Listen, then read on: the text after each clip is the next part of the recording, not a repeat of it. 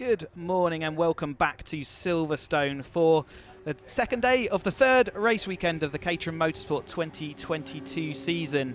You can see that we're here on the full Grand Prix loop. We are on the 3.6 miles around this Northamptonshire circuit. You can see that beautiful sights down there with the wing in the background.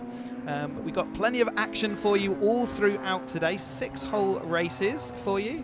Just looking at some of the spectators there or watching the action on track already. We've got some qualifying sessions this morning. But yep, 6 races this morning, starting with the 310s, but we've got a couple of races for the 7 Championship UK, Road Sport 270 and the Academy are with us today. But you can see on screen there, we've got weather out there. So we've got 13 degrees out there, a little bit of a breeze, not as strong as yesterday. Yeah, and certainly certainly nicer weather than we had yesterday, where we saw a lot of rain and cloud out there. But yeah, we can see over towards that BRSCC clubhouse, and Sam's down there in assembly area, so she can give us an update on what the weather's looking like down on the ground. Yes, good morning everybody. It's lovely and sunny down here actually. There is a breeze, a bit of a cool breeze, but I think it will warm up this afternoon. But you know, I've only got my gilet on this morning, so that's a good sign. A bit different to yesterday's. Last couple of cars getting into position in the assembly area. I have got Jack Sales down here, so I'm going to have a quick word with Jack. Now Jack's done the Academy, the 270, 310s and the 420 championships. Now he's come back into the 310s. How are you finding it so far, Jack? Absolutely loving it. Yeah, so I did 420s last in 2017, so had 4 years out. Yeah, it's been great to be getting back into it this year. A bit rusty at the start of the year and had some engine issues, but they're all sorted now. And you had a great race yesterday, sort of a big lead group battle, and yeah, great to be back amongst it. Yeah, definitely, and obviously the conditions were treacherous yesterday because it was, you know, slippery on some parts of the track and dry in others. Today it's a lot more consistent. Do you prefer that? I don't really have a preference, to be honest. The wet's quite challenging because you just don't know, particularly if you haven't done any testing in it, you don't really know what to expect. But and whereas the dry's a bit more predictable. But no, both are great. I'm sure the race today is going to be pretty manic. The tow round here is going to be pretty epic. So yeah, I'm sort of thinking there's probably going to be a 10-car plus lead group. So just trying to keep clean, have a good fun race for 25 minutes, and then the last 5 we'll see where we end up. Elbows out at that moment. Absolutely. Well, I wish you all the best for the race. Thanks for talking to us. Yes, so I think the tow is a big factor here, isn't it, Chris? Yeah, you can see the experience in Jack Sales there. He's very relaxed, isn't he, in that assembly area? When you talk to some of the academies, you can see their eyes are still on stalks as they're out there. But Jack, you know, an old hand at this, knows what it is and knows that it's that final 5 minutes that you need to be ready for, not the first 25.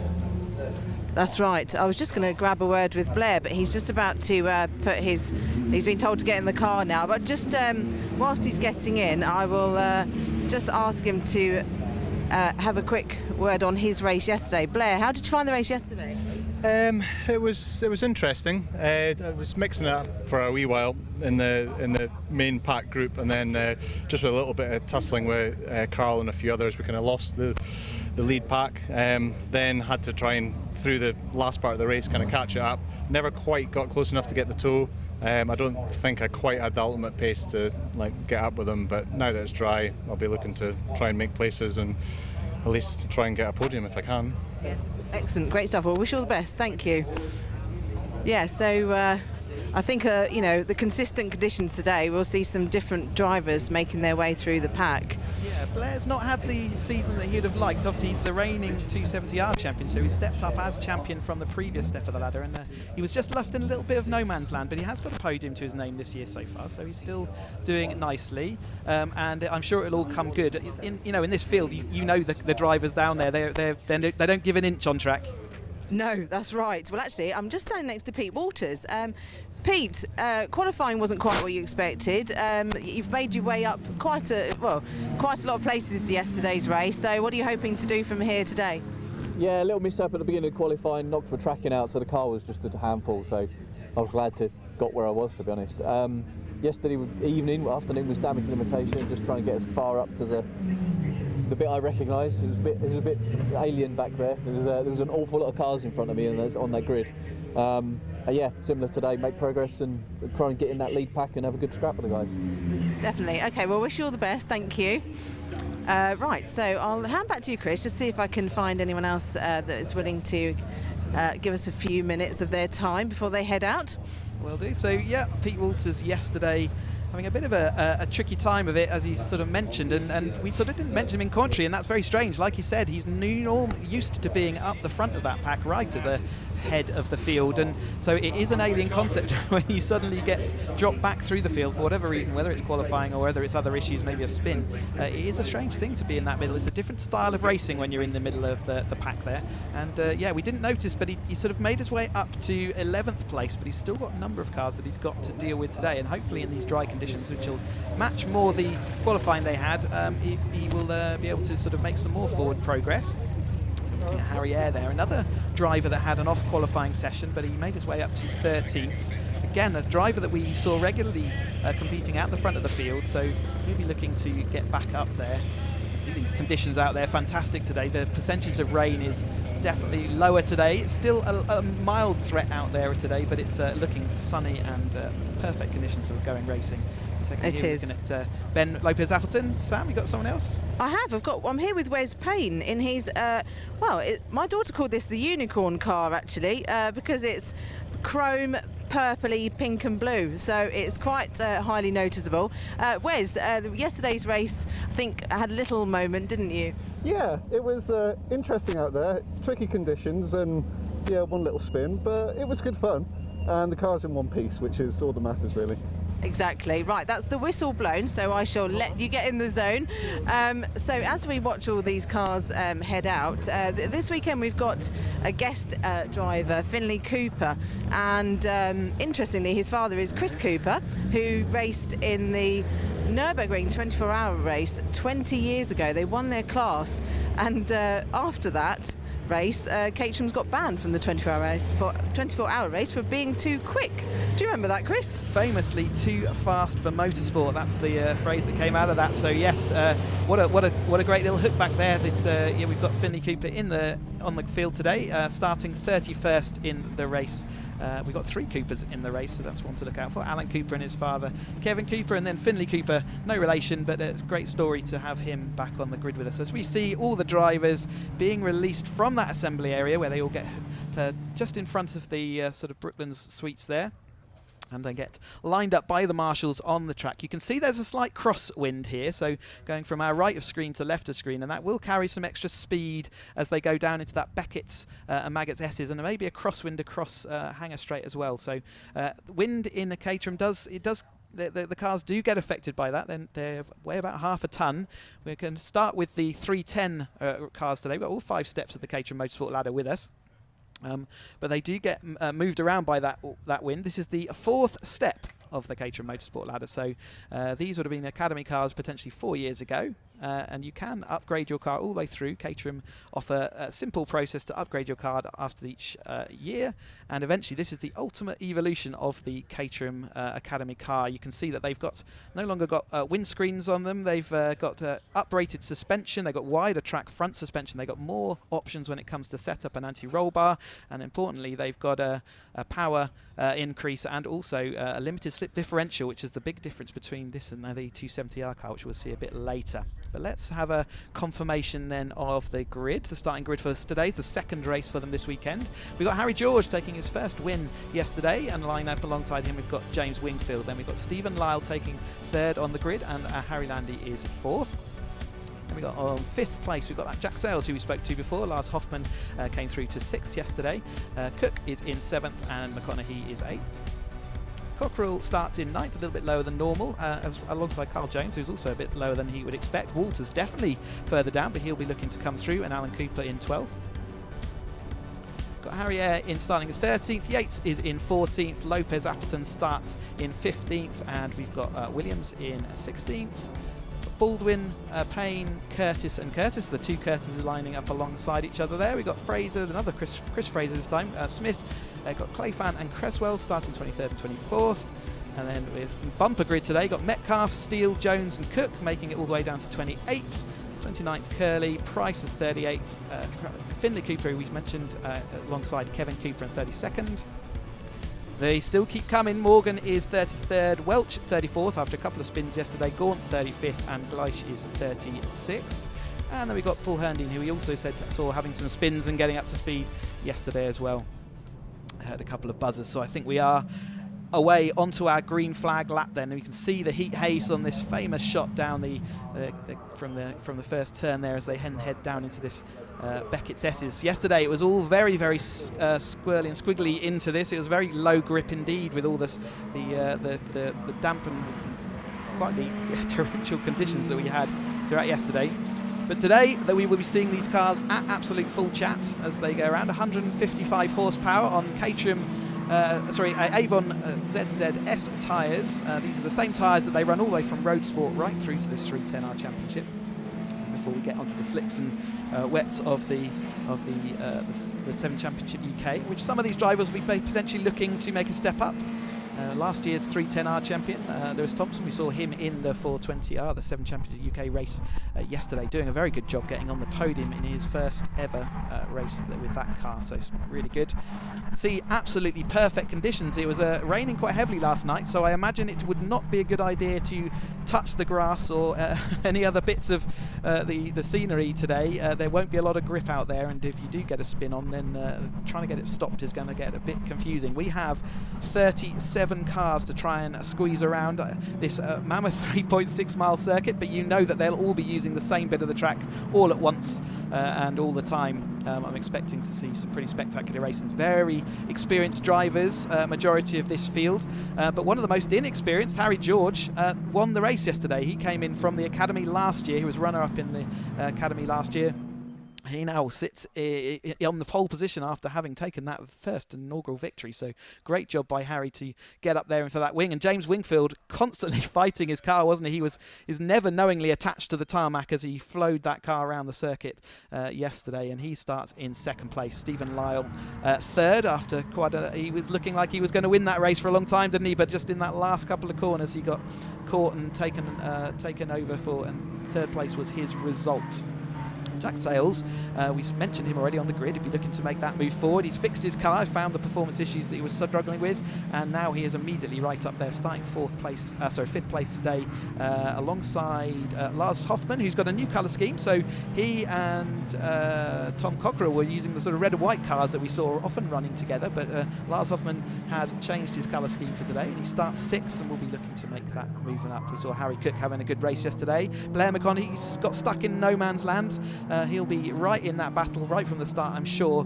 And whereas yesterday we did see some spreading out and separation into groups, you can imagine that in the drier weather today, that will be less of a feature. This is a 30-minute race, the second 30-minute race for them this weekend. And coming into this championship, Pete Walters was in the lead, but we saw that he didn't have a good day yesterday, starting in 11th. So he's got more work to do to try and make sure that he solidifies that. David Yates is another driver who had a poor day yesterday for his high standards, 14th place in the results.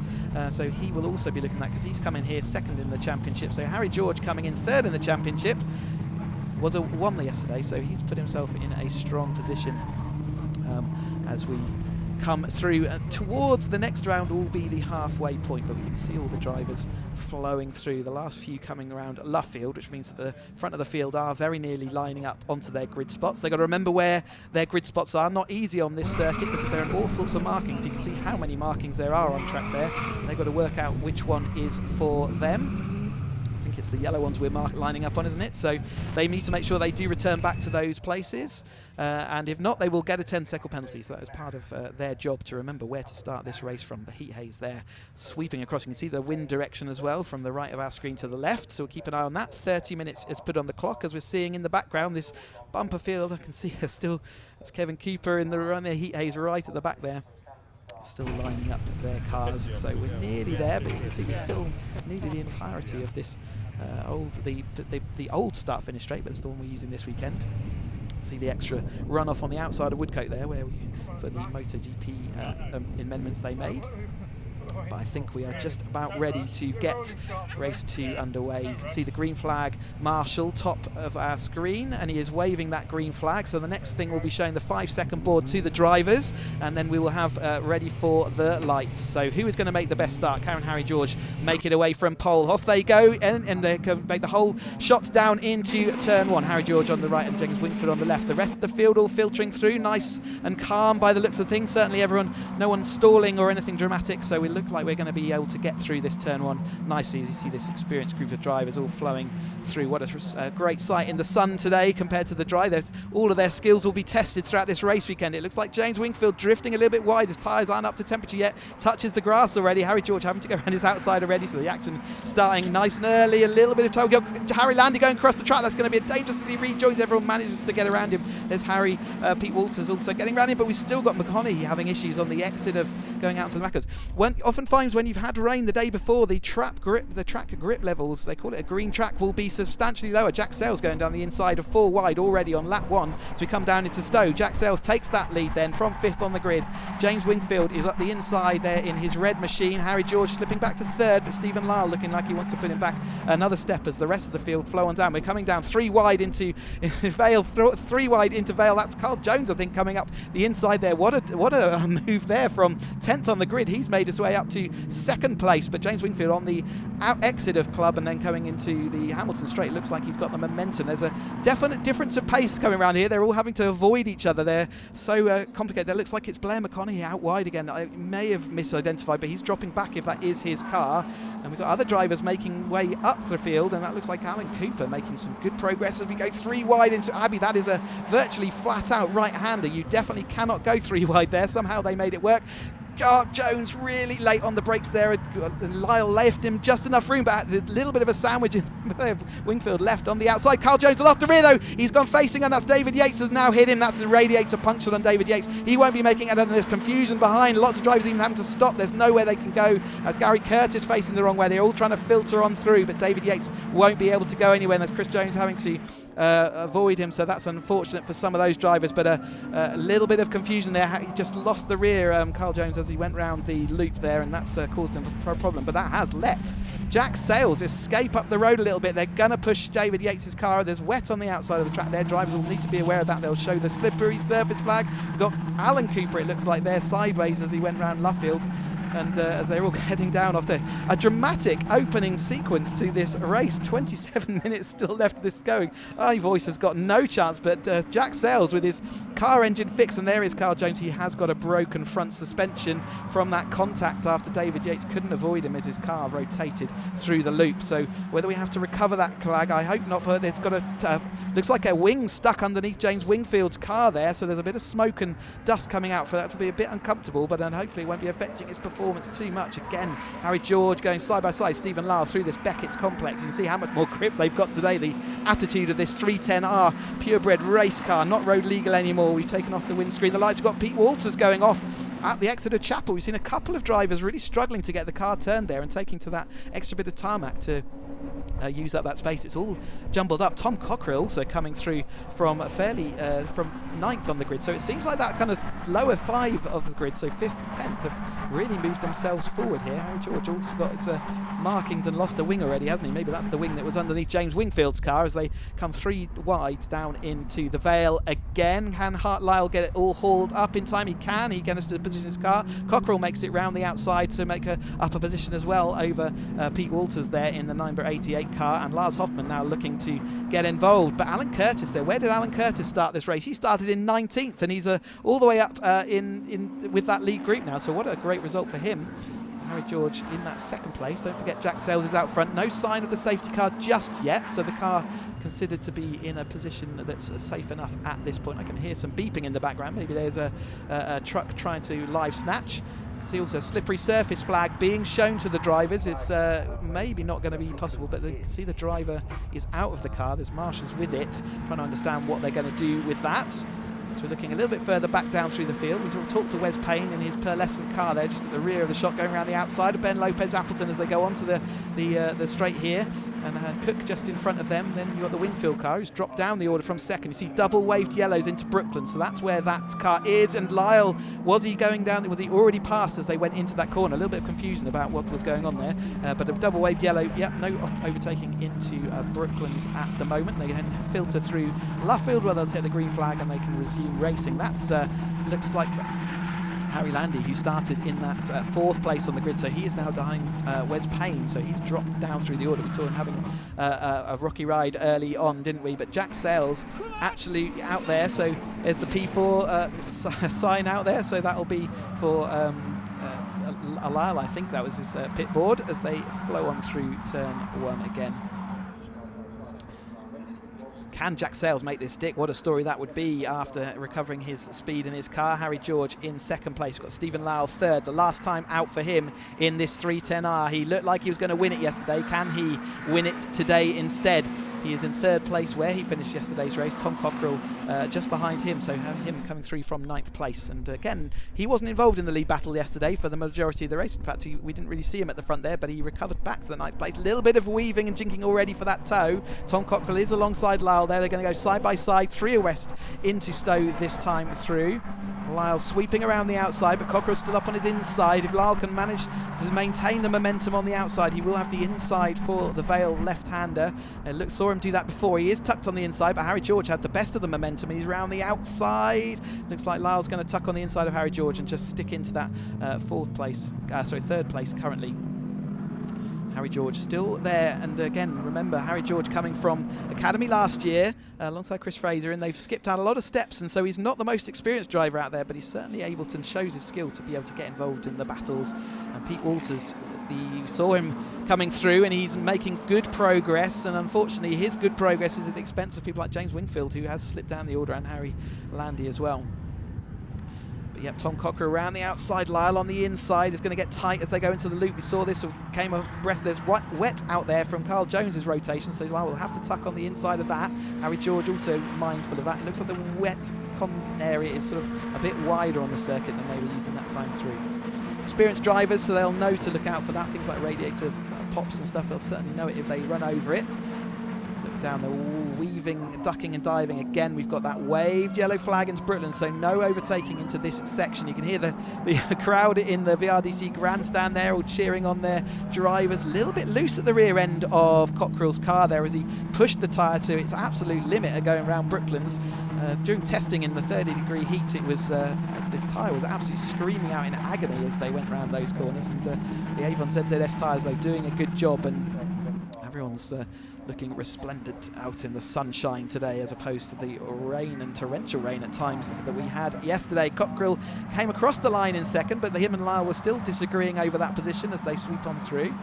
Looking at these sort of lower pros, Jeff Price missing a nose cone there, and he's followed by Harry Eyre. So Harry Eyre and Darryl Cresswell there running line astern, sort of dropped down through the field a bit. Tim Steele I can see making some progress. We saw him with a nose cone wonky at the end of yesterday's race, but it looks like that's all being fixed ahead of today's second of the 2 30-minute races. We've got 22 of those minutes still remaining. Pete Walters there, championship leader coming to this weekend, but that'll be under pressure now from the other drivers, and he'll definitely need a good, or want a good result out of this. The absolute snake of trains. Lyle trying to throw them off. Of course he's not going to be able to do, but as soon as they get that toe and fan out across the circuit, that's when the weaving has to stop, but you have to give room and space for your other drivers. Tom Cockrell though, for too much speed on the way into Stowe.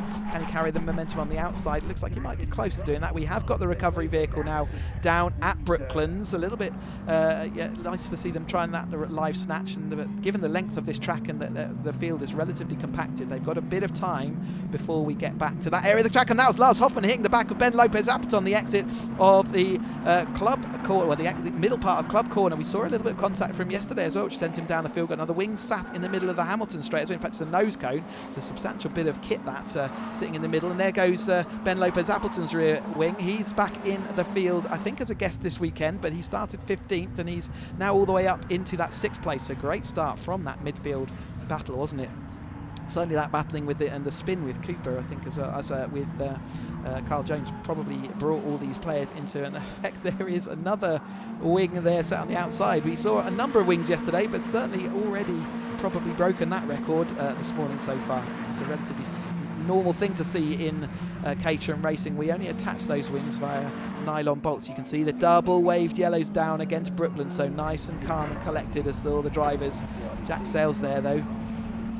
Don't forget he's out there. That nose cone has been retrieved. Good news to get rid of that, as it's a big, it's not a heavy bit of kit, but it's one of the more substantial parts. We've got more contact. Alan Curtis into Ben Lopez-Appleton. Looks like Ben Lopez-Appleton, whether he's not got any midfield speed, but they were just past the green flag, so they are able to go racing again. But a bit of contact from Alan Curtis on Ben Lopez-Appleton there.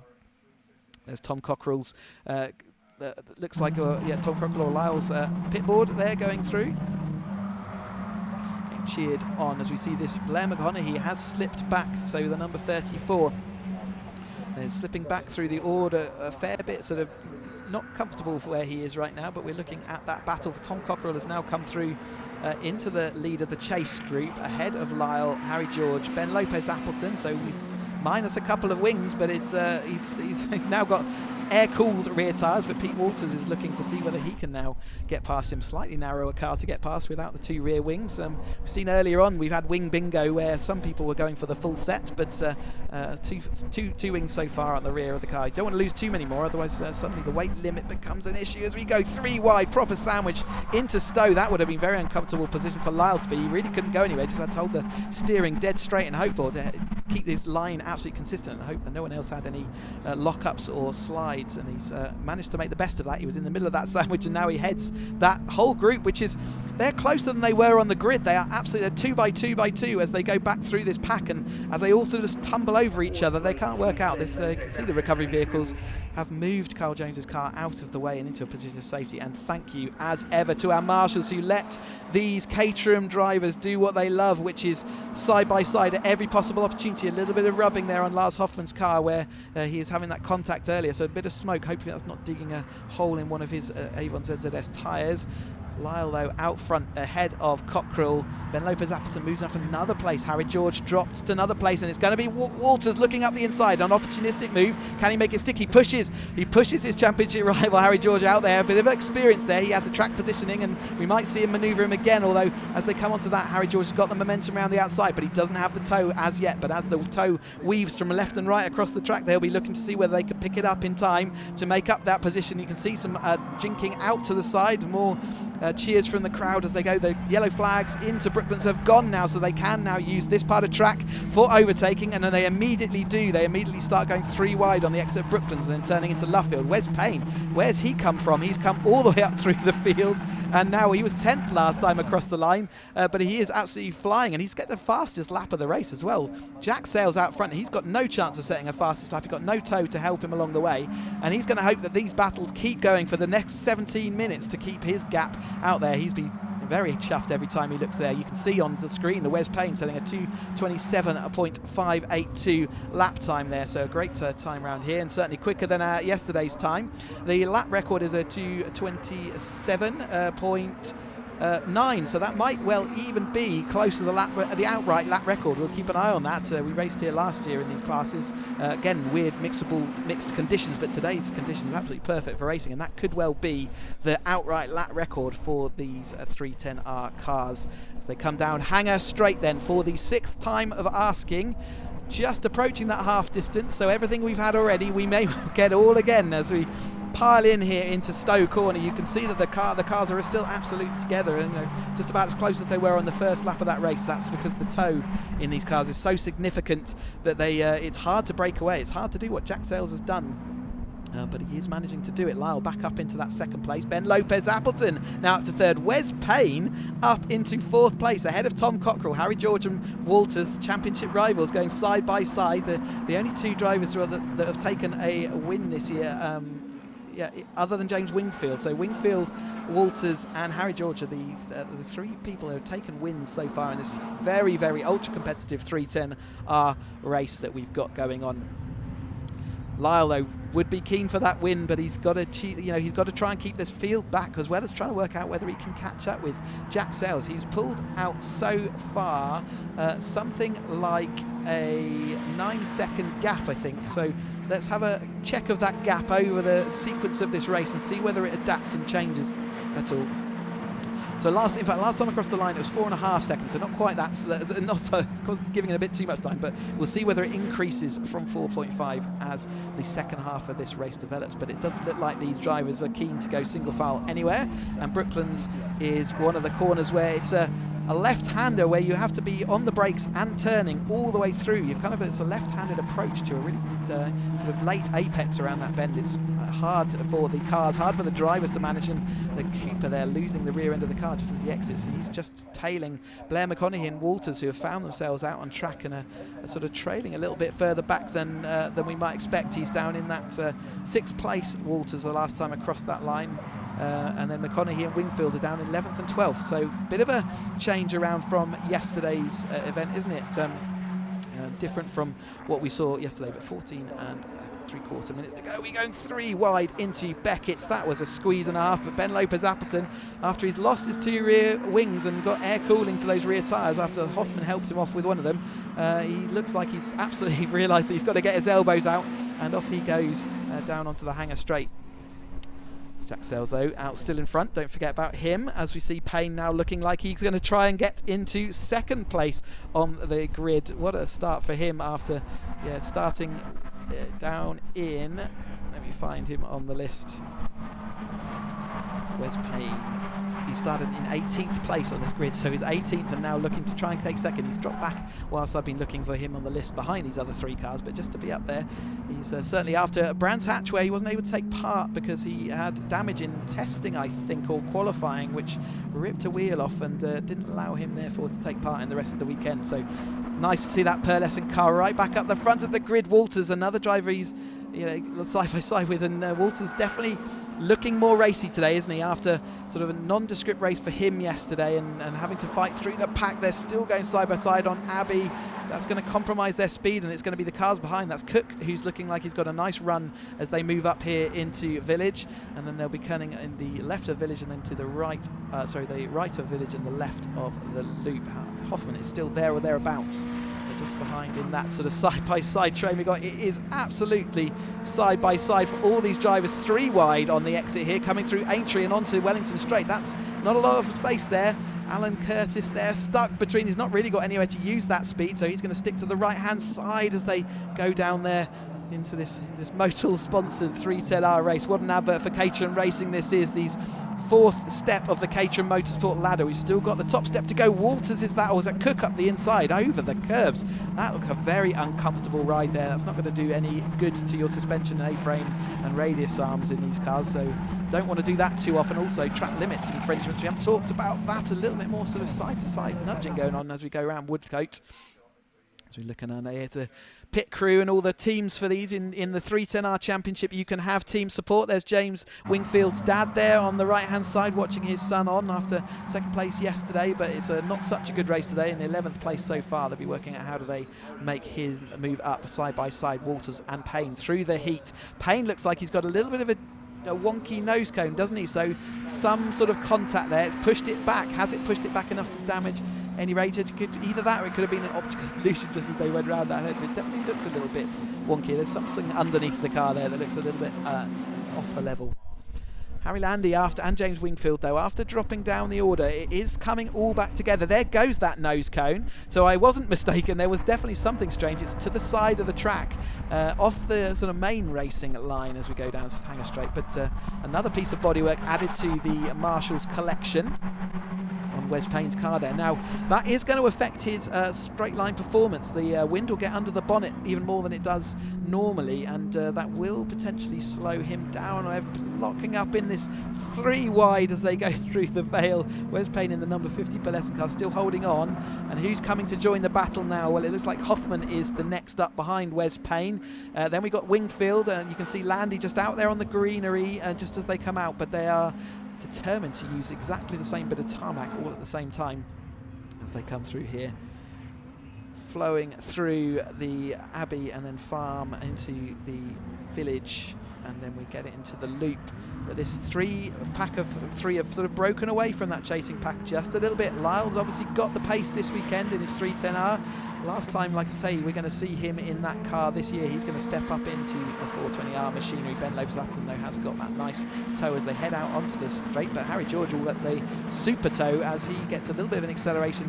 It was almost too close, Ben Lopez-Appleton. Harry George ducks into his slipstream. He's got the double tow. There's one of Wes Payne's wings, so a wing and a nose cone all being picked up by the marshal. We are side by side. Harry George, Stephen Lyle's going to have the inside though of Luffield, and he will be able to manoeuvre him just slightly away from the apex and be able to take that. Another nose cone is about to be added. That's Roger Gaunt's car. He's also had some contact, and that's going to be affecting his vision as well, where the nose cone has raised up on that car. It's going to cause him a little bit of a problem as he can't see, but the wind will probably take that one. Another victim of the Silverstone circuit here, 3.6 miles around as we travel on through with the 310R machinery. Their second race today, they can pack up away and just go and put the order in for new wings and noses by the time we get to the end of this race. Stephen Lyle there in that second place. Last time across the line it was Lopez-Appleton, but it changes every single time we come back to see this group of cars. Harry George there in that fourth place. 9 minutes and 30 seconds to go of this race, so coming towards that kind of crescendo of this 310R race, the first race of 6 that we've got with the Caterhams today, going more side-by-side action as Harry George takes the inside. Ben Lopez-Appleton, the return to the grid, and he's after yesterday trying to fight the way through but only getting to 15th after a difficult qualifying session. He now has made it all the way up into that second place again, and it looks like these three are going to be fighting out for 2 steps of the podium as Jack Sayles is still disappearing off up the field. And what's the gap now? We've got 5 seconds, so he is increasing that as we go down through this race. So we've got Sam down in the pits, and I believe she's got David Yates to understand what's happened to him. We saw him having a bit of an accident earlier. Yes, thank you, Chris. David hasn't got back to the pit lane just yet, but I was just talking to Matt Blythe Motorsport, who run David Yates, and they were just saying looked like he had nowhere to go. Obviously went into Carl Jones as he spun in front of him, so they said he'd be really quite annoyed about that, because obviously he was his usual front runner, so it's a shame for him. Over to you, Chris. Thanks, Sam. Got a so nice to hear from David there down in the pit. So I'm sure not nice actually. He won't be wanting to be on camera and listening to that. But yeah, as we saw Harry George coming down here into the left-hander of Brooklands.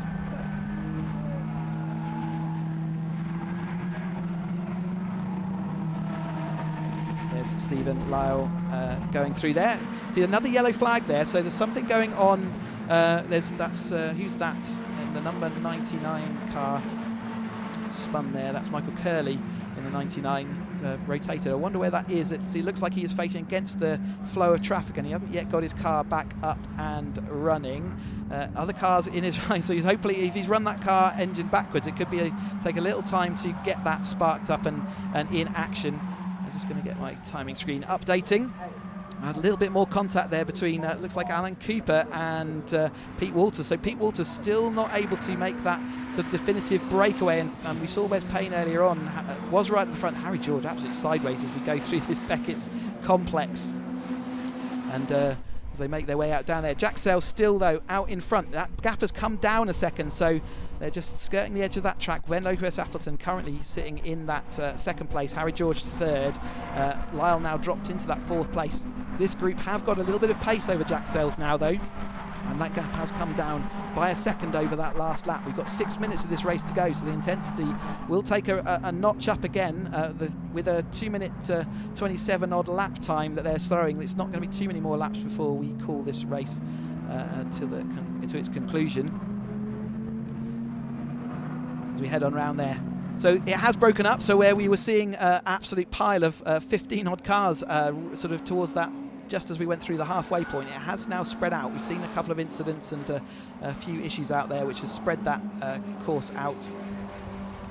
And as we head on round again, taking the Abbey and Farm chicane up into the village right-hander. One of the trickier braking zones on this track with these cars. Most of the corners are very dedicated and committed bends. Darryl Creswell heading down the pits in the number 8, so a weekend to forget for him. He sort of ended yesterday a little bit lower down the order, and it looks like he's got more issues today. Wes Payne heading off down onto the Wellington Straight, this sort of the third group on track, so they are fishing for the lower half of the top 10. That's their aim for this today. But we've got 2 podium spots remaining out of 3. Who is going to be the driver today that doesn't get one of those podium spots? We saw Lyle leading nearly all of yesterday, certainly the majority of the laps, but he got pipped to the post by the man that's just in front of him there, that Harry George in the Blue Alpha sponsored Machine LFP run car. And remember, he came from the Academy last year, so he's made that move up. They've been kind of stationary in those groups for a little while.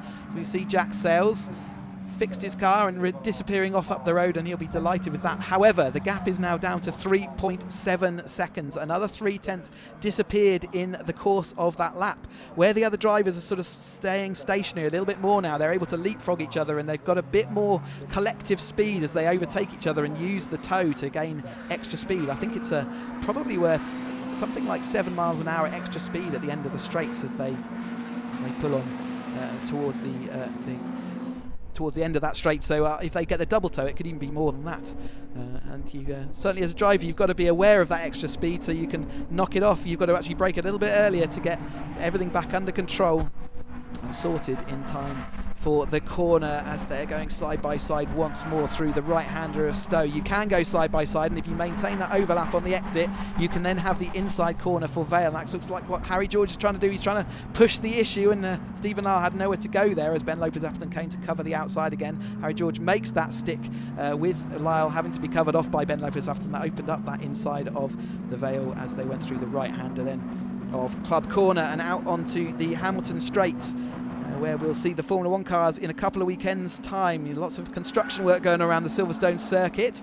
Are the trailing group there behind also making catch-up moves? Blair McConaughey has moved up into that 5th place, and yes, he is 5th place here. That's certainly been a recovery drive, but not necessarily where he wants to be. He wants to be fighting for those podium spots, and we will look forward to the day that he does that. Can he make that?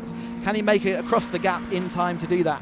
You know that Lyle will be looking carefully in his mirrors to see with the progress there. He work out whether he needs to just sit there and wait, or whether he has to actually start moving forward away from that threat of Blair Mahoney behind. Tom Cockrell follows him. Wes Payne, who we did see up there in 2nd place for a while, has dropped now back into about that 7th position as they head through Brooklands again. Such a tricky corner to get a Caterham car to respond around in these 310R. They're absolutely pushing those tyres. They're asking an awful lot of them, braking, turning, slowing down, and then the acceleration out of Luffield here again. There's a lot of action before we then get to... Yeah, so I understand that we saw Darryl Creswell pulling into the pits, and let's find out what happened to him. Yes, thank you. Yeah, Darryl Creswell's had some contact, so it's unfortunately caused his exhaust to fall apart. So unfortunately, that's not drivable. It's almost dragging on the ground. So he's out and gone back to his awning. Okay, back to you, Chris. Yeah, thanks for that, Sam. So obviously, if you lose your exhaust and the wadding comes out, not only does it make an awful racket, it's and noise can become an issue, but you lose performance as well. And the Darryl Creswell deciding that he would pull back into the pits and fix that car for next time out when we'll be at Donington Park. So we'll see his car back out there for that race. 3 wide though, still 2 minutes of this race left to go. We're halfway round the lap time. That's Williams there. Was that contact with someone else? There's a lot of smoke and dust there. So whether he just made contact with the grass, I'm unsure. Remember we said earlier that the grass is light to be wet, but we've got action and packed going a bit deeper in the field here. Looks like Alan Cooper. You can see there, that is the Harry Landy car who's dropped all the way back through, and Alan Curtis, who we saw right up there in sort of 5th place-ish at one point, he's now dropped back through the field down to 16. You can see slippery surface flag, so I wonder what that is. If there's debris and stuff on the track, it sounds like we're going to get one more lap after the end of this one. So this is the penultimate lap here, so it's really building to a crescendo, and you can see Blair oh, a little contact as they come through farm. Ben Lopez-Appleton absolutely hit the inside of Lyle there. Disagreement over whose bit of track track that was, and coming on this penultimate lap, Lyle manages somehow to keep that car under control. He's got a puncture though, rear left puncture. What a shame for Lyle. That's such a sad end to both of their races. Their punctures means he's not going to be able to make it to the end of this race. So he was denied yesterday, some would argue. Wes Payne's also blown his radiator. He needs to pull off immediately, otherwise he is going to have an expensive engine bill. You can see everyone else flowing through, but there's going to be water down now coming onto that last lap. He really does need to get off that racing line and get that car stopped up, otherwise he's going to have a problem. And certainly other cars behind are going to be struggling. There's Blair McConaughey though, making absolute making best of that situation ahead of Harry George. There's Stephen Lyle. He's been asked to stay in his car to move it to a better place with his puncture, but Harry George now in that third place. Blair McConaughey, after all that, is up into second place, and he's made it all the way through. So after me disregarding him a couple of laps ago, suddenly he's in that podium paying slot where I said we were expecting to see him. Tom Cockerill, another driver that we've seen up there in the front, he's also made his way up to I think that's going to be fourth place as they come through and start their last lap. You can see that they only just got through and started their last lap. Jack Sales now back up to that 5-second lead after all the shenanigans we've seen. A bit of a clumsy incident that through the Abbey chicane, but the cars are absolutely on the ragged edge. There is no more you can do once you've set your car through that corner, and the two disagreeing on whose bit of tarmac it was. No one capitulated and they made contact, and that was the end of Stephen Lyle's race. It's quite significant contact, wasn't there, as they went through there. But we are coming down the Hanger Straight then for the last time. I think as long as Jack Sales has an easy end of this lap, he's got that all sewn up, done and dusted. But who is going to take the remainder of these positions? So you can now nearly have got wing bingo from Ben Lopez Appleton. He's got 3 of his wings now disappeared and off down the track. But Blair McConaughey somehow has made it through all that to second place and is holding on as we're in the south end of this circuit. Half a lap to go in the second of these two Caterham 310R races, sponsored by Motul. As we see Blair McConaughey taking that left-hander. They're all fighting behind him. So Tom Cockerill currently sits in that third place. Is he going to be able to rescue that from a lowly starting position today? Harry George starting on that pole has been involved in the battle all the time, but it's Jack Sales after that early lap issue with Carl Jones that has disappeared off up the track, and he's still there sitting way and off in the front of the field. Tom Cockerill now takes that second place over Blair McConaughey. Harry George has slipped back behind and Ben Lopez Appleton is sort of disappearing backwards even further. I wonder whether he's still got a bit of damage. It was quite significant contact that they had. I wouldn't be surprised if something's been knocked awry slightly. Blair McConaughey, you can see him looking in his mirrors. Where is Harry George? What do I need to do? Where do I want to be coming onto this last long straight, the Wellington Straight? They're coming through Aintree last. He's got the super toe on Tom Cockerill. Can he make it work? I've heard in the background some car losing a bit of speed there. I'm not sure what that was. But Tom Cockerill weaving to try and get rid of that toe. He is not going to manage it. Blair's going to go to the outside of Brooklands. Can he make that stick? He's on the outside as he goes. He's got some momentum. He's holding him down. Tom Cockerill's locked up on the inside. Can he hold it to the apex? He just about does. But Blair McConaughey's going to hold on around the outside. He's got the inside for Luffield. He is in the inside. There is still time for Tom Cockerill to make it past him. Harry George could even do it if they tripped up each other. We saw that from Harry George yesterday. It doesn't look like that's going to be the case. But we've got Tom Cockerill having to take over a bit of bodywork as he comes over the line. Jack Sales, though, takes the victory by 5 seconds, and it is Tom Cockerill who just, I think, takes it over the line. It says McConaughey on the timing screen by 4/1000ths of a second. The outside of the track is causing that. We've still got action all the way back down the field. We've seen the Wingfield Walters coming across line there. So Wingfield and Walters, not such a good result again for those. So we see 3 wide, a little bit further down the field. That's where Williams, Landy and Jones coming across the line a little bit further back. And I have got no chance of my voice lasting this day out if they're all as exciting as that. Jack Sales there is looking great in the TN Accountancy sponsored car, back in the car after 4 years out. Fixed the car problem with the engine power and put it onto the front row of the grid yesterday, but slipped to 5th place by the flag. But today, absolutely clean pair of heels to the whole field, and what a significant field this is. 37 cars, of which 34 odd I think we're going to see over the line of after it's a little bit of attritional. You can see there's still some smoke coming off. It looks like Chris Welch's car belching a bit of smoke out the back there, so leaving a bit of a mist across this heat haze start finish straight. What a start to the day, and there is plenty more action all the way through. We've got 6 races today. That's the first of 6. Coming up next, we have the 7 Championship UK cars. A little bit crabbing in was that a bit of crabbing for Kevin Cooper in his car there, but I think we've got provisional of the set of results for you. Definitely provisional until we can sort all that out. Jack Sales taking the win there, ahead of Blair McConaughey and Tom Cockrell taking third place podium there. Harry George slipping to fourth, but still a great result for him. Ben Lopez Appleton fifth, Wingfield sixth, Walters seventh, Hoffman eighth, Cook ninth, and Alan Cooper rounding out the top 10. Then we got Alan Curtis, 11th place, sort of a topsy-turvy race for him. Jones in 12th. We got Williams, Landy, Eyre, Baldwin, Morgan, Cook, Clayfan, and Steele round out the top 20. Gary Curtis, 21st there. Smith, Fraser, Price. We got Finlay Cooper there, 25th, we mentioned him before. Gaunt with his lack of nose cone there, 26th. Welch, Cooper, Payne, and Metcalf. Payne dropping all the way to 29th there after those issues with his radiator. So we've got 30 cars there on the results screen as they make their way around this long Silverstone circuit back into the sort of pit lane, where hopefully we'll be able to speak to some of those drivers. And I don't think they're going to have expected and be expecting to have got some of those results. Jack Sales was pretty not easily for that. Yeah, Jack Sales had that sort of sewn up from quite early on. But the rest of the field, it was really unknown, and about halfway distance we had, I think it was about 15 cars all trying for the same bit of tarmac for that second place battle. It then split out a little bit towards the end, and it was a bit more attritional until we saw that accident between Ben Lopez Appleton and Stephen Lyle. So Stephen Lyle having another sad end to his 310R career, but he is looking forward to getting hold of the 7 Championship UK car, and he will take the step up into that, and I'm sure he will relish that opportunity. So Sam is down in the pit lane with our drivers, and smiley drivers, I'm sure. Yes, they're just coming into the pit lane. Just driving into the pit lane now and just getting into position. Goodness me, that was a dramatic end to that race. Very eventful for some, but what a great race for Jack Sales. I mean, a 5-second lead is quite amazing around here in these cars, isn't it, Chris? Yeah, absolutely. We had, we spoke to him before, and he looked really calm and collected, and he's making a meal of getting out of that car, but not the best look at it. But absolutely, that calm sort of resulted in a great result. Yes, I think he enjoyed that. Let's have a word with Jack. Congratulations on the win.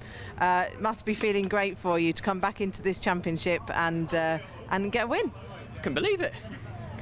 I just spent the whole race checking my mirrors, and then spent the whole time sort of battling paranoia. I thought, they're gaining. And I was looking at my temperature gauge, just looking at everything. But yeah, it was a 5-second lead you had. Brilliant. It doesn't take away from the stress for some reason. Yeah, but it was great. It was just so nice. Just got in the lead on the first lap. I think I sort of held everyone up, changed down to second in the chicane, and managed to accelerate away, broke the toe, and that was it really. Just trying to hit my marks, not exceed track limits, and yeah, away we went. So yeah, just great to get a win for my dad on Father's Day, and big thanks to Dad and Sam and Joe and everyone for helping out, and all the sponsors, TN Accountancy, SFR Fencing, Merroweth Motors. It's brilliant, and it's nice to be back. Excellent. Congratulations. I'll let you make your way up to the podium. I've got them both with me. You don't know. Right. Well, Blair and Tom are saying they don't know. The timing screen gave it to Blair by 4 1,000ths of a second.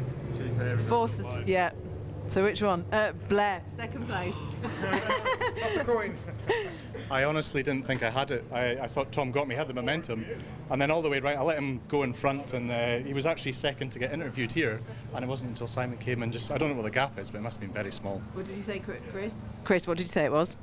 4 1,000ths of a second over the line, it was saying when I saw it on the timing screen. 4 1,000ths of a second. I thought it was smaller than that. It was really close though, but it was a very good race. There was, I'm sure it made very good viewing on TV.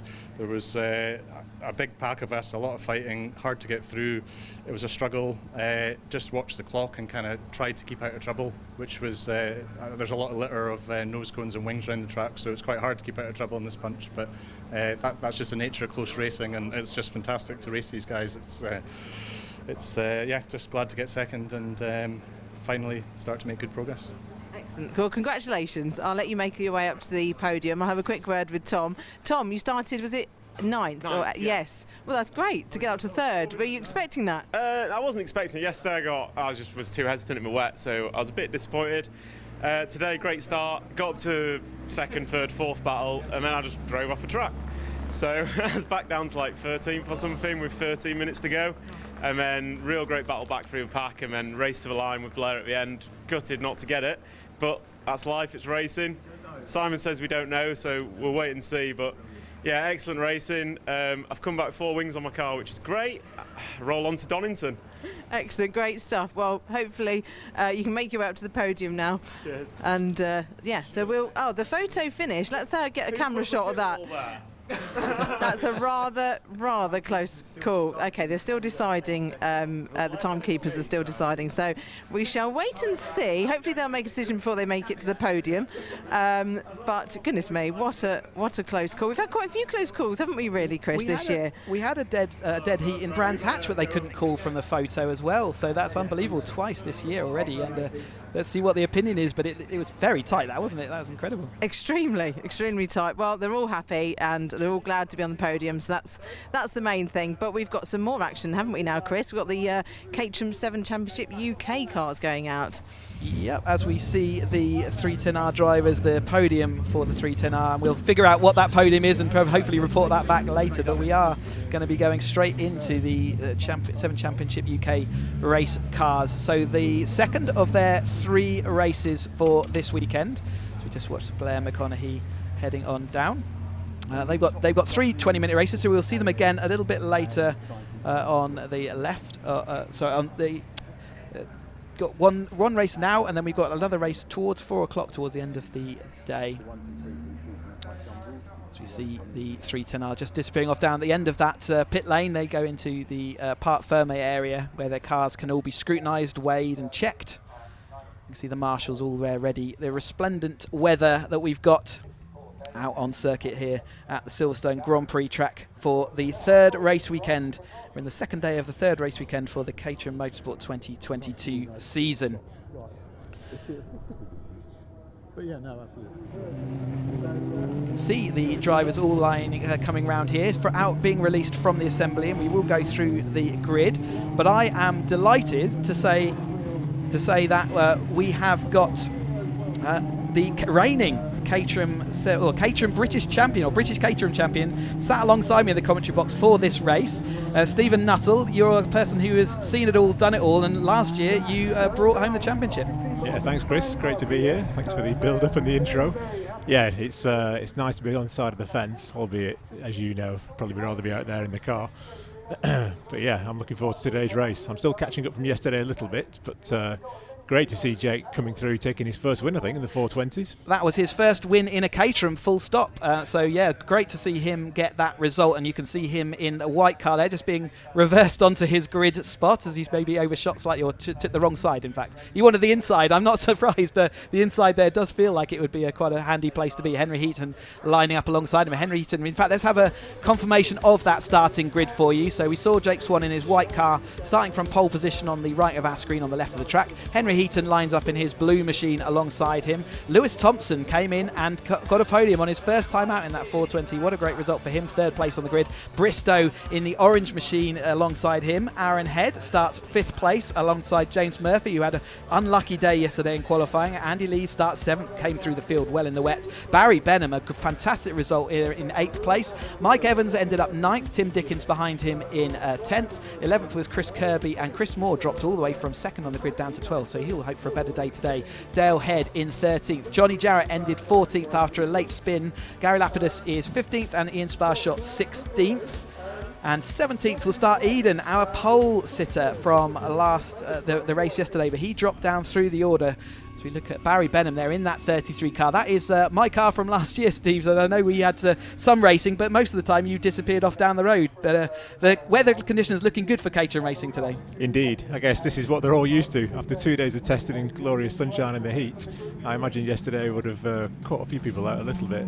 Certainly setup-wise and preparation-wise, it wouldn't have been ideal. But I guess this is what they're all dialed in for. You would hope the cars are absolutely on point today. Yeah, absolutely. I mean, like you say, it was about 31 or 32 degrees. I know you've been out at Donington racing earlier. Was that a victory you brought home? Yes, it was. Thank you, Chris, for dropping that in there. Yeah, we were at Donington yesterday with the HSCC in the wet, miserable conditions, but yeah, managed to bring it home in first. It's a good result. Thank you.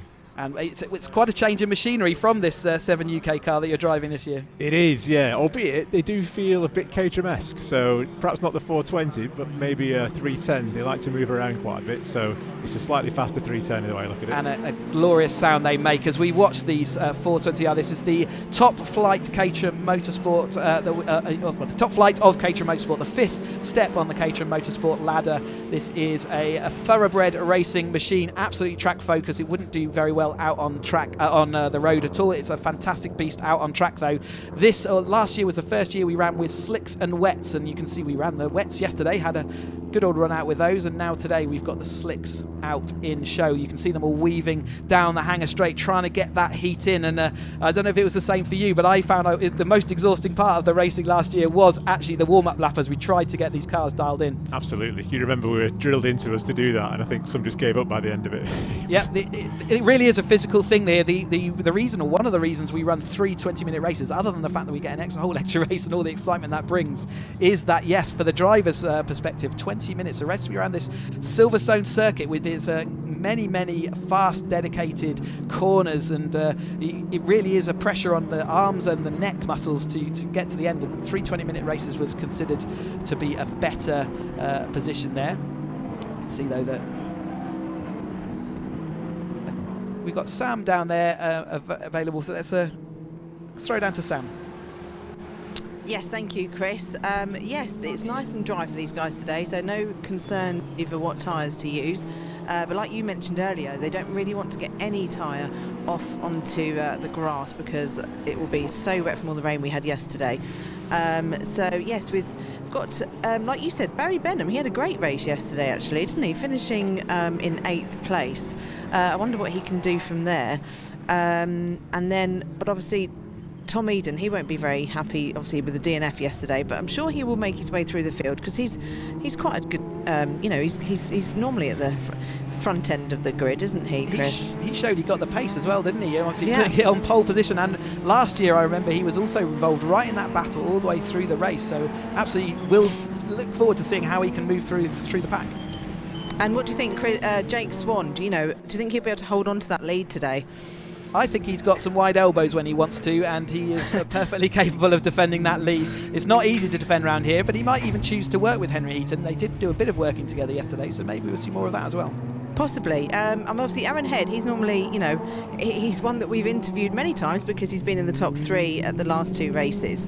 I'm sure we will see him make his way through. But obviously, James Murphy's right behind him, who hasn't had the best weekend so far. But hopefully his car's all okay now, and he'll be one to watch come through as well from 6th place. If James Murphy didn't have bad luck, he would have no luck at all. He'll be looking to stroke his car home, no doubt. But yeah, he's had a really torrid start to this year, but he will be definitely looking to move through. Yes, exactly. Right, well, I think they'll be just coming round now onto the start-finish straight. So we shall hand back to you guys in the commentary box. Race underway. Thanks, Sam. So yeah, you can see these cars all lining up there. And Steve, it's another time where lots going on for the driver, trying to warm up your tyres and get ready for the start procedure. Exactly right. Make sure you're in the right gear, looking for the guy at the back of the grid, looking for the lights ahead. There's a lot going on in the driver's mind just now. You're saying there's 1 or 2 people out of position here today, but the beauty of Silverstone with the straights and the wide corners, there's plenty of things you can make up here, all to play for. Absolutely, and yeah, even we saw yesterday people coming through right from the back of the field, and that was with inclement conditions. So now we expect to see, and we have seen before, them all be in one pile together. We have got all the cars lined up. I didn't spot the green flag. I wonder whether it's happened already. Let's keep an eye out for the second of 3 races for them. They are underway. So Jake Swan-Dixon makes a move. A little bit of smoke there from James Murphy, holding the revs maybe a little bit higher than he wanted to, or his tyres maybe not up to pace as they all flow through. Chris Kirby at the inside of Mike Evans there as they flow through turn 1. It always looks more complicated from the outside view of these cars as they come down through into Beckett's than it does when you're in cars side by side. Immediately Lewis Thompson from 3rd place on the grid takes that lead. He is really inserting himself into this championship immediately, isn't he? They've got Chris Kirby coming across the field. Can he make it up into the pack? He can do. He has a little bit of a bumpy ride as he rejoined there, and we mentioned before, Sam was saying how the grass is soaking wet and you definitely don't want to touch that. I knew that to my detriment at Cadwell Park at the end of last year, but We've got Lewis Thompson coming down there for Interstow, side by side for second place, and 3 wide looking like for that third place. Lee Bristow coming through. He's going to be taking that car up the Goodwood Festival of Speed Hill in a few weeks' time, so look out for that orange machinery on the Goodwood weekend. And as he comes through down into the Vale for the first time, Tom Eden there already looking like he's lost a bit of rear wing. He maybe was trying to make some progress. Is that another car pulled up on the inside there? I'm not sure what's going on, but Lewis Thompson has got a little bit of a gap out front. He's come straight through from 310R, won every single race he took part with in 310R, and now he's leading a 420R race. What an achievement. It's seriously impressive, isn't it? We saw how fast he was in the 310s last year, and we're all eager to see how he could do in a 420. I remember he laid down the gauntlet at the closing ceremony, didn't he, Chris, for us all? So he's certainly putting his money where his mouth is. Certainly, he's pulling it off at the moment, and it's not easy. This is the top flight of the Caterham Motorsport. They are multiple champions. We're looking at 3 champions here. They're Aaron Head, multiple champion, Bristow, 310R champion, and James Murphy has won pretty much most of these races as well, championships as well. And behind him, Tim Dickens, another champion. So, like I say, there's absolutely stacked, and obviously we were in this pack last year, but it's sometimes it's nice to be out here and there's less stress in this position. It's definitely more comfortable sat here, I agree. Yeah, as they go through Brooklands feeding round, they are all coming back together again, so that little bit of a gap behind Tim Dickens though opening up. And we've got side by side Mike Evans and Dale Head, I think that is. Mike Evans not particularly happy. There's many hand signals happen between drivers in Caterhams, and that wasn't a happy hand signal. A little bit of confusion going down into Brooklands there. Very easy to do if you snatch a wheel, snatch a brake, it pushes the car wide, and if there's someone on the outside it does cause a problem immediately, and especially in these slick tyres. But Mike's not had a great start to the year, not happy in his car, and moving himself away from his car. The marshals will tell them what to do though, as we look at Andy Lees came through the field. Oh, he's lost the rear. That shows how dusty and dirty after the rain we all had all last night. As soon as he went off wide at the first turn there at Copse, he was absolutely sideways as the tyres said, no, I can't do that for you. Henry Heaton though has taken the lead of this race while we've been watching all those antics with Mike Evans throwing his toys out the pram a little bit. But Henry Heaton back where he seems to put himself there quite regularly. Looks like James is getting racy as well. He can smith the front from there. Yeah, not very far away. Everything is still right as this group. We've got a group back to Chris Moore and Chris Moore and Chris Kirby out there. So this is looking like it's this top 7. Mike Evans has got back into his car and will be driving himself back to the pits. Dale Head also there, but they're going to be well out of the action if they choose to finish. They might well choose to finish. Henry Heaton, last time we saw him, he was in the lead. He's now all the way back down to 3rd. Jake Swan, James Murphy, as you called out, is right in this battle, and after the weekend he's had so far, he's going to look to recover that. He's not had some good results, but he's another driver who has won this year, so he will be looking to repeat that if he can. And Tim Dickens and Lee Bristow also come in this year and strapped the slicks on these tyres, and again made a great impression straight away. It's interesting, you've got Lewis Thompson with the trademark no door. You can see his arms furiously twirling in the 310s, and we can see the same things in the 420s. Exactly. He's got the tonneau cover on the HUD, so we can't see from both sides. But yeah, it's an interesting choice. I guess he feels it just restricts his arm movement a little bit as he's on the left. But I'm sure it's costing him a tenth or two down the straight. It doesn't seem to be, though, does it? He's still heading off down that field. We've got more side-by-side action. 3 wide, 4 wide into Brooklands. That's not going to work. You're coming in there about 130 miles an hour in these cars, and you've got to get it down to sort of motorway type speeds as you hit the apex around there. Dale Head having his car looked over by David Rowe there in the DPR, sort of down by the pits down there. Jake Swan though is into that 3rd place. You saw him down in about 6th place a couple of laps back. It's all changing, and with 20 minutes on the clock, we've used 5 minutes of those. Still got 15 minutes to go. We are both going to be tired by the end of this. It's just taking shape a little bit, isn't it now? Aaron's managed to get himself into 2nd place. The front 2 have got a bit of a gap, and these next 4 are battling, which is just allowing it to open up a little bit. But as you know, Chris, this could change by the end of the next straight. And it all does depend on whether that battling takes place at exactly the wrong time for the people in the chasing group and the right time for the lead battle. Aaron Head, if he chooses to use his head, he will be thinking that maybe he does want to just call a truce a little bit here and see whether that gap develops even more, because a small gap like this can quickly develop. Yeah, I mean, and Lewis is new to this formula, not new to racing, but he will know that actually an easy overtake for Aaron, slot him behind behind, they can start to get that group behind. And especially when they're looking like they're already going 2 by 2 by 2. So Dale Head is leaving the pits, maybe able to join that race. We'll see whether he goes off into Parc Fermé or not. But Lewis Thompson, yeah, he did choose to let that pass happen easily, and now will Aaron defend it? It's all that kind of, it's such fine margins. That gap in the mirrors, it sort of looks maybe larger than it is in real life sometimes, but he clobbers that inside sausage curve. You don't want to do that too many times. That can upset the balance of the car quite a lot. And I think that game of chess you certainly see in the lower formulas. Sometimes you can't afford to play that in the 420s. It's critical. You've got to be at the front or near the front and trying to move forward at every opportunity. It's so easy to get swallowed up and get shuffled to the back of that pack that we can see there. As soon as you get pushed out that train, you lost the momentum, then no one's going to give you a millimetre on track, and therefore you do quite regularly get swallowed up, as I found out again to my detriment last year, as I was manoeuvred out by some of these drivers out there. But again, Lewis Thompson has been quite a consistent force at the front of these sort of 3 groups, but James Murphy has worked all his way through the pack and into that 3rd place. And as we said, he's going to be thirsty for that position. And Jake Swan, after that pole position, he's still well involved in that battle. We know that he has got quite a strategic brain on him, and he's regularly there at the end of the races. Again, you can hear the crowd in the background cheering their drivers on as they head round the Brooklands in front of the BRDC clubhouse there. Lewis Thompson now in that 3rd place. So it looks like at least a couple of positions down each of these straights is possible.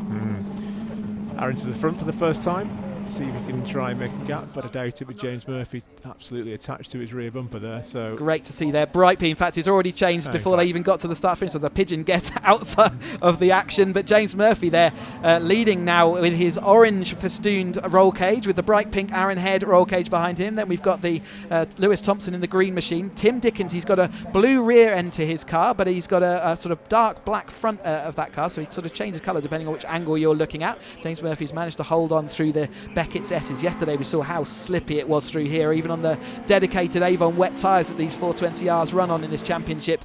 It was still absolutely maximising their grip and ability, but this front group of that sort of 6-7 cars is still absolutely stuck together. Lee Bristow's playing a kind of watching game. Henry does, well, that's Lewis Thompson takes to the grass on the outside. He gets manoeuvred a little bit more. You saw Aaron Head just taking it even another inch off of him as he goes around, just making sure that he's going to have that inside line. But is that overlap still there as they come down into Vale? It is still there, and we are going to go 4 wide into club. That's not going to work. James Murphy shoving it down the inside of Jake Swan. Somehow they're making it all stick. He's going to be out of position though. Jake Swan might look to get up the inside. Going to compromise him through club though, and James Murphy, he decides he is going to slip in behind him. But it is all changed every single corner right now. Yeah, some sensible driving from all the drivers there. It was tight, very tight going into it. So easy to just tap someone on the way in. I've had that happen a couple of times to me in the past, but all giving each other room. It's good to see. At this stage of the race, that is the sensible choice as well, isn't it? We've still got 10 minutes of this race. We're only halfway through. In fact, just under halfway through, so still plenty of time.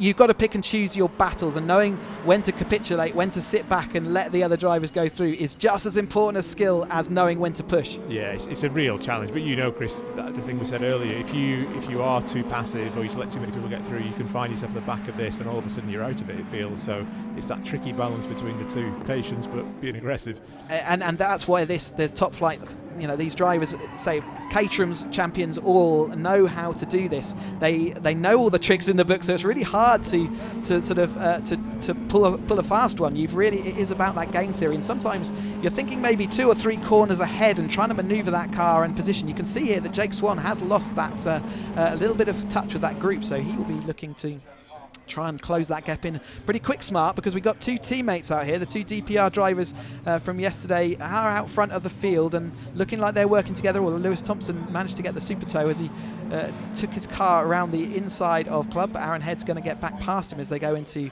the Beckett's complex, and bit overy there, starting to already feel a little bit more sort of assertiveness going on. You can see it, can't you? It's like James has got the fastest lap of the race. I think he picked that a couple of laps ago down to 2:15s. Seriously impressive, the pace on these slick tyres from where they were even just a couple of years ago. Yep, 2:15. I think we're something like 17, 18 seconds faster than the 310R machines around this, and we're running sort of similar speed to the GT3. There is Mike Evans, seeing there out the car and out of the race. So you can see Head is now taking over, but we're going to have an update about what happened to Mike Evans. So we saw him outside of Brooklands. Yes, thank you. Yes, I've just had Dale Head's car in, just obviously a little while ago. His car got checked over. It's absolutely fine. Well, I say absolutely fine. He had some wing damage and exhaust damage from his contact with Mike Evans, but he's gone back out after having checked. And then Mike Evans came in. He's retired the car. There's nothing wrong with the car, but the front wing was rubbing on the front tyre, so he didn't want to risk a puncture. So he's retired out this race, so he can save it for the next race. Back to you, Chris. Thanks for that, Sam. Yeah, and they have to run. They have an allocation of slicks per race meeting, and therefore, if he's got a rub on that tyre, he doesn't want to destroy it because he will potentially have to use that, and he doesn't want to get a puncture and use up an allocated tyre. So he would have to go back to an older one, which wouldn't cause any problems. It looks like Tim Dickens got a bit of damage to the right rear of his car, so I wonder whether someone has smashed his rear box or whether that was already there when we entered this race. As we're going to right around Brooklands. Brooklands is going to be one of those corners, I think, later on in this race as things take the you're telling the car that it needs to turn, stop, and manoeuvre, and possibly go 3 wide round there. It's asking an awful lot of the drivers and the cars. You are asking a lot, and physics takes over sometimes, doesn't it? And it's the better of you, unfortunately.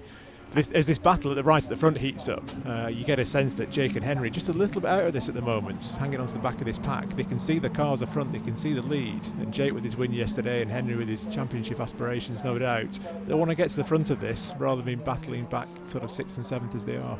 Yeah, absolutely, and this is the kind of time where you have to start, if you're going to make a move and you're not in that top 3, now is the time where you really have to start seeing what is available. We saw different conditions. They were out in sort of drying track on their wet tyres yesterday, so the setup of the cars, and like we said in testing, it was all to do with the dry track, and the sort of balance of performance seems to have switched around in that group. And like you say, Henry has managed to move himself back into that 3rd place, just on time, as you'd expect. He's always there or thereabouts, certainly fighting alongside Lewis. That gap has gone. Got Bristow there getting a tyre rub, and that's an awkwardly positioned wing, isn't it? It actually looks like that could be in a position where it is slicing into that tyre.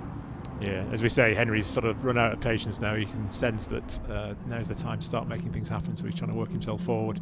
Lewis is always in there, isn't he, in terms of making an overtaking manoeuvre, and yet carries pace. It's great to see. It's a fantastic skill to have in these cars. I mean, the Silverstone allows a little bit of leeway given the width of this track, but nevertheless, to try and carry that pace, if you go side by side with someone, it does significantly alter the angle of the corners, and you therefore have to adjust your speed accordingly. But he seems to manage that momentum, like you say, very well, and he has remained a fixture of that top 3, and that is something that you kind of keep an eye on as a driver who is solidly up there. Even if they drop back, they'll regularly come ping back up, but he's shoving it down the inside of James Murphy there. No manners going into that one, but James Murphy might have the momentum as they go around Aintree left. It's a little bit tight and pinchy. Will Head give him they're going to go 3 wide onto that, which is going to allow Tim Dickens and Jake Swan straight back into the action. You just get the sense the intensity's notched up a little bit here, hasn't it? You can sense 6 minutes to go. We've only got 2 or 3 laps left, I guess, after this one. They're definitely up in the ante. Yeah, absolutely, and there's no real need for that timing screen. The group behind, though, have significantly dropped off. There's a car sort of in no man's land there, and I think that might be Chris Moore, but he doesn't look like he's going to be able to get back across this with 6 minutes of this race to go. The second of the 420R, the Caterham 7 UK Championship cars. All these drivers trying to take your title away of British Caterham champion. Chris Kirby there, off the pace, looking like he's very slow going around there. He's pulling into the inside. I wonder if he's had some drama, but nevertheless pulling to the inside of the track, so hopefully into a position where we won't need a safety car or anything else late on to upset this race, as James Murphy takes back into the lead. Aaron Head behind him. Lewis Thompson dropping to 4th place, the first time we've seen him in 4th place for a while. Tim Dickens coming good in this late. We said 6 minutes to go was about go time. So we see Dale Head there, his car, he's sort of leading that group as they go into Brooklands. Double waved yellows to cover off the marshals pushing Chris Kirby's car behind the barrier. But as we come down through Stowe, a little bit of elbow there from Tim Dickens saying, I'm coming out here. Aaron Head had to move out the way, and Lewis Thompson holding on around the outside. That all got a bit confusing. Again, sometimes it feels more confusing for the outside, but you can just see how close all this is. Yeah, and Tim Dickens making a move here. He's sort of in 4th, 5th, 6th places, but right at the front of this group now. Yeah, he has definitely, and he's still sticking it in there alongside, and he has had an unfortunate start to this season, not the luckiest of starts. We saw him at Snetterton with a couple of drive shaft failures, I believe, so he has caused himself to sort of drop off away from the points battle, but he will certainly be looking to try and pick up trophies. And He was and is still just in one of those trophy playing positions. He's got some momentum around the outside of James Murphy, who had to ease off slightly behind Lewis Thompson, who chopped across, but now it's Lewis Thompson in the inside of Farm. They're going 3 wide, 4 wide as we go into Farm and then into the loop, Village and then into loop as they go around the left-hander. Any of these battles, any contact here and anyone that's out front could ping off the front. Indeed, we've seen a few bits of bodywork damage here and there, and maybe 1 or 2 rear panels, but by and large, it's such largely incident-free. Cars staying away from one another, which is it's a real skill. It's an art, isn't it, with these things? But I guess the slick tyre, in some senses, does make them a little bit more predictable, and it's almost easy to control in one sense. I found them controllable up until the point you lock up, Steve, and then they're all over the place. Some construction work ahead of the Grand Prix in a couple of weeks' time. These drivers will be loving the fact that they are out on this full Grand Prix loop this weekend. Aaron Head onto the gravel there. He lost out the exit of Luffield, and that's a bumpy ride. He didn't lose too much speed. The wet tarmac there still managed to do. We can see Murphy's pit board there going out, and he is still, well, he was in the lead. It was pretty close as they went down. No, Lewis Thompson retakes that lead around the outside of turn 1. Tim Dickens still forcing himself with Jake Swan. We said Jake Swan's quite wily and knows how to manage this race, and again, those two, interesting, they just moved those couple of places up, and Henry Heaton and Lee Bristow looks like he's sort of dropping away from this. Yeah, and the consistent front two seem to be Lewis and James at the moment, don't we? As we say, sort of those are at the front the most, often, particularly around Silverstone, tend to be the ones who win out, but it's still too early days to say at 3 minutes 30 to go, I think. It's still a couple of laps left, isn't it? So this is probably their penultimate lap. Such is the length of this Silverstone Grand Prix track. It's a real adventure. You go on down the south side of this track, and such are the length of these straights. You can see that toe. Tim Dickens, the sandwich this time between Murphy and Thompson. Murphy, though, gets the full sweep in as he manages to carry that speed and momentum. So he's got the best run round Stowe. Is that going to protect him into the Vale? Well, it doesn't look like it. He's still having to go defensive as Thompson goes down the outside. Thompson's car has definitely got some good speed there. He is able to manoeuvre his car where he wants and still maintain that position at the front of the field. So great to see him out there. It's taken him a little while to get that car all ready and going at the beginning of the season. He hasn't been with us for the opening 2 rounds, but he's jumped into it from the 310R, the reigning 310R champion, after winning every single race he took part in last year. And now he's looking up the inside of James Murphy into Abbey and makes it stick. A committed part of the track, that. I mean, this is the point in the race where you start trying to think about where do you want to be at this, but actually the intensity is so strong at the front of this group. Any one of these, whatever 8 cars can be in there, you could try and think things through, but half the time you just got to be fighting for your position. And you can see the last of the late breakers coming on now, where they were a bit, Aaron Head's lost something, whether that's a drive shaft or power or something. It looks like they've got the SADF sequential box. I think that might have been a drive shaft calling foul right at the end there. Certainly a distinct lack of power immediately on the exit of the loop, where the cars are working ever so hard to get that power down. He's still driving though, so maybe not. We'll try and figure it out another time, but not the result he needs after quite a tricky opening. But we're coming down then to start the last lap of the race this time through. James Murphy currently heads that field ahead of Lewis Thompson, and then we've got Jake Swan ahead of Tim Dickens. Henry Heaton sort of taking a watching brief. You can see the last lap board being presented to the drivers there. It looks like it doesn't look like Bristow's got that ultimate pace enough to keep going, but he's gained a place just by being there as we try and go side by side through turn 1. It really is building to a crescendo now. Absolutely, and sort of the intensity goes up another level. When you see someone go off, Aaron, you expect at the front, the drivers behind think there's another place for me coming here, so if you thought you were in for a podium, it's just got a little bit better. Absolutely, there's one less driver to have to deal with, and Aaron Head is a pretty feisty driver on that last lap, as you can see it. Here the Lewis Thompson back on that power ever so early as he came out of Beckett's, and he has got a little bit of a break, but that will give James Murphy a super tow as he heads off down here for the final time down Hanger Straight. I wonder whether that rear tyre rubber from Bristow is just costing him a little bit of speed down these straights. Certainly dropped out away of the powerful tow. James Murphy does get that tow, and by the end of the straight he is in front. Does he want to be in front though at this stage? Where would your call be? That is the critical question. I'm not sure I want to be leading at this point. We've seen that even out of Woodcote you can still make a position. Lewis Thompson looking around the outside, that almost there was a protection move there to protect from Jake Swan trying to come up as inside. So by going wide there, he actually sort of bought the momentum of the cars behind. Henry also had to get on the brakes. Henry had to come out of that one. That was a bit of an incident. He did well to stay out of that actually, but it's cost him. It's cost him, but he's got to think about his championship. He's still got another race, so he doesn't want to go out at this late stage. 5th place starting grid is better than starting at the back of the field as we head into the fast complex before 2 of the tight bends that we've got remaining. We've got the village on the right-hander here, and then we go into the tight left, and we're going 3 wide a little bit. Henry Heaton's got an overlap up Jake Swan. He's going to dive up the inside. He's going to have the tight compressed line on the way out, though. He has managed to stick on the rear end of Tim Dickens, though, and has made that position up. Can he maintain that down the Wellington straight for the last time? I think James has got a good position here. He's got a great run down here, take the inside line. Could be James's if he can hold it through now. It's still a lot of corners between. They've got a couple of corners left. We are going into Brooklands then for the last time. It is Henry Heaton round the outside trying to take that 3rd place away from Tim Dickens. He's going to have the overlap on the inside of Luffield. He pushes the grass. He's on the grass. That's going to move him wide. Tim Dickens has to drift a little bit wide, but Henry Heaton still insert himself there. Tim Dickens giving him no room, but it looks like James Murphy may well have this as they come down to the line ahead of Lewis Thompson, and Tim Dickens did hold on there. He had his elbows fully out. It is James Murphy, Lewis Thompson, and then it's Dickens taking that podium. Great result for Dickens there to get his elbows out. Henry Heaton absolutely trying to deny him every way he could, but didn't quite manage it, and he took that 4th place over Swan. Bristow in 6th. Chris Moore does come across in that no man's land here. Good pace in that car, so in the 3rd race we'll look to see whether he can make more. Seeing Tom Eden had a bit of an up and down race, didn't he? He went from the front to the top and Mac down to 8th place, so that's a good result for him in the end, with Andy Lees, Ian Sparshot, Johnny Jarrett all coming across the line together there. Johnny Jarrett taking the best of that over Sparshot and then Andy Lees. And now we're looking for Barry Benham to come across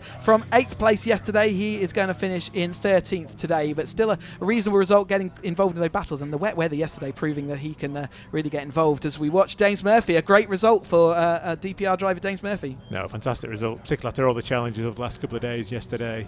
That will certainly lift his mood and bump his confidence for the afternoon's race, no doubt.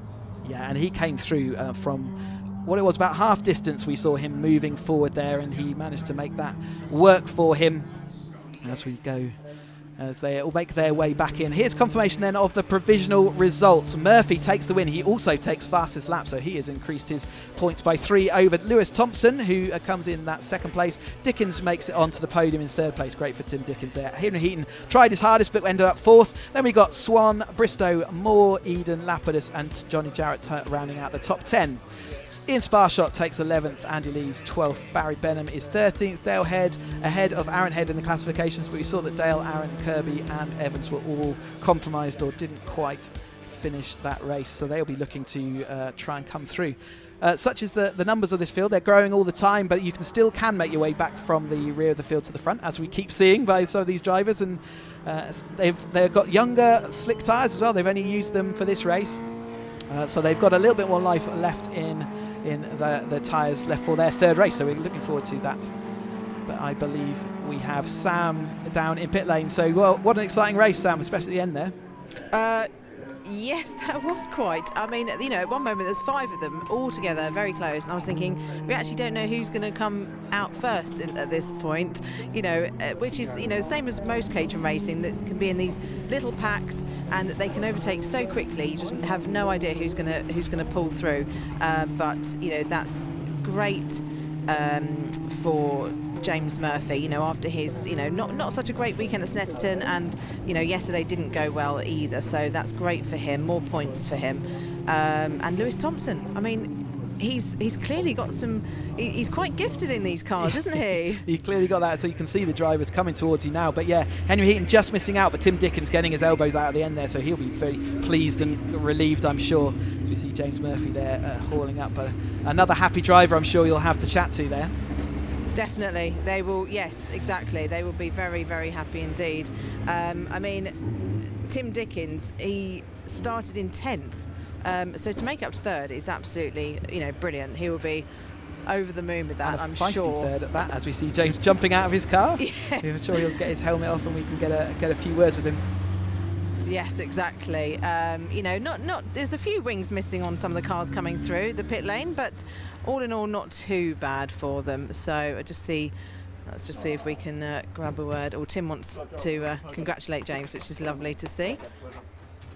Oh, and then he's going to go and congratulate Lewis. They'll congratulate him now while he's not winning points against them, in the championship. That's it, exactly. James, congratulations on the win. Was it what you expected today?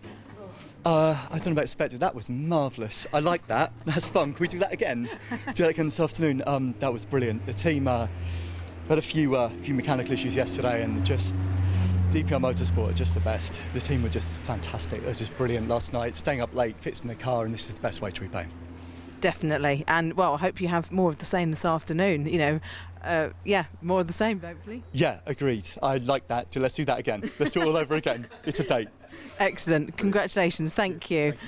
Lewis, another podium. Congratulations. This car obviously suits your driving style. Yeah, I think it's because it's got the diff in, like the 310. We went really well in that last year. But yeah, I was a bit gutted not to get the win, obviously, but made up a second. Couldn't have asked for more 2 podiums in the first 2 races, so we'll go for the win the next. So we've done had a third, second, now a first, so that's the plan. That's the next one to come, isn't it? Yeah. Anyway, big shout out to the team. Yeah, I'm just knackered. That was really hard, that one. So yeah, brilliant. Thank you. Well done. Thank you very much. Tim Dickens, congratulations. From where you started on the grid, did you expect to be on the podium? I felt like we had the pace this weekend, but the conditions yesterday didn't really suit me. Maybe I didn't set my car up properly, but yeah, I felt like we had the pace. I felt like they had the pace in testing, so yeah, it's great. I'm pleased to be up here. Definitely. And you kept Henry at bay. Just about. He's a great racer. I've raced with him for 8 years or so it was close, but yeah, just managed to hold him off on the last corner. Excellent. Well, congratulations. I'll let you head up to the podium to celebrate. Yes, there's these guys are very talented drivers. They've all got lots of experience, so you never know quite who's going to come out on top, do you? They were all looking quite out of breath there, Sam. Didn't you see that? I mean, 20 minutes. You can see why we've moved to 20 minutes in these racing, but they're all kind of fit guys, but they still struggled at the end of that race. It looked like. Well, that's right, but the concentration that's involved, when you are battling with such good drivers, it's tense. Maybe they didn't breathe when they were driving around. Yeah, just the physicality of hauling these slick-shod tyres around is definitely an intense position. And like you say, you saw it in each of those. It sounds like Lewis Thompson needs to go and have a quick drink and a rest. I think he does, yes. So we've got a little gap now, haven't we? So they've got... yeah, so anyway, I'll hard back to Chris, and we shall have more racing in shortly. We have still got plenty of racing action throughout the rest of today. We've got about a 1.5 hour gap now as we have lunch and a couple of other race streams. The more Caterham action will happen just about 1:30. But again, please do keep the stream on in the background because timings do move forward. So keep an eye out. But about an hour and a half before we get racing back underway. Another 4 whole races with the Caterhams. And thank you very much, Steve, for being in the commentary box and be more than delighted to have you back for more of the same if you're willing to a bit later this afternoon. Absolutely, I've enjoyed it, Chris. Thank you. Yeah, hopefully I'll join you for the 420 race. Great stuff. So let's wait for that hour and a half, and we'll see you back on that stream. See you then.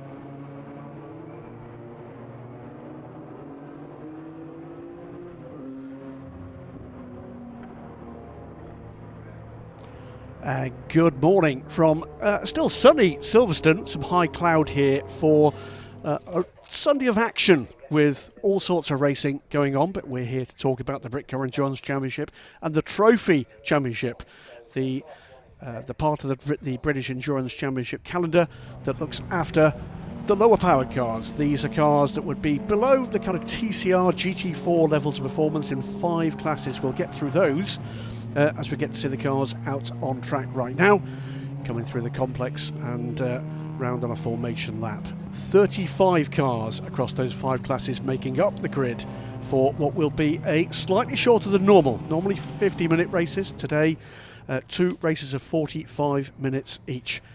That's where we are at the moment. Just under 15 degrees temperature, 53% humidity, little bit of wind in the air, and that high cloud, as I say. Bright sunshine early this morning, and the potential for more sunshine to come as we get deeper into this race. Doesn't look as if we're going to see any rain whatsoever. That's what they always say, isn't it? The Mustang pace car at the front. Let's take a look at the grid. Starting grid for this one comes with Solid Green Motorsports number 40 car on pole position. Then the number 98 car. It's an invitation entry from Racelab, the 74 SVG Ginetta. So it's a BMW 1.2. Ginetta 111 from Data Motorsport makes up the second row. It's a third Ginetta with the SVG Motorsport 24 alongside the Mac G Racing 33 Mazda RX-8. Team Brits BMW is 7th with the Jeff Steele 179 BMW E36 in 8th. Then we get into the VWs, Chandler Motorsport 35, the 76 Toad Motorsport BMW, then the Saxon VW number 55, and the Motus One Renault number 4 is the first of the Clios. 555 Westbourne Motors Clio alongside the TSR number 77, and the number 96 Dragon Sport Renault Clio alongside another Clio from Motus One, the number 11 car. 17th is a JW Bird VW, then the 89 Renault is 18th, and rounding up the top 20 is the 69 Westbourne Motors Clio and the Motus One 13 Renault. 21st for the Motus One 28, the Westbourne Motors Clio alongside 41, and then a pair of VWs, the 127 in 23rd and the number 7 TSR car in 24th position. 27, another the Ginetta G40s this time from Raceway Motorsport, then the Saxon 63, that's the Scirocco, 26th. 27th, another of the G40s from Raceway, Oryx Motorsport, and what is down there as a Seat but is actually a VW Golf this weekend. Then we get into the G40s, SVG Motorsports 91 alongside the same team, but number 62 car, and it's another 2 SVG Motorsport G40s, the 54 and the 31 in 31st and 32nd place. 59 and 44 make it another pair, and indeed another pair behind that of SVG Motorsport G40s with the 78 and 36 car. I'm hearing the 179 car with Nigel Greensel at the wheel is in trouble on the outlap and may well have pulled over, may not be making this grid. So we'll keep an eye out for that car. That's rather a shame if that's the case. Nigel Greensel, a racer of some note. We'll get the 64 Clio, 64 Scirocco rather, in amongst the little touring cars, Golfs and Clios making up this middle pack. This is the 55 Alford Golf. David, down on the grid, busy down there. Yes, Graham, I'm down here, and there's a brilliant mix of cars, and there should be some cracking battles between, obviously, the slightly higher powered cars of the BMWs and the Ginettas, coming all the way back to the Golfs and the Clios. I think that we should see some quite spectacular racing today. Yeah, 4 of the 5 classes well populated, 3 cars only in Class 2, but beyond that it's 8, 9, 10 cars per class, and as you quite rightly say, those Class 1 cars, the BMW M3s, the Ginetta G55s and that little Mazda RX-8, they're going to be the ones we're looking for overall honours as the grid is cleared, ready for action down there. So green flag off the in start, the hand. The BMW is obviously going to be a little bit quicker down the straight, but the Ginettas, I think, are going to have them maybe through the faster corners with the additional aero they've got. Yeah, old school sort of racing in the Britcar Trophy Series. And remember, 5 classes, it's the points overall scored by the car, not the drivers here. So it's actually 3 different classes, or class leaders, head up the overall point standings. We'll get into that when the controlled mayhem of this start gets underway. Cars now underway on the green flag lap behind that Mustang pace car as they come streaming through the midfield. Clios and VWs, little G40 Ginettas. This G40 Cup class for over 35-year-old drivers only. We have much younger drivers further up that grid, and much older drivers for that matter as well in a couple of those cars.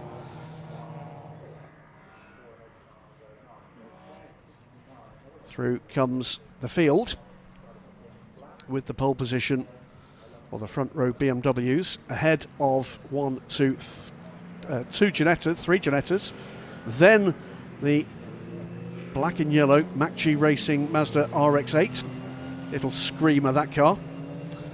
Delighted to be joined, by the way, in the comms box by Chris again. Chris, it's going to be quite an interesting race. It's great to be here and watching this fantastic field of cars. I've popped out the commentary box briefly, and the weather out there is absolutely ideal for motorsport today. Cool breeze, light cloud cover, and it's certainly going to be rapid cars around this Silverstone Grand Prix circuit.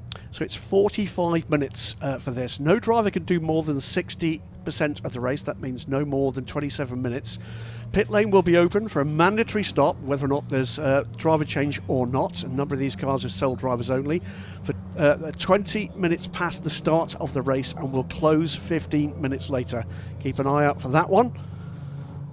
There's been a few mistakes in earlier rounds with penalties coming flying the way of some of these cars. 15 minutes is not a long time to get all these cars stopped in the pit lane, and it's going to be a busy time. It's it's a long pit lane down Silverstone's National Straight, but still, a lot of cars to get manoeuvred in and out there. It's sort of an old-fashioned mixed grid race, this, and absolutely none the worse for that. Great to see such variety and depth in that variety as well. BMWs, Renaults, the little Mazda, the VW Golfs, a couple of Scirocco's in there as well, including this gorgeous 63 car. That's the black and teal car at the back there. That car, a replica of the VW factory efforts, the Nürburgring 24 Hours a few years ago, built by a team in Lithuania, now obtained by the Saxon Motorsport squad. But keep an ear out as well as an eye out for that Mazda, the rotary engine. A real little screamer. You can see this British Motor Show safety car here, the Mustang, 18th to the 21st of August. You can see that as the British Motor Show, and plenty of car-based action there, but nice to see the Mustang out here leading. It's a great sound that makes as well as it goes does. around the track. It was fired up just as I arrived this morning. I thought it was rolling thunder. Turns out it's not. It's a 5-litre V8. This now a global car, of course, for Ford, and picking up love all around the world, and certainly here in the UK, becoming quite a common sight on the roads of the UK. And great to see it here, leading, well, a grid of its peers, Chris, I reckon. Yeah, there's certainly some serious race machinery and some engines under those as well, isn't there? Ready to get going as we come down here, down the Wellington Straight. You see the green flags. It's a green flag lap to make sure the drivers all know where those marshal posts are. Check the conditions out there on track. It was a bit different when they probably were out last in testing as they make their way through. We've got a car there. Trouble for the number 7 car there. That is the Mark Jones and Robert Taylor car from TSR. That's a big problem for that team. One of 2 cars that TSR have got in this Class 2. Wonder whether that will lead to another formation lap if the marshals call that in or not. Well, we'll keep an eye on anything we hear from race control. But neat and tidy at the moment. Coming down now towards what should be the start of this race. Yeah, we're going to go racing.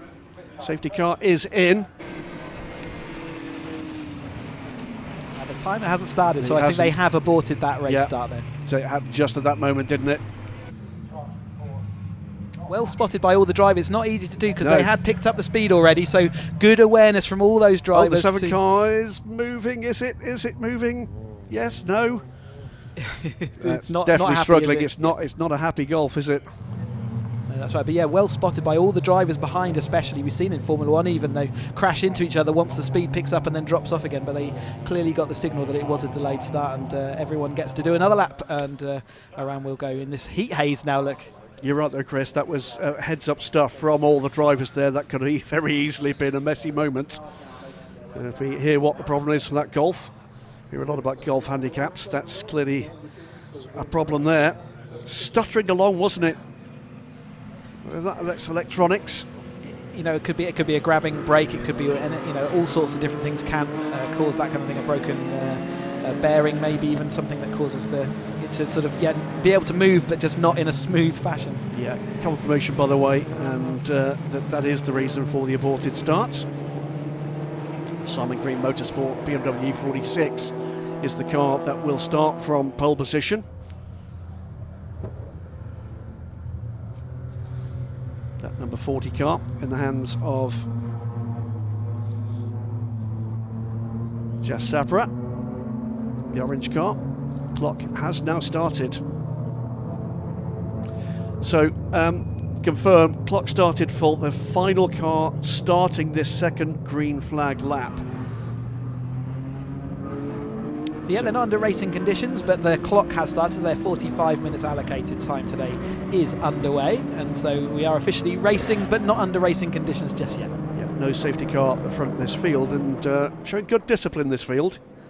They come past the new pits. New pits, they don't feel that new anymore, do they? But No, a very different look nowadays to Silverstone, with the new hotel over to the right hand side of that shot, new bridge. Yeah, the new landmark of Silverstone. It's always nice to see new landmarks, and that one looks rather a spectacular one, I have to say. It does. Great to see as the world opens up, international racing coming back here.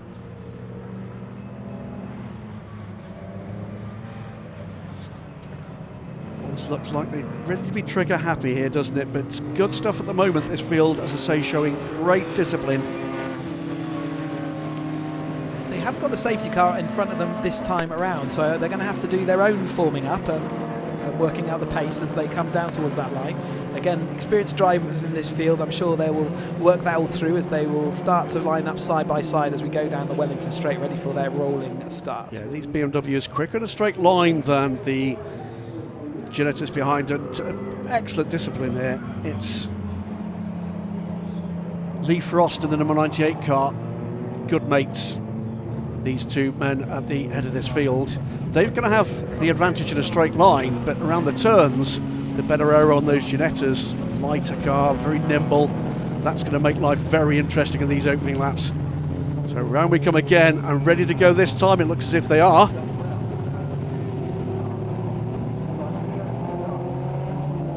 Hold your breath, because I think we're about to go racing with just about 41 minutes left on the clock. Plenty of action to come. They hold, they hold, they hold. And we've gone green flood racer this time. It looked to me like the white BMW around the outside there, into Copse Corner. I think we're going to see we have. That is the number 74 car of number 40 car, sorry. The 98 car, start again, is to the lead of this race. Head of Jas Sabra in the number 40, but all over the rear of the second of the BMWs is the first of those SVG Ginettas. And through they come behind. Lots of battles underway in the midfield. Like you say, those Ginettas are absolutely rapid around the corners. At the inside there for the racing, that's the number 40, looking like he's going to go up there to the inside of the 98. No, he had to back out of it in this early stage of this 45-minute race. Discretion, better part of valour. I think that's quite right too, but through the turns, as we said at the very start of this race, that's where the Ginetta comes into its own. 40 from 98, 74 and 111. That's your top four.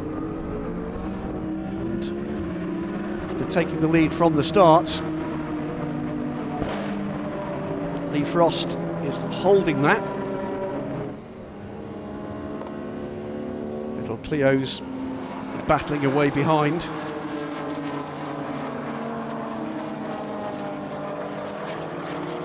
Everybody neat and tidy at the moment, as Sabra looking for a way by now. Seemed to have the straight line speed, didn't he, the number 40 car, Chris, but can't really do it through the turns. But up the inside now, here comes the number 74 Ginetta. It's Owen Hizzy aboard that car to start the race. He's looking for any opportunity. Now that's the car we thought hadn't made the start, but as a delayed start for the 179 car, Nigel Greensall. Not in any danger here, the leader. Saw what looked like some fluid maybe coming out the rear of the number 98 Really? Frost car there, so keep an eye out for that. There's definitely some sort of smoke or mist coming out rear right of that car, so keep an eye out for that. It seems to have abated slightly, but definitely worthwhile keeping an eye on. Racier of the three at the moment looking to me like Owen Hizzy in that number 74 Ginetta. He's going to want to stick as close as he can to the back of Sapra's BMW. These three getting away now. Moving beyond as the Mach G Mazda makes up a place into 5th place. The Mazda RX-8. And trouble, meanwhile, for the JW Bird Scirocco, the 64 car dropping back. Golf and Clio action here. You're going to see lots of that. Running a little bit wide there. Didn't get the best run off the corner. And that's left the 3rd place car in a little bit of strife here and under attack now for the 111. Like you say, the battling of the BMW is able to take their speed all the way down that straight, and the Ginettas definitely, when they get to the more twisty parts of the track, come back at them, but it's easier to defend in that. Sapra to the outside there. Look to be a run potentially for the lead. Still behind though as we saw them coming through. This is the Mazda RX-8, the 33 car. Under some pressure for the 24 behind, SVG Motorsports car. And the Mazda started by Johnny McGregor. Neil Wallace aboard the G55 Academy car. That's the battle at the moment for 5th place. Now we've got these three cars together. 74 looking racy, needs to get by because he's under threat at the moment for that 3rd place and the 111 car behind. Very neat and tidy stuff here. Better run off the corner there from the Ginetta. This is where the straight line speed of the BMW pays. Holds the gap, looks to the inside. Just looking to who's going to make a bit of a lunge first. It's surely going to come. They've all got that body language that they're just waiting for that error. They know it's a long race. Twice we've seen the Ginetta right up with them at this stage, and then they sort of separate as they go down the south end of the circuit, and they all compress back up as they come to the north end again. All these are Class 1 cars. It's all done with Britcar on power to weight ratio. You see the gap now before we get to the Mazda, which is pulling away now from the 6th place number 24 car. The 111 car, it's a single driver car from Axel van Niederven. Still under pressure, this lead car though. Drifting through there, goes a little wide with Lisp in the moment. Holds it, but it's allowing that Ginetta to close up. It's going to take one tiny error from one or other of these BMWs. Again, Sapra goes to the inside. I think he's got the position this time. He's done him. He's thrown into the lead. Jas Sapra takes the lead in the number 40 BMW. 98 Lee Frost. I think he's going to lose another place as well, because the 74 car has got at the outside, takes the inside line, defends that well, and from 1st to 3rd in 2 corners for the number 98 BMW. Lee Frost dropping back into the clutches of the 111, and behind a veritable sack full of Renault Clios. Side-to-side action and contact. And amongst that lot, the 63 Scirocco. This is the lead group of the pack of Clios. That's Richard Ashmole in the Motor Swan in the lead of that group, the number 11. In the middle there, like the cuckoo in the nest, is the number 55 VW Golf, James Alford.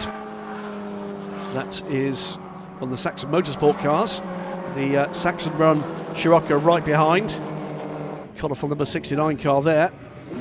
And the 111 car is through to 3rd place. So from the lead to 4th now for the number 98 car. Lee Frost dropping back, and all of a sudden the lead is in question now. 74 in the hands of Owen Hizzy, looking for a way by Jas Sabra.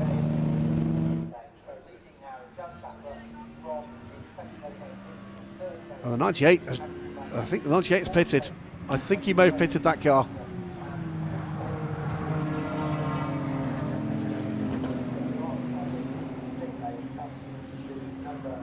So the 3-car train now in the lead of this race. Let's go down and hear what happened with that number 7 car before the start of the race. Yes, Graham, I'm down here with Finn, talking about what happened to the car 7. What was the problem with the car? The drive shaft just basically gave up. Like, we had some problems in qualifying with misfiring, and now that's obviously on the outlap just decided to give way. Is that something, if the car can be recovered, you can maybe fix and get back out? Yeah, of course. The mechanic, he's hot on with it, so he'll fix it by the next race, so we should be back out. Obviously there's race 2 as well, so all to play for still today? Yeah, still to play for. Okay, going back to you. Thanks, David. So the 7 car potentially back out for tomorrow. We also got a quick shot there of the 98 car, Chris, going into the garage. That is a competitive proposition done, unfortunately. So we've lost 2 of these 35 cars. It's, I thought there was some fluid coming out the back of it, and I wonder whether that has run out. And we did say it was abated, but maybe that was incorrect to do abate. Leapfrogging, meanwhile, through the pack of Clios comes this very pretty number 63 Scirocco, run by Saxon Motorsports.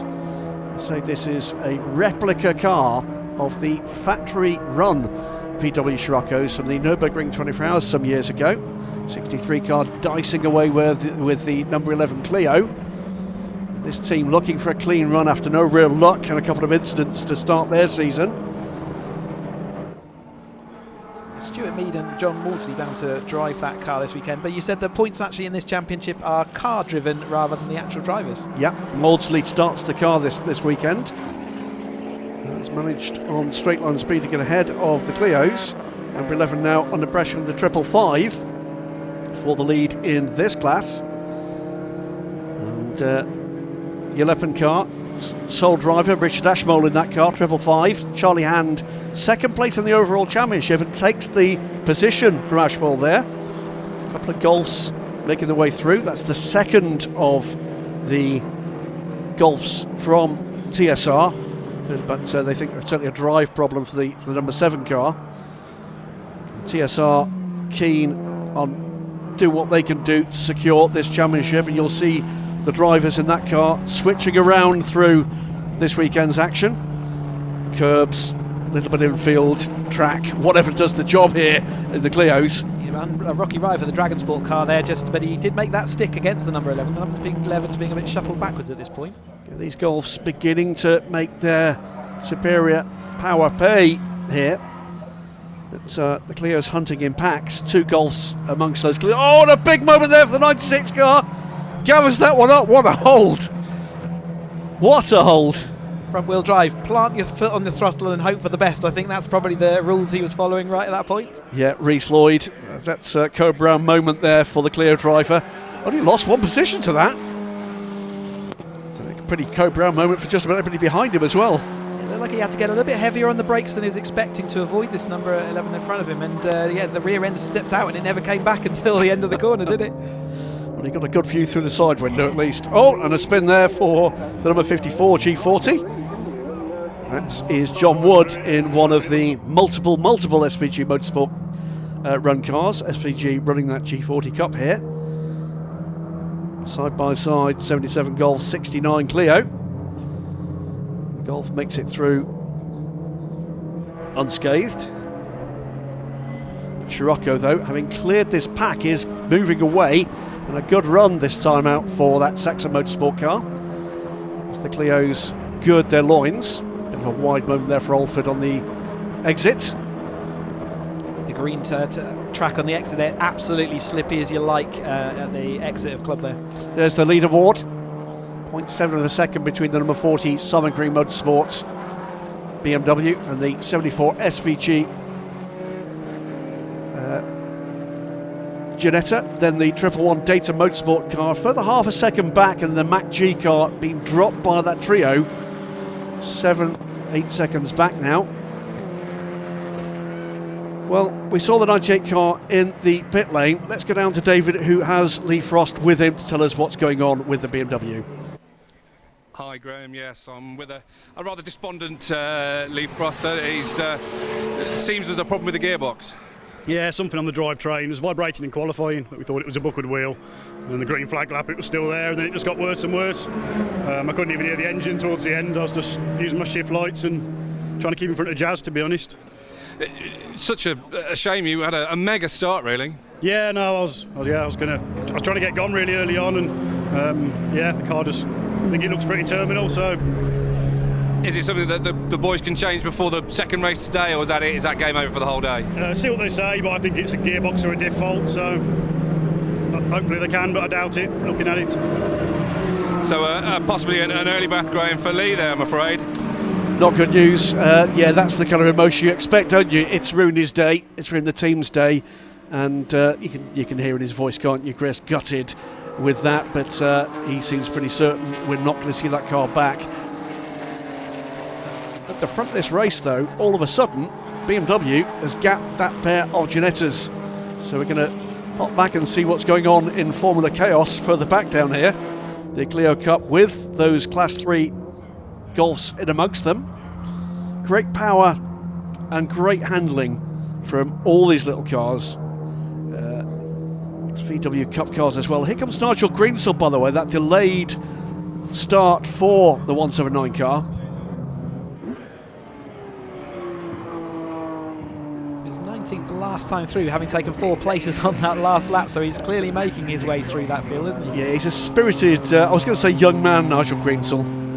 I say that with deep irony in my voice. Nigel is one of the busiest men in motorsports and seldom seen without a smile. It may well be that wasn't one on that opening lap, but he'll be able to grin as wide as this straight at the moment as he carves his way through and tries to make up positions to where that car really should have been in the order. But Nigel Greensell in that 179, the bright yellow Jeff Steele run BMW E36, here it is. Look at that, fire breathing. That's just the driver. Yeah, licks of flame coming out the back there with a rear wing of a shelf, isn't it, out the back there, just generating that downforce and allowing him to really push this car. And he's got the next group of cars which he will be looking to get past as soon as he can. And yeah, he goes about that job with aplomb. Through on one of the Clios, that group of 2. You don't want to get too close to the back of that, do you? It's going to melt the front bodywork of the car behind. So, Clio and Golf still to deal with. Just looking where that is in the overall order for the 179. Came through last time in 19th, but he's moved further up the order now. Now in 12th, so another 7 places claimed by Nigel Greensell. Looking, it's well over a minute off the lead, unfortunately. It's an indication of the potential pace of that car. What a shame. Nigel will be having great fun here. 55 car, the last of his victims. Before he goes hunting for what's next, and what's next for him is the 63 Scirocco. So, leaderboard. As we go through, so we've seen the Team Brit BMW M240i, cracking little car this, entry level for BMW Motorsport. The number 40 car leads overall and leads Class 1 as well. Team Brit, the number 70. That's the leader in Class 2 and 6th overall at the moment for the BMW M240i. Car started by Chris Overend. Great looking, bright purple. But easy to pick that one out of the crowd. A couple of cars further back in 8th place is the number 35 car. That's the leader in Class 3. But as you can see, quite a gap to the 35 car. We'll stick with the M240i for the moment. There's the 35 car. The Chandler Motorsport car started by Harry Yardley Rose. running in 8th position overall. And with the number 76 BMW in close contention, Toad Motorsport car ahead. 76 car is a Class 1 car. It's a father-son effort, William Lynch and Freddie Lynch. It's dad at the wheel at the moment. Have to see what his son could do later with his 76 car. It's a black BMW with the green wheels.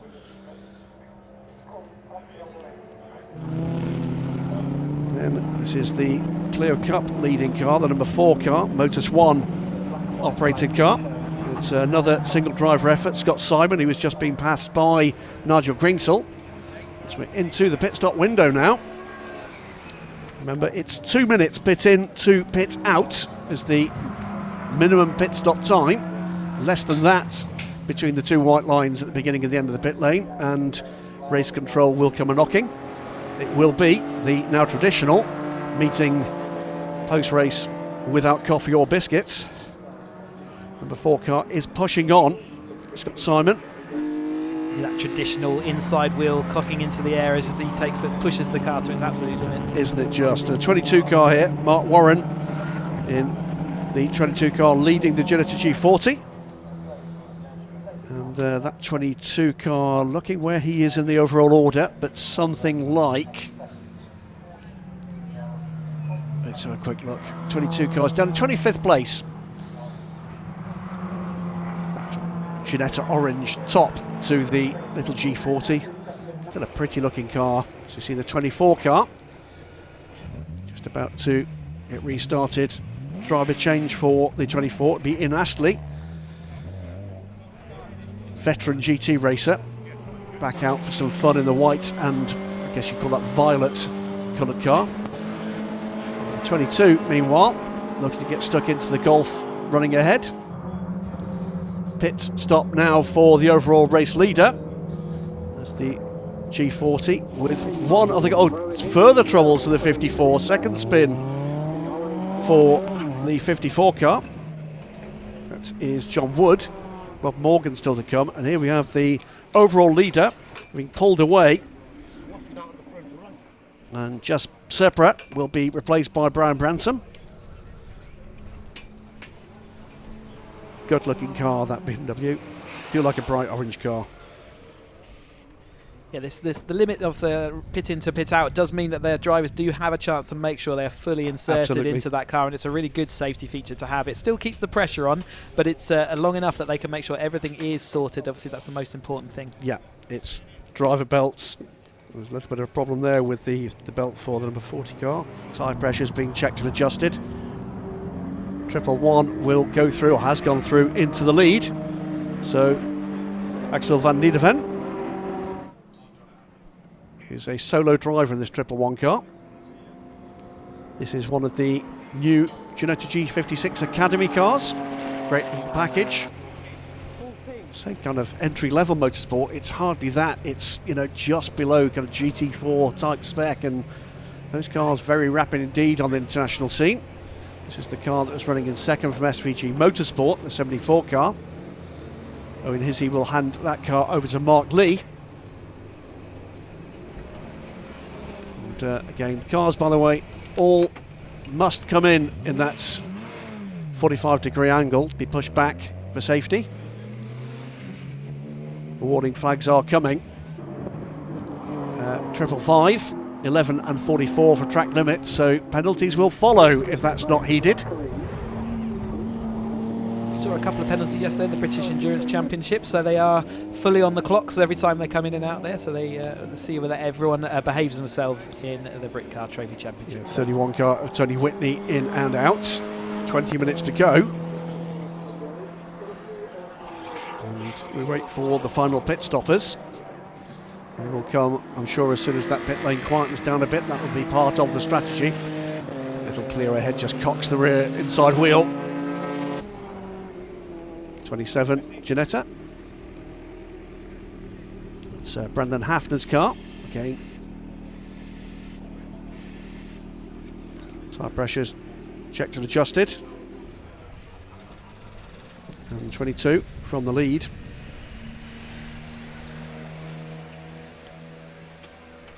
team go about their business. Mark Warren.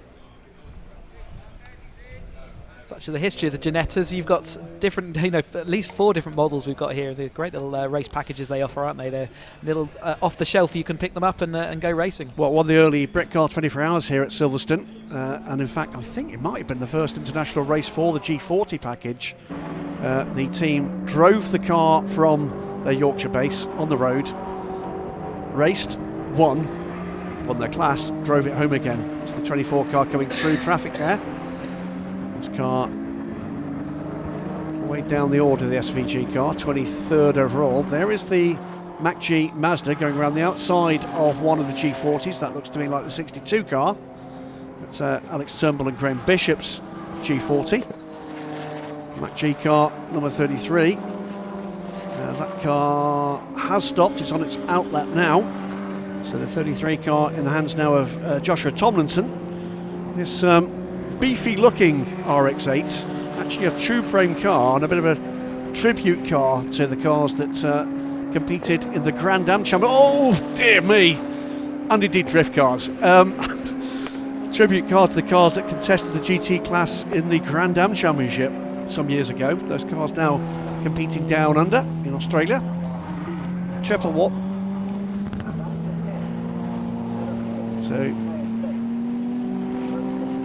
So anybody who's got a 2-car squad, the 111 isn't one of them. Axel van Niederven comes in now from the pit lane. By now, if you're a 2-car squad and you've not pitted, it's too late. But that's not a problem for the 111 car. Comes in from the lead. That should mean, no, that we had the 111, the number 70 Team Britcar, and its pit stop now. Also the Jeff Steele car, that delayed 179 on pit lane as well. They were running 1, 2, 3, but of course out of sequence on the pit stops. So we look to see just exactly where that number 40 car blends back in here. On pace coming in, should be in the lead of this race. Again, team go to work. Axel will stay aboard the car.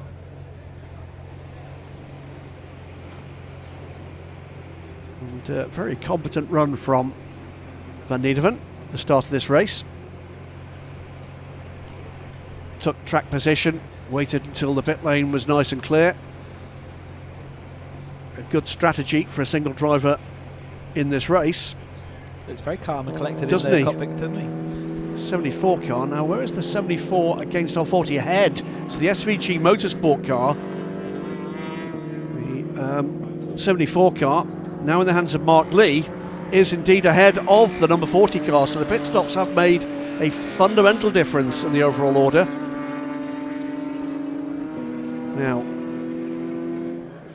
is that on the pace of the second driver, or did somebody's pit stop just take a little longer than it should have done or could have done? We know there's pace in that BMW. See, drivers spend a lot of time trying to gain a few seconds out on track, and you can easily lose that in a pit stop if something doesn't go to plan. So yeah, it can easily adjust the order, as we're just waiting for the timing screens to all unwind. Yep. Oh, bit of a stall there for Van Niederven. No, it wasn't a stall, it was a release for the that's going to cost him a little bit of time, and that means this pair are going to go through 1-2 with a 111 to feed back in shortly into third place, but I think a more distant third place, Chris.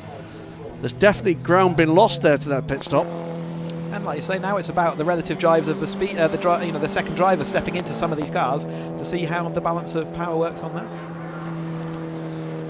So 74 from 40. The cars ahead still owe us pit stops. The two Clios still ahead in this race. For the 555, 111 will feed out into third place in the overall order. This all balances back out. It will be the SVG Motorsport number 74 Ginetta G56 ahead of the Simon Green Motorsport M3, and then with his second Ginetta in third. This is our lead pair in traffic. BMW's not given this one up, has it? No, he's got the absolute pace. He's closed that gap in already, and it does look like he's got this Silverstone circuit seems to suit that top speed, doesn't it? More than maybe the cornering ability of the Ginetta this time out. You're right, absolutely right. Closing in by the look of things, pretty quickly.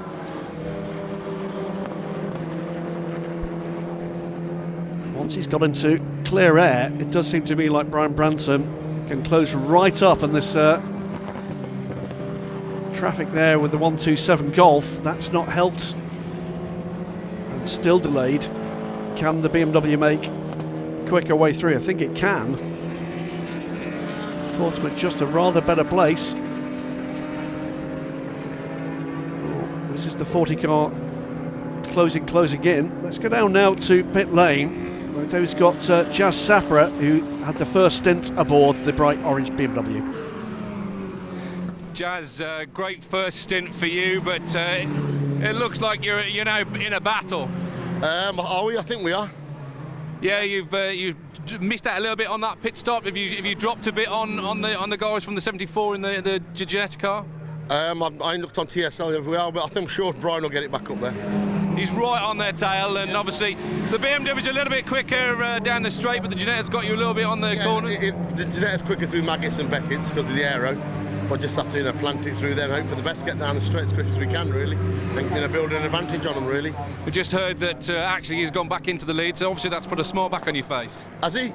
Yeah. Oh, that's good. I know he'll do it for me. Obviously, you've still got a fair way of the race to go, another sort of 10-15 minutes, so pull an advantage and hopefully... Yeah, well, I think I pulled a few seconds when I brought the car in. Obviously, we lost it on the pits, but it was all good. Done my best as much as I could do. Looking forward to race 2 then? Yep, I am. Yeah, he'll be starting that one. Back to you, Graham. Thanks very much indeed. And as he said it happened, coming to the end of that lap, 40 back into the lead. And that just looked like under power around the outside. Maybe the Ginetta stumbled a little bit more with that traffic, but now clear. All of a sudden, Brian Branson appears to be able to just gap that Ginetta. So the order is going to be 74 from the 40, then the 111. We're still waiting to see just exactly how these Clios actually pop back out into their class order. 4th place, when this all pans out, is going to be the number 24 SVG Motorsport Ginetta, and then the Mach-G Mazda. So that's changed as well through the pit stops. So again, 45 minutes it may be. It's still endurance racing. Warm day in these cars. Big front engine cars under this kind of load. Not the comfiest Sunday lunchtime. Now we've got a Clio just holding up the leader a little bit there. That's given the Ginetta an opportunity for a run here. And not quite room up the inside there, but this is a part of the circuit that suits the handling characteristics of the Ginetta.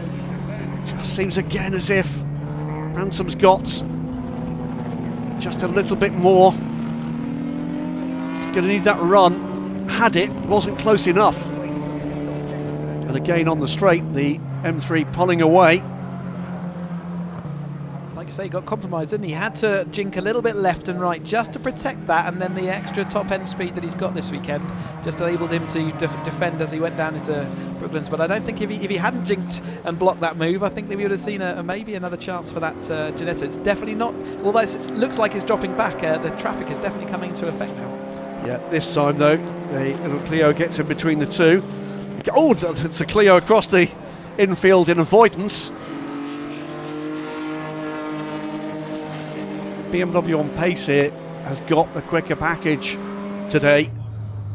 It's going to come down to whether or not opportunity knocks with traffic or any kind of error that can be forced. So the 40 BMW, 59 car. That car in a little bit of woe. That's the 59 car. Stephen Moore aboard that car now. This is the 24, 4th position for that car. And the Team Brit number 70 car behind, but I think that is a lap down. It is a lap down, so quite what's happened with Team Brit, that would have been a longer pit stop, of course. 24 car now in the hands of Ian Astley. and Ian's lap times are good, but not matching the 3 ahead. So the Team Brit number 70 car, a team, of course, featuring the British GT Championship this year with drivers that earn their spurs through the British Endurance Championship. But the number 70 car now in the hands of James Whitley, Paralympic skier. Of course, the unique challenges of this all-disabled crew does mean a longer pit stop for them. Still a great-looking car, that BMW 63 Scirocco. It's like a dogfight out there, isn't it? Clios, Golfs, BMW, that's the leader coming through. Now this could be an interesting moment, Chris, as the overall race leader comes into real traffic. Is this the moment that the Ginetta is looking for? Where is the Ginetta? Dropped back a little with his own woes, but still 2-3 cars ahead for the BMW to deal with. Yeah, not sure that Ginetta's close enough. I don't think so at this stage, and like you say, he's already made his way through a couple of those, which the Ginetta's still having to make his way through. So at the moment, that's still balanced off, but certainly you don't want to catch him in the wrong place, you know, the middle of Beckett's, and there's nothing you can do about it. But he's got past one at the start of Beckett's, and let's see whether he can get the other one down the hanger straight. That will be best of both worlds for him, I think. Yeah, that's the 64 Scirocco is the next to fall to the sword in traffic. Ginetta's not lost out here, but he's not gained either, and I think that could have been the chance he was looking for. Under 8 minutes to go now, 45-minute race, remember, today. At the moment, the number 40 Simon Green Motorsport BMW, in the hands of Brian Branson, looks to be in very good order and now has a clear track ahead, for a little while at least. 74, this Ginetta has not given up the chase. Mark Lee pushing on and gapping the car behind the 111 car. Axel van Niederven has another problem for yet another of the Ginetta G40s. Peter Dillnot this time. I think championship leader in the class, the 44 car. Up the inside of the last bit of traffic for a little wee while, I think, for the race leader. Going to be getting some penalties coming for short pit stops very shortly.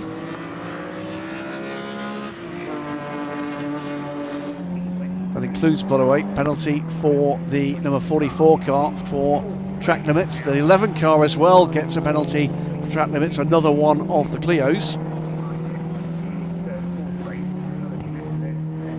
Looking down where the class positions are at the moment, Class 1 is the 1, 2, 3, 4. The Westbourne Motors 41 car that leads Clio Cup has not pitted. So that's going to leave the number 4 Motus 1 car, 54, a third time, I'm afraid, off the track. And this time, that's going to be a bit more difficult to recover to the track. So it's been a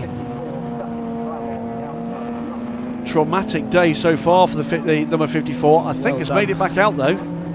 Well done, that wasn't easy. Still not there yet, but very nearly. He's just rocking the car, isn't he? Every time he spins up the wheels, it digs itself a little hole. Yeah, this is the 41 Westbourne Motors car, shown on our timing and scoring as not having pitted.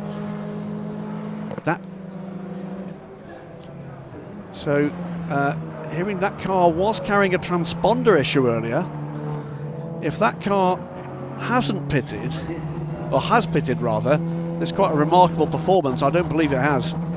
It is shown at the moment as running 5th overall in amongst the Class 1 cars. Slippery surface flag, that could be for gravel. 27th car coming through. That's in 24th position, the Raceway Motorsport car.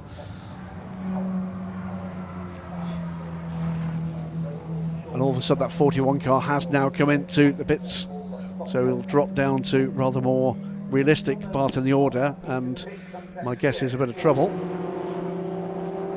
Number 4 will be the leader in Clio Cup.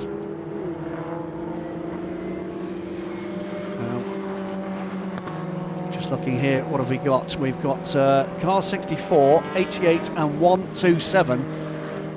all getting stop-go penalties for short pit stops. So 127 is the VW Golf in 22nd place. The 88 car, so a little way down the order, not featuring in the overall battles, and the 64 is the 11th place VW Scirocco. That's the orange Scirocco. It's a Class 2 car, and I think it's the Class 2 leader that is going to hand the Class 2 lead to the 63 car, the purple Scirocco. Meantime, under 4 minutes to go now, and the Simon Green Motorsport BMW M3 away and clear here. Still traffic to come. Just when you don't want it, when you're just trying to nail this in the last 2 or 3 minutes, that is going to be our new Class 2 leader, with the penalty coming the way of the 64 car. And it needs to be taken or will be added as a time penalty post-race. This is that very purposeful looking, I said purple, didn't I? It's black and teal. The tribute bodywork, shall we call it.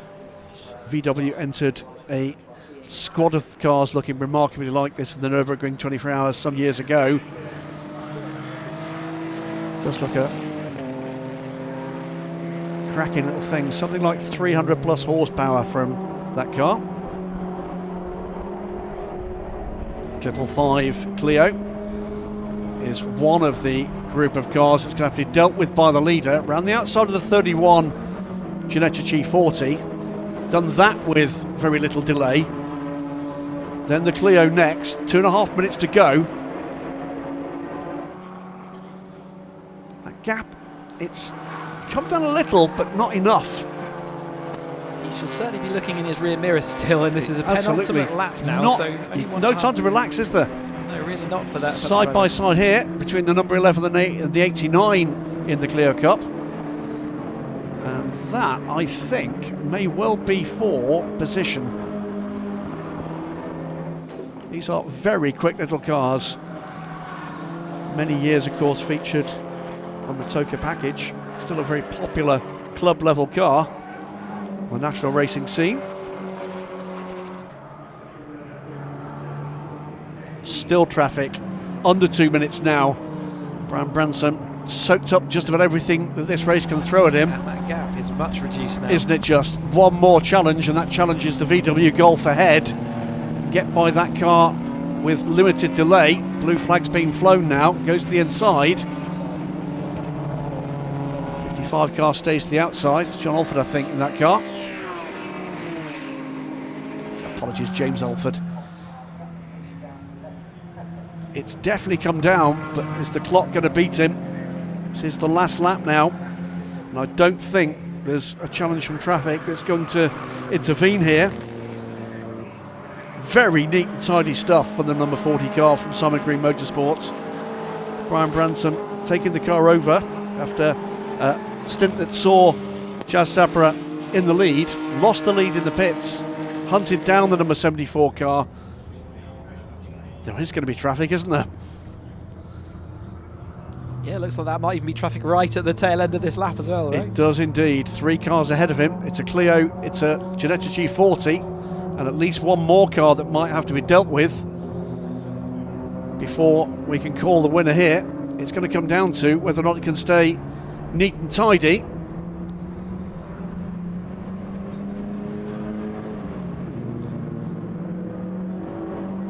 The 40 car. Let's go down to David with news about what went on for that 41 car that appeared not to have pitted. Hi Graham, talking to the team, it would seem that there was a potential issue with communication between the driver and the pit wall, so he was out enjoying himself. Lead battle almost nose to tail as they come through traffic now. Second car taking his shot. Is it going to be a lunge at the end? No space there, but still traffic to come.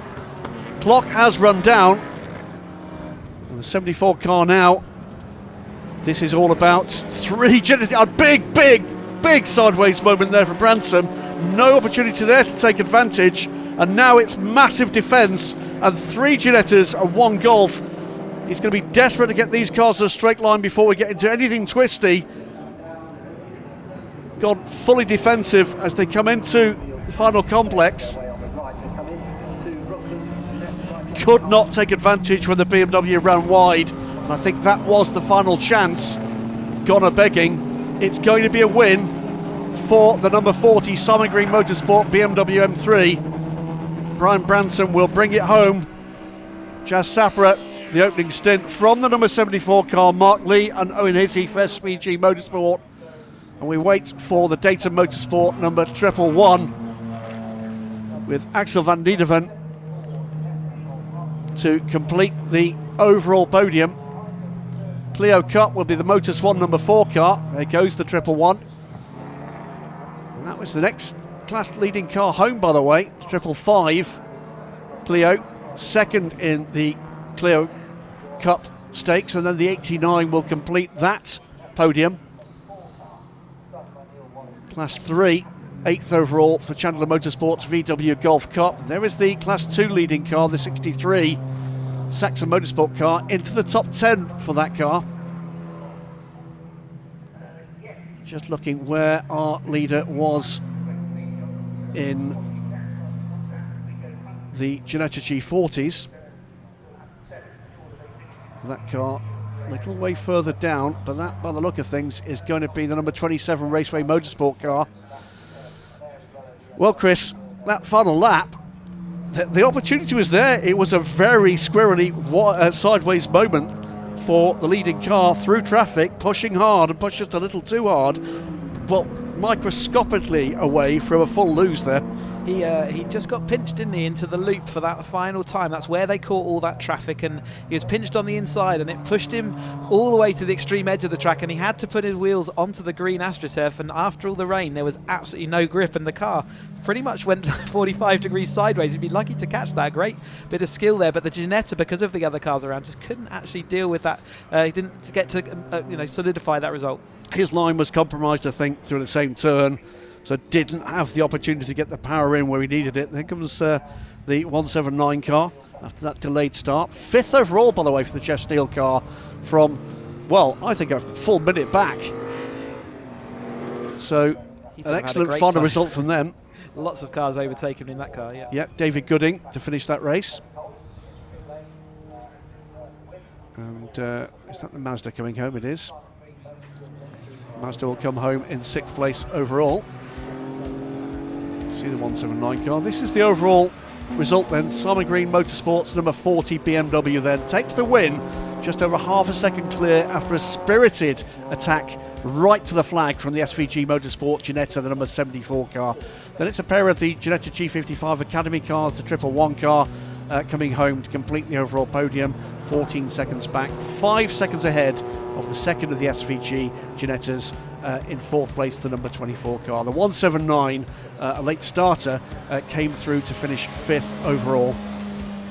The next class winner, Motor Swan car, the Clio Cup, the Gen 4 car from Motor Swan, 7th overall in the standings. And then Class 3 winner, the number 35 car, came home in 8th. Class 2 taken by the 10th place overall car, the Saxon Motorsport Scirocco, that number 63 car.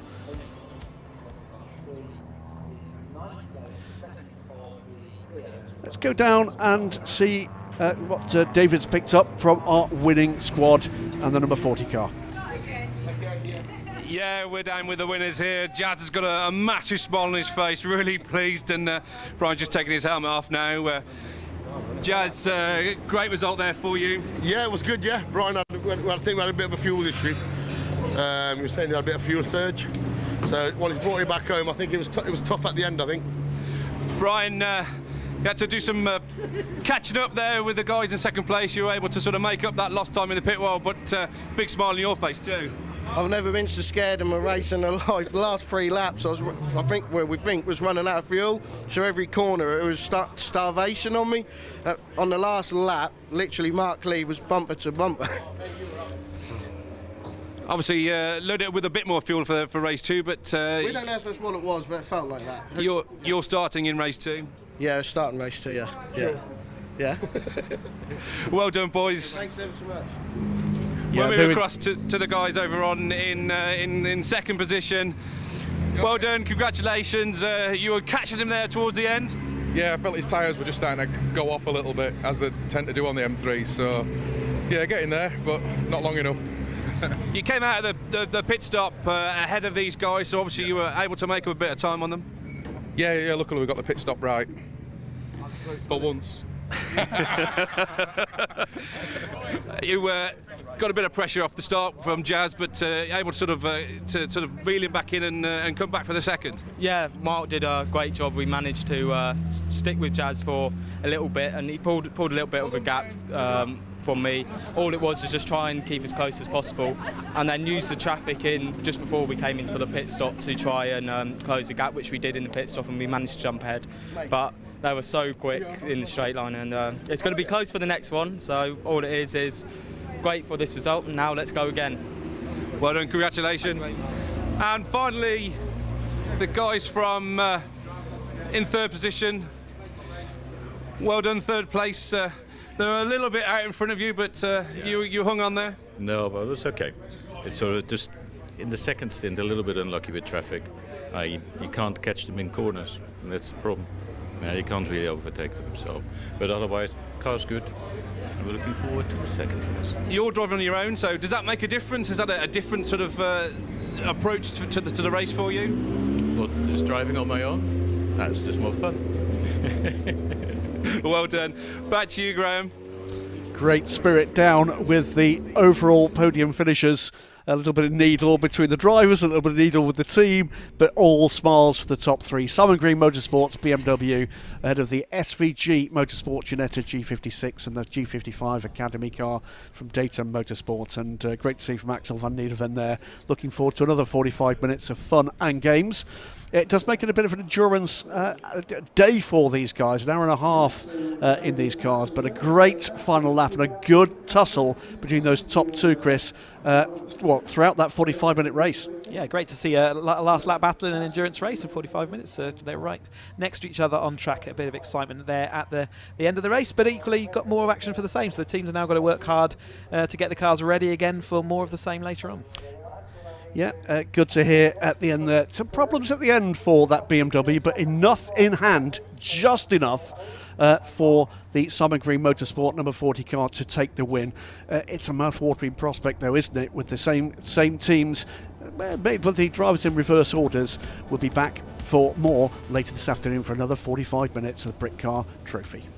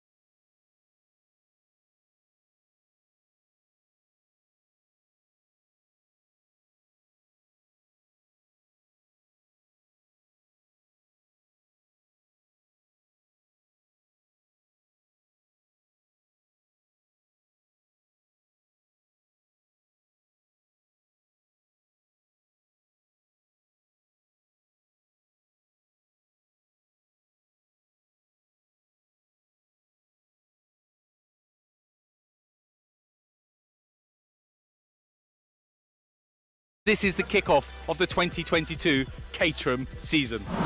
But before we kicked off with the racing, we met up with a man that knows a thing or two about the cars.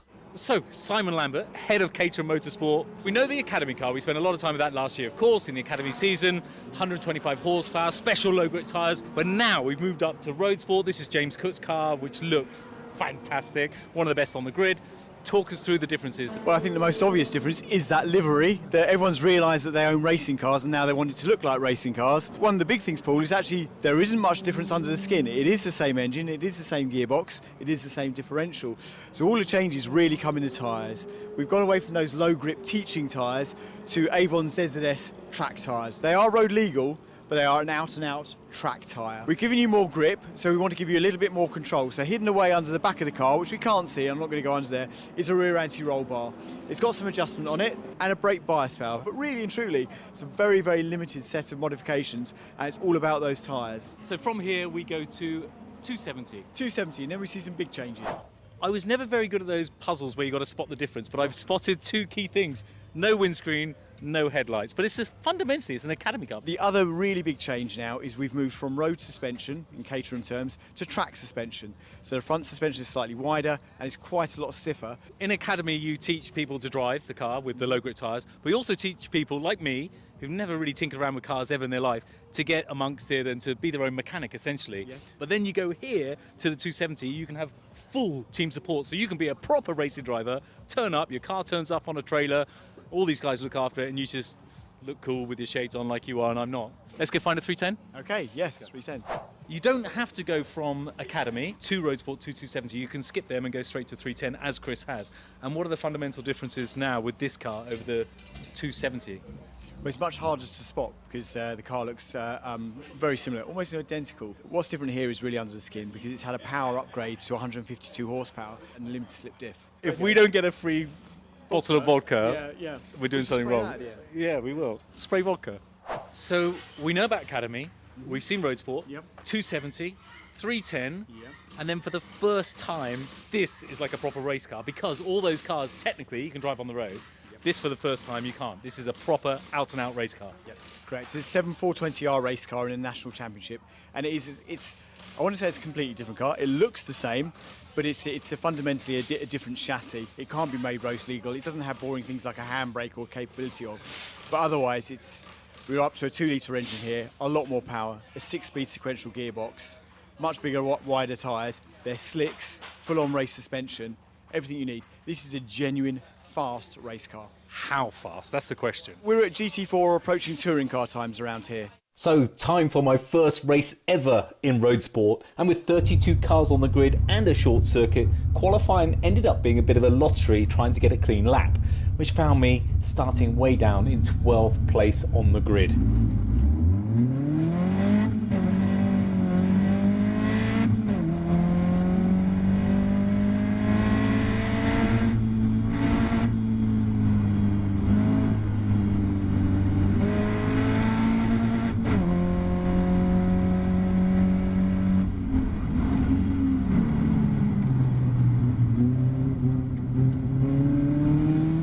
Cracking start and my nose clean on paddock and druids meant I found myself in P5 at the start of lap 2.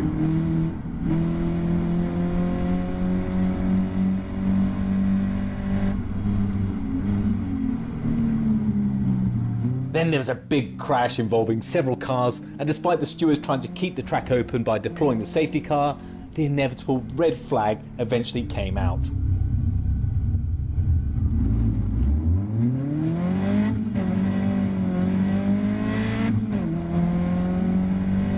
A solid restart, and then straight off the bat another tangle going into paddock, seeing Joe and Team Paddle Up facing the opposite way.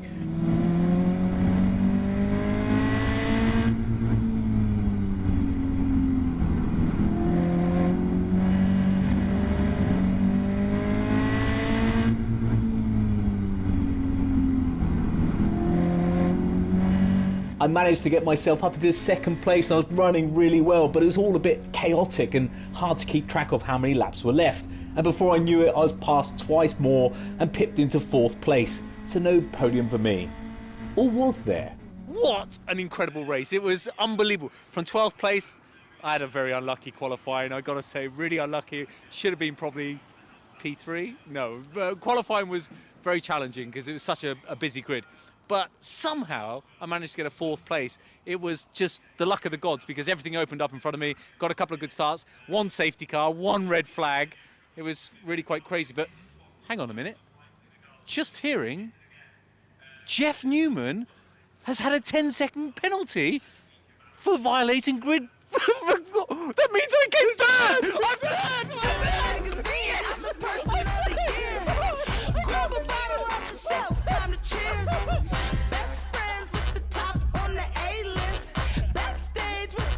I got my podium!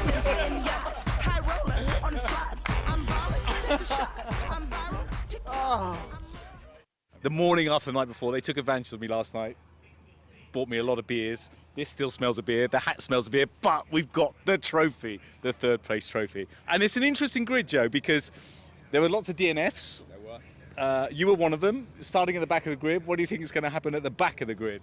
I think at the back it's going to be a bit of a Sunday morning, bit of fun. You do realise this is the 2021 Academy now road sport, and you think it's going to be a Sunday morning bit of fun? But this sort of happened from qualifying yesterday. Guys that were starting in the 20s end up finishing 7th, 8th, 9th, because obviously there's so many incidents. So I wouldn't rule out another set of love taps. A few love taps is the prediction for Joe. So just quickly, the top 10. Charlie Lower leads, William James second, some bloke called Paul Woodman third, Theo Theato, Mark Williams, Benja Headley. There's lots of new names. Mark Janinakawakanakski, Jinkoya Mark, Freddie Chiddicks in 8th position, Jeff Newman in 9th. That's going to be really interesting watching those two go through the pack, and Gareth Lucas in 10th. So we're going to have a fun race. Sun's out. What could possibly go wrong? So race number 2, and from P3 straight up to P2 behind Charlie Lower, and things were looking good again.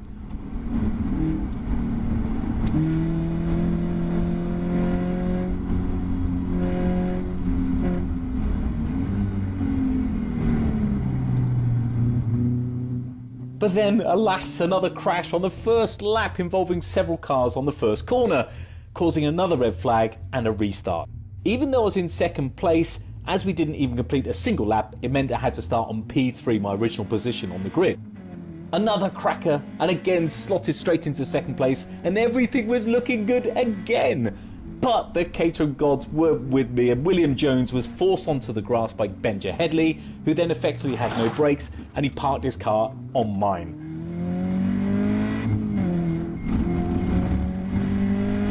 It's so frustrating because it ruined my race. My A-frame broke and the car handled like it had a flat tyre, and both William and Benja are exceptional drivers, but I just think that sometimes we just have to give each other a bit more slack, because that probably was never on in terms of an overtaking or an undertaking move going into Druids like that.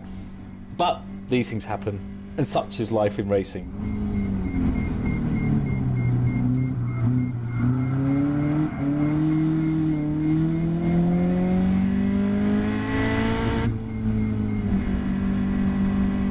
I managed to nurse the car home to a respectable P7 finish, but then to add insult to injury, I received a 5-second penalty for track limits. Overall, it was a cracking weekend. It was so good to see so many old faces and some new faces on the grid. It is a really fun championship, and most people do realise that.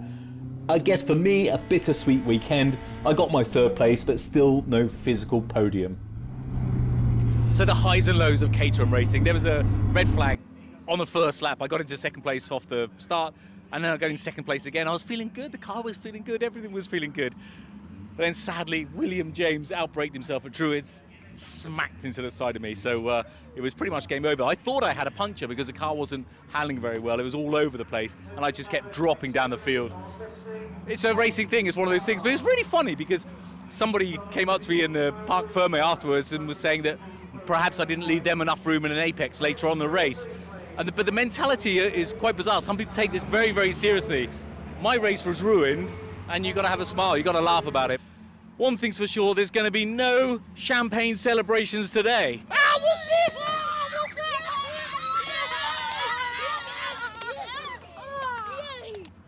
See you at Snetterton.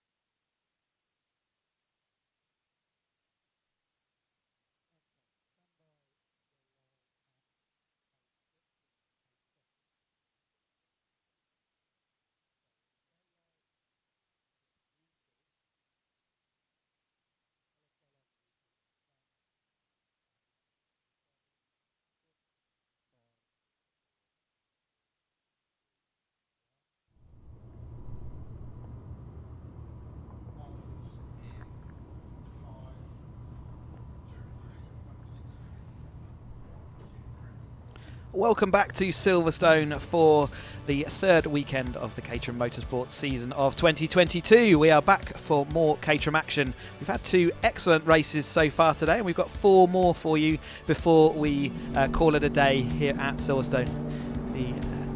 Got Sam out there in the assembly area, and weather's actually it's still holding together for us.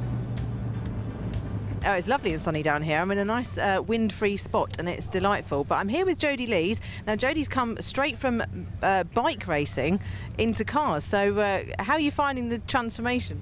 Yeah, it's interesting. People would perhaps think it wasn't so close. Bikes are very close, but these guys are it's extra close. So there's dare I say, there is a little bit of rubbing and contact. So that's been a little bit of an adjustment for sure. I got bumped in the first race. I did quite well to finish actually, so it's been a bit of an eye-opener. It's a lot of adrenaline, high adrenaline, so everybody's not giving an inch. They're all over the place. It's quite frantic, but that's great fun as well. So, but enjoying it though, because I mean you've got great pace as well this weekend. Yeah, we qualified third, which it was a surprise. I wasn't sure whereabouts we'd be. So that was a bit of a nice surprise, and I felt like we made a poor choice on the tyres in the first race. I didn't realise, but the brand new tyres are a no-go in these cars. The cars are all over the place, so I really struggled with the back end of the car with the new tyres on at the start, and that shuffled me back to about 7th or 8th, and then there was a bit of a melee in front and one of the guys run into the back of me, and from that point on it was just sort of I wanted to just finish my first race, and we did, so I was happy at that. And the wing was like flying in the air going around the track for ages, and then it blew off, and I thought, well, they're going to pull me in. I didn't really know what to expect, so yeah, it's great though, it's good fun. Excellent. Well, I'll let you get in the zone, but I wish you all the best for this race. Thanks, Jodie. Right, let's have a go over to Aaron Stevens. Here we are. Aaron came from, I think, 20th or 21st on the grid yesterday, so great position for him. Aaron. Hello. Hello. I'll just have a quick word with you if that's okay. So was it 20th or 21st you started yesterday? 21st. So to be in, is it 8th? I think that we were 7th. Sorry. Wow. How was the race from your point of view? Yeah, it was a strange one actually. I just really enjoyed it first of all. I kind of really enjoyed the conditions. They were damp, but I still felt there was a fair bit of grip, and yeah, I was just really focused on making my way through the field essentially. Once I'd made a few initial positions, I was just determined to make a few more. So yeah, really happy to be in this position. It's great, yeah. Excellent, great. Thank you very much. I'll let you get ready for the race. Yeah, so I wonder if we can have a quick word with Paul Woodman. Obviously yesterday he had a bit of a scary spin. Didn't get collected, thankfully. Hopefully he can see me coming. He's just chuckling to himself. Paul, scary moment for you yesterday. You came out of it completely clean, untouched after that spin, which I think you were very delighted about. Oh, that was a scary moment. And my heart was in my mouth. I took my hands off my wheel and almost said no, no, no. But yeah, just one mistake, and it just shows how tight this racing is. Yeah, exactly. But you're here, you're not too far back, so hopefully you can make up some paces, because you were on pole yesterday, so you've got great pace. Well, I got the pace. Fred started in 12th yesterday and finished first. Sadly, I haven't got Fred's pace, but we'll do our best as always. All right, well, I'll let you crack on. Good luck for the race, Paul. Thanks for talking to us. Yes, they're just making their way out now. There's Tom Noakes waving at us. It's great to see such a huge grid with all these colourful cars. I know I've said it before, but they are. It's lovely to see. Paul's got he said he's joking there that he hasn't got the pace of Freddie Chiddick's, but I think he proved that in qualifying, so we would expect to see him move forward. I think so. Yeah, I think he's underestimating himself there. But equally a scary moment. Glad to come out of it pointing the right way, and he's got to say thank you to Januszewski for avoiding him out that bottom of there. But yeah, this as we go out, no sign of rain, I'm guessing, out there at the moment. No, not a glimpse. Someone I did speak to earlier said they felt rain a couple of spots over the other side of the circuit, more over, I suppose, Cop side. But no, the rain's not going to come until much later on, so hopefully not at all, but you never know. But it'd be interesting to see where Theo Theato gets to today. Obviously, he had a DNF yesterday, but he's normally a front runner. Yeah, absolutely. So he had an accident on the outside of Aintree and then lost brakes, I understand. So he ended up in the gravel. We saw him there in the gravel trap, and that's ended up ultimately causing the safety car. But he should be coming back through the field, yeah. Yeah, he should be. I'm just trying to think who. Obviously, Joe Priday, started second yesterday, ended up in 23rd. I actually sat and had lunch with him today, and he's wasn't overly happy about that. But I think he's going to, as we've said before about elbows out, I think he's going to try that today. But I shall hand back to you, Chris, because I think they're lining up on the grid.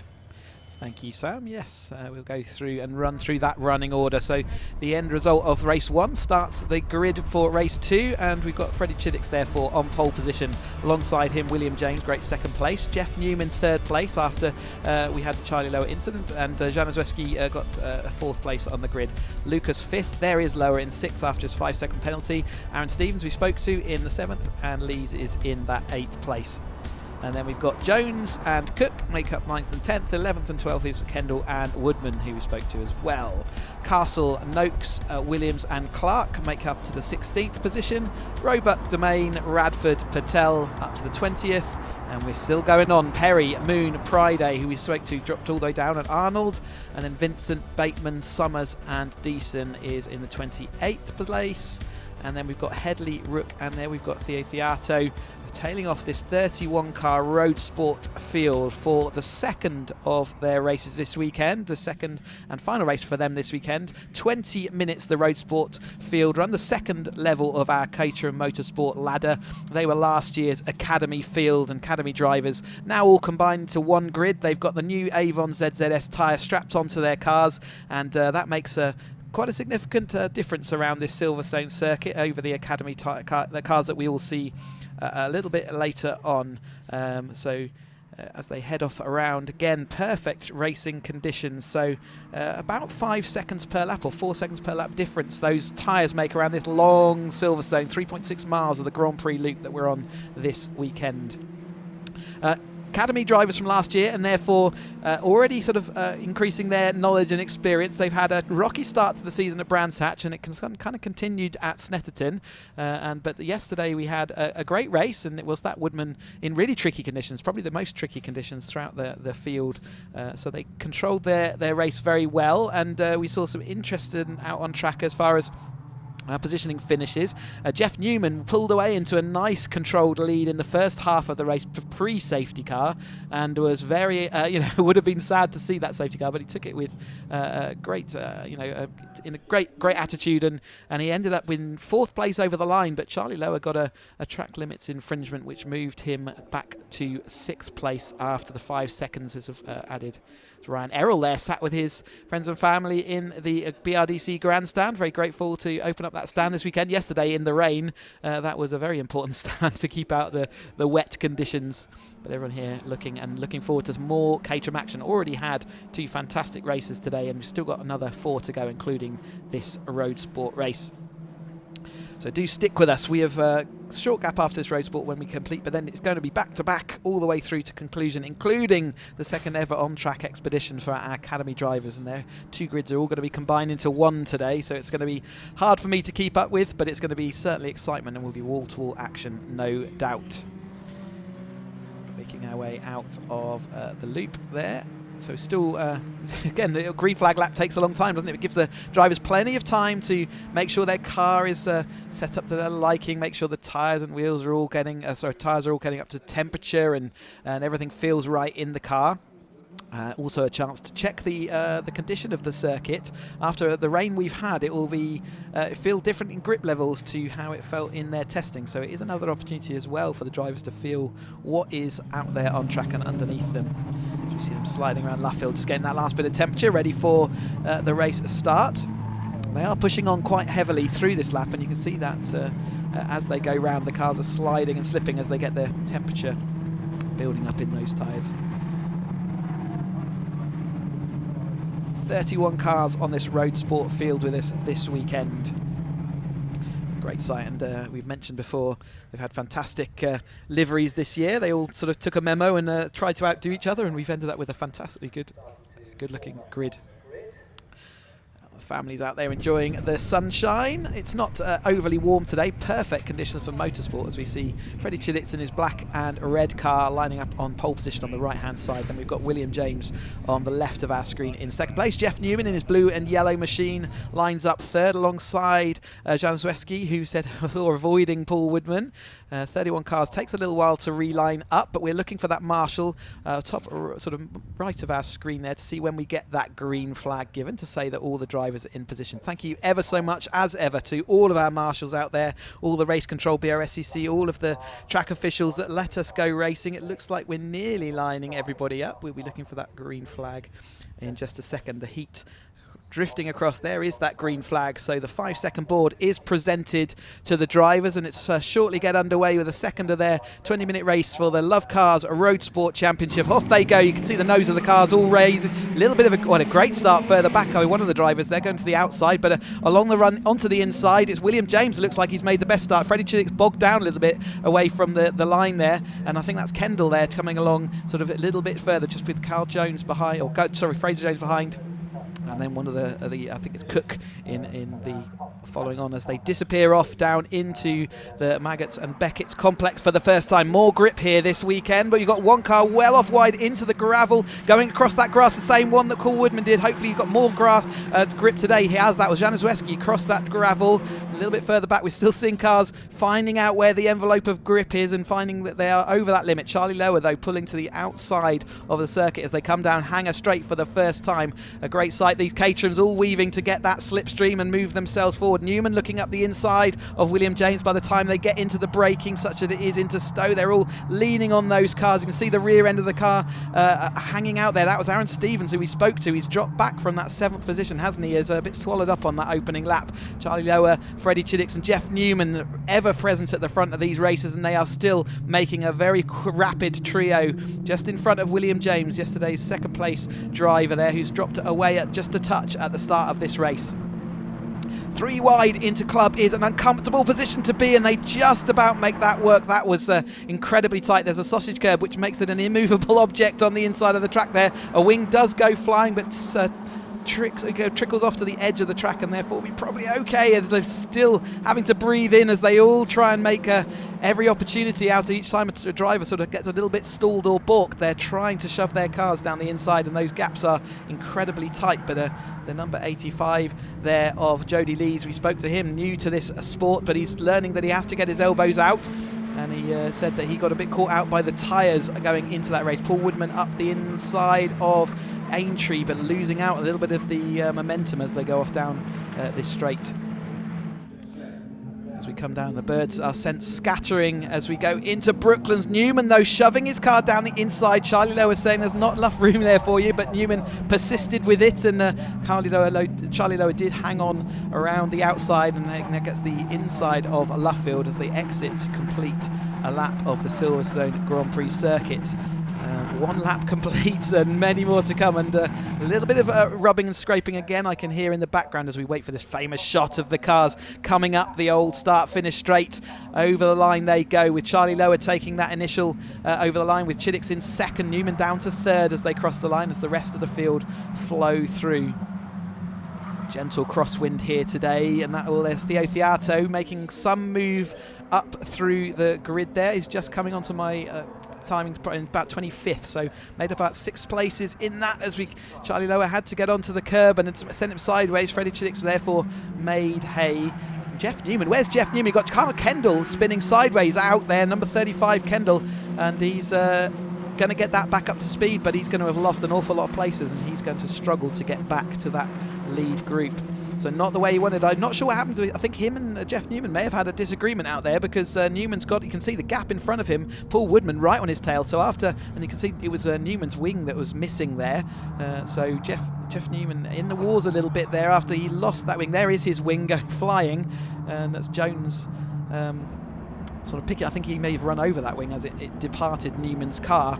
Charlie Lower, Freddie Chiddix, and then there's Jody Lees absolutely getting stuck in, and there's number 77, that's Gareth Lucas, in that sort of bright blue and green cover. There's all the pieces, the marshals running out there to go and pick up those pieces before these cars they're all on the same part of the track, so they've got plenty of chance. They've got about 2.5 minutes before these cars arrive back there, but we are closer than we were off of the starting grid. They are absolutely running. There's a number 2 of Mark Jones there, trying to make his way back through after a difficult start, currently a little bit lower down than he would want to be, but yeah, he's still got plenty of time, 15 minutes to try and get back up. There's Jeff Newman and William James going side by side, so both of them caught out in that kind of Kendall incident as well, I think. But Gareth Lucas making good progress. Jeff Newman looking down the inside of Aintree, that's not very tight, and behind them Woodman going to the outside. He's going to have the momentum off down the Wellington Straight this time. Can he get another bit of toe to help him along his route towards the front of this grid? We've got 3 wide for the lead though. Charlie Lower on the inside, Freddie Chiddix is in the sandwich, and Jody Lees, the newcomer, is on the outside. They won't have raced against him. They don't know what he's capable of at this point, and he's hanging it around the outside of Brooklands. He's just about holding it together. He's still a little bit out of control, but he gathers it all back. He's got plenty of car control in him in the road sport race. Don't forget these guys, he wasn't in the academy last year, so he's not actually got that race experience that some of these front runners, including Freddie Chiddix and Charlie Lower, who runner up in the academy last year, both of them. Jeff Newman, the winner there, but Jody Lee's inserting himself into this lead battle and performing very well. And like I said at the beginning, he put a new set of tyres. He's got Charlie Lowe with a number plate hanging off there, but a new set of tyres on his car, thinking that was going to help him. But these tyres tend to get quicker as they get older, so he'll learn those kind of things as he progresses through his racing career. He is progressing quickly though, because he is now up into the lead of this race. And Freddie Chiddix is looking back down the inside and manages to pull it back through the middle of the Beckett's complex, and now Jody's a little bit wide as they go out through Chapel and back onto the Hanger Straight once more, with Newman back into that 4th place. There goes that number plate onto the inside of the track, so another bit of bodywork deposited. 4 wide just for fun down the Hanger Straight, and James Moon looking to make it 5 wide. That can't work surely. James Moon had an absolute run of pace. They do back out of it gently between themselves and work it all through, which is just as well with 13.5 minutes of this race to go. You don't really want to make any completely rash moves at this point, but only the 3 wide now into the Vale, so everything's calming down nicely. Charlie Lower back to the lead. Jeff Newman has worked his way from 5th back up into 2nd place, and we saw yesterday when the others were battling, he was able to show a clean pair of heels and pull away into the distance before that safety car curtailed his sprint, so he has all the pace. Charlie Lower protecting the inside there, saying if you're going to go up the inside you're going to have an uncomfortable run, but Jeff's got enough momentum to pull alongside. It's not swinging all the way to the outside of the track, but enough I think to hold that position as they go off around up and into Farm and then into Village. So Jeff Newman protecting the inside now, but Charlie Lower's looking like he's going to persist and push down the inside. He does. He's late on the brakes. Jeff Newman holds on round the outside though. There wasn't the space there. We saw some incidents earlier on round the loop corner here. It gets very tight. It's easy to try and throw it up the inside, but it's less easy to actually make it out the other end. We're going to have 3 wide round Aintree. It's very uncomfortable. Freddie Chiddix having to ride over the curb, and the grass is a very tricky place for Charlie Lower to be. He's going to be able to make it back with a bit of tarmac there. A bit of track knowledge there for him. He managed to get back into the queue. He's lost a couple of places, but it could have been, an awful lot worse.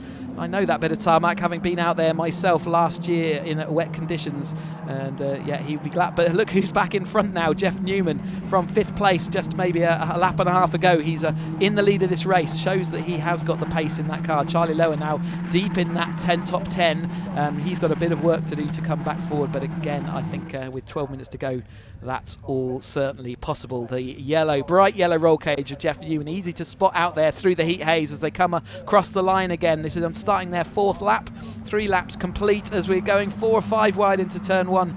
This is incredible racing here by the road sport grid. Absolutely nothing between them. The most spread out they've been all day is on that start grid, and ever since then they have decided that they would like to be on top of each other at all times. Jeff Newman leading them through Beckett's, mostly single file that time, so the speed of Jeff Newman out front has definitely strung out, and you can see there's a little bit of a gap now ahead of, I think that is Jody Lees, who's after his nearly leading the race a couple of laps back, he's been shuffled backwards just a touch, and the drivers out front there, William James, Jeff Newman, Paul Woodman and Freddie Chiddix, will know and see that gap. And you've got Charlie Lower there looking like he's ready to come across that gap and join them again for the fun out front, looking for those podium paying positions. Charlie Lower though deep on the brakes, Mark Jones just behind him. Mark Jones had a difficult start to this year in excluded from the Brands Hatch race after trying to come from the back of the field and trying to overtake the whole field in one corner. Didn't work out for him, and he got excluded because of that, but he's since then managed to get good results, and he's coming back strong in that championship, and right now he's battling along in that top 10. Jeff Newman, a little bit of gap, isn't it? Paul Woodman is looking like he's going to take that second place over Chiddicks as they go up into the Abbey corner, and then the left of Farm. There is the Mark Jones car alongside Cook as they go through. So, yep, Cook and Jody Lees is also in that battle. So, all twisted around a bit. It's all gone a bit on its head, except for Jeff Newman's sort of persisted out front with that little gap ahead of Woodman. And Woodman, we've seen before, he is a very strong defender. He works hard to defend at all possible opportunities, and that can sometimes come at the detriment of losing a gap to the group in front. So Jeff Newman will be hoping that he can make hay on that one. They come down into Brooklands. It's side by side. Chiddick's up the inside though, so he should have that done. William James though alongside. When you go alongside in Brooklands, you've got to hope that the car doesn't lock up, and everyone's under control so far. Woodman using all that curb on the inside as they turn right through Luffield. You drift away from the curbs like that. So is that Williams' car? Just check. That's the number 46 car.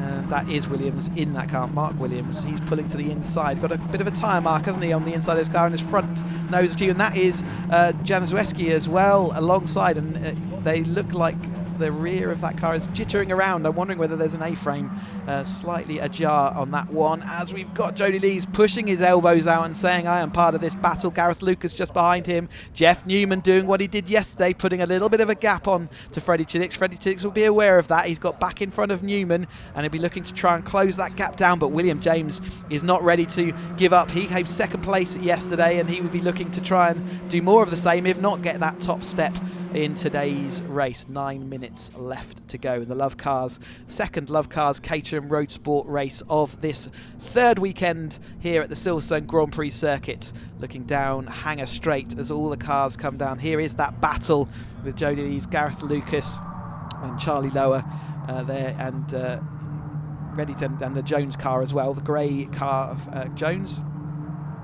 They're all going side by side. The momentum was on the outside there with, I think, Jody Lee, so he is going to be able to pull into that fourth or fifth place. I think it is fifth place. No, we've got Mark Jones late on the brakes once more, but this time making it successfully round that corner. So again, Charlie Lower not able to make that move through. That one mistake drifting back through this field, and it's now complicated and difficult for him to do. We've got the cars, Caterham having a look over. There's Darren just checking out the status of these cars and working out whether they can go out. But by the time you've pulled into the pits, your race is over at that point anyway. But he's disappearing off into Parc Fermé, and they will look to come back at Donington nice and strong next time out. Charlie Lower has moved up a couple of those places. It's all changed since we last saw it, but it's Pride is the other grey car that I'm seeing joining the rear of this pack alongside Cook. So they were kind of involved in that lead pack until it split with, I think it was probably the Kendall issue, and then a little bit further on it caused that split, and we've never seen that looking like it's being threatened. It does look like the top four are away and gone, led by Newman, but that gap that Newman had built up has disappeared as Freddie Chiddicks was able to come across it. Jeff Newman leading yesterday's race by a comfortable margin for several seconds until a safety car brought them all back together, and he got a little bit mugged towards the end. Actually crossed the line in fourth place, but Charlie Lower got a track limits infringement, which dropped him 5 seconds further down in the order, and therefore Jeff Newman did pick up that third place. All these cars we see in that front four, all part of the championship battle. Charlie Lower came in here though in the lead of that championship battle, so he's going to be suffering a little bit. He's had a couple of wins this year, a second and a third, and yesterday he was in that sixth place, and today he's not looking much better right now. So certainly a weekend that we'll be hoping that he can wipe out with drop scores later in the year, but such is the strength of this field, this 31 car field. It's you've got to have a good set of consistent results to rely on as we get to the tail end of the season later towards October time, where they will be back here actually for running the international circuit. So they'll be running this south side of the circuit that we're just joining now. A little bit of gravel noise in the background as one of the cars kicks up or hits the edge of the track. They come down here. Cheddix is being pushed right up against that white line is by Newman, saying you can go down the inside, but you're not going to have any room. If Freddie, though, gets a little bit of momentum as they come into the corner, Newman goes out wide to try and sweep around, carry the momentum through the middle of the corner. Cheddix is going to drift out towards the exit curve. Newman's got that momentum, but it pushes him to the outside of the corner, left-hand side for Vale. So we watch that following group through, which Gareth Lucas is now at the back of, but Pryday has come up through the field. So Pryday started in 23rd, and now he's up into 8th or 9th there. And Pryday making absolutely brilliant progress up through the field to be behind his paddle up teammate there, Mark Jones, in the twin grey cars. Let's look at this battle out front there with Newman dropped into second, but now it's Woodman taking that lead. Love Cars journalist leading the Love Cars Caterham Road Sport race. A little bit of a twitch there from Woodman as he takes that lead, drifts wide though onto the tarmac, and that's going to let at least the top 3 back through, so he's going to go back into that 4th place. Newman again heads the field ahead of Cheddix and William James in that 3rd place. And let's go down to Sam, who's got Darren Phillips, who's the head of Caterham support down in the pit lane. Yes, thank you, Chris. Yes, I'm here with Darren. We just saw Mark Januszewski and Mark Williams come into the pits. What are you checking for in their cars? Basically suspension damage. Certainly both Marks had sustained suspension damage on both cars, and it's really not safe for them to continue, so unfortunately they had to retire. Oh, it's a real shame for both of them. Thank you, Darren. Okay. Back to you, Chris. Thanks, Sam. Yeah, so you could see, I said that the rear end looked like it was wobbling around a touch, and obviously Darren's had his team look at that and decided that, not worth the risk to go out, especially with you're already out of the race anyway. So side by side then as they come into turn 1, as they flow through, and side by side for this battle for sort of 7th and 8th and 6th to 8th, and it's still Jody Lee's leading that group. You can see his novice cross on the back. It means he hasn't had an opportunity to gain 6 signatures yet. You gain a signature every time you finish. Lots of bodywork there on the exit of turn 1. You can see bodywork and lights. That sort of suggests that the front of one car has gone into the rear of another as they exited that corner. And let's see whether we can see any damage. I can see Jody without a wing. I think he had that from earlier, but there's another wing missing on Joe Pryday's car, so I wonder whether that's part of the issue that we've got there. These are all fully road legal cars. We're going to go 4 wide again down into Stowe Corner, so we've got all the lights and paraphernalia of road going cars, and generally they're shedding them down be less and less as this race goes on. Charlie Lowett leading this group now ahead of Gareth Lucas, and that's Jody Lee's into the back of Lowett into the Stowe, just carried a little bit too much. That sends Gareth Lucas into a spin. Hopefully his radiator on Jody Lee's car won't be affected, but that was his front of his car pushing the rear around. Gareth Lucas was already on the edge of grip, and that little tap was just enough to send him into a spin, and it's dropped him right down the order. It looks like we might have a puncture there for Jody Lees as well, or something, maybe even liquid coming out of his radiator. Just watch out for that. If he is having a leakage on his radiator, he needs to stop pretty soon. Yes, he is. Looks like he's pulling to the inside of the track and away. Something not right with that car, probably is radiator. We've got another car off into the gravel, and that looks like it's the 71 of Giles Perry in there, and there is Jolie. He's pulling to the inside away. Sadly, he won't get one of his signatures for the race today, but Cheddix is in front, out front of this race. Still got that battle as the number plates being picked up. They're going to have quite a collection as we're just joining this back again. A little bit of weaving to try and shake the toe, but it's not working. There are only 3 podium spots. We've got a lap time currently of 2 minutes 33. We've only got 2 minutes 21 onto the clock, so this is going to be the last lap, coming on to the last lap of the race. Jeff Newman sweeping around Brooklands there. He absolutely used the whole width of the track, knowing that he was going to be clear of Cheddix, and he judged that well. Newman and William James arguing over the exit of Luffield, though. The second apex as you drift away from the curb, come back to it. Marshall's desperately trying to push that car out, but he's not going to make it out of that, so they probably covered that under double yellows for the final part of this race. Sadly, they couldn't get that moved away, but they are on to the last lap of this race. Jeff Newman leads Freddie Cheddix as they turn through turn 1 and out back down towards the Beckett's S's. You've got Paul Woodman now after that altercation with William James. You've got to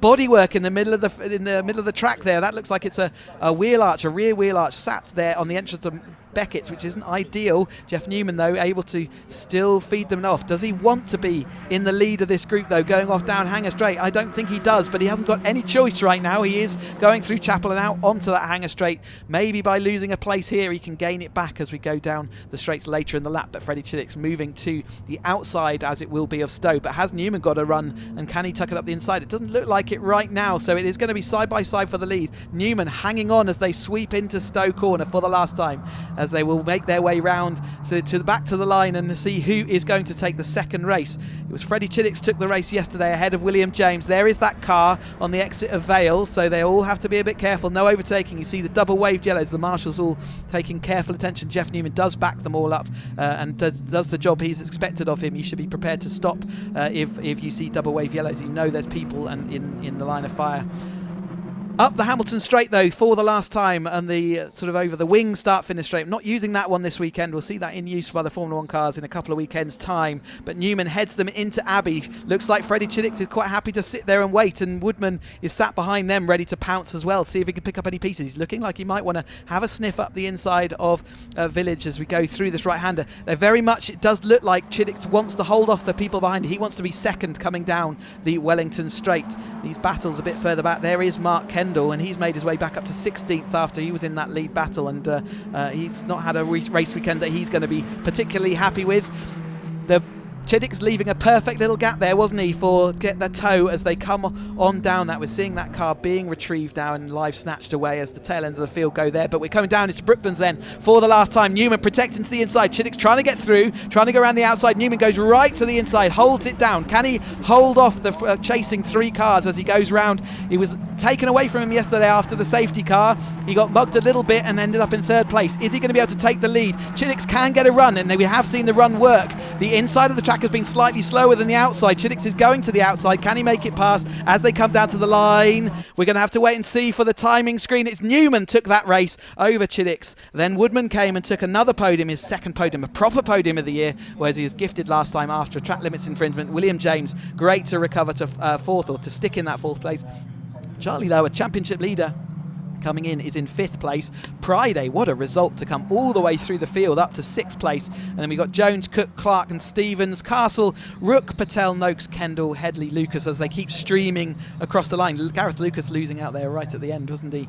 Theo Theato didn't have the fight back that he might have wanted to through that field, but nevertheless, great result for the he's ended up in 20th, I think, with potentially a penalty applied there. But Jeff Newman, after the disappointment of yesterday, and whilst the disappointing day, he still got 3rd place, but to take the win that time through, what a great result. Chiddick, though, took 2nd place and the fastest lap, so he gains an extra point for that fastest lap, and that means that Jeff Newman only gains 1 point in the race, but yeah, great result for those two in their championship contention. And then Woodman, after yesterday's drama, taking the pole position, but then uncomfortable ride through the grass and dropping down through the field. 3rd place is going to be a great tonic for him, and like I say, the first time he's going to stand on the podium for real as he gains a 3rd place trophy to his name. And then we got behind them, it was William James and Charlie Lower. We probably got confirmation of that result soon.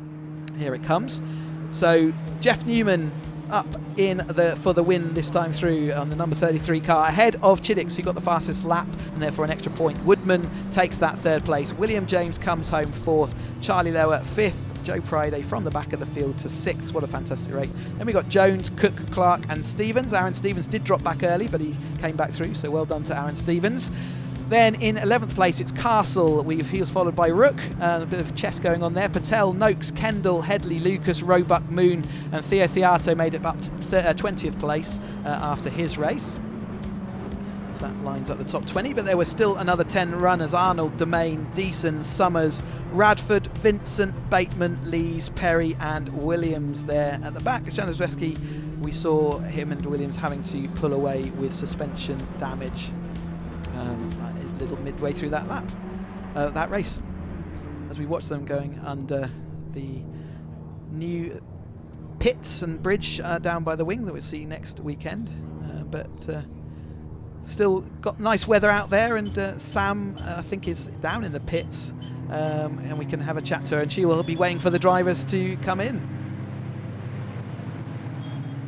Yes, I can't wait for these guys to come in. I'm so pleased for Paul Woodman because I know how much he wanted to actually be on the podium. Obviously, he got given a third at Brands Hatch, but never actually got to stand on the podium. So this will be great for him. And yes, what another close race. I mean, it's always close in Caterham racing, but goodness me, we're going to have more photo finishes, I think, like that, and so we can figure out who's going to get the first place. There's a lot of happy drivers coming in, so I think people will be happy for Woodman as well, won't they? Seeing get his podium there, finally a real podium out there that he gets to take as Jeff Newman unstraps. Looks very calm out there, isn't he? He does. You know, all in a day's work. Oh, yeah! See how happy they are for Paul. It's lovely. Yeah. Oh, here we go. It's almost like he's won. Oh, Jeff, congratulations on the win. You know, you soon got into first place, and then you looked quite comfortable for a little bit until the other two started to hunt you down. Yeah, I mean, the other two were fantastic, and big shout out to Paul. I mean, he's done fantastically well. I'm really over the moon for him to get his first podium, so that's tremendous. And a big thanks also to Freddie and the rest of the team that were around us, keeping us all honest. It was great.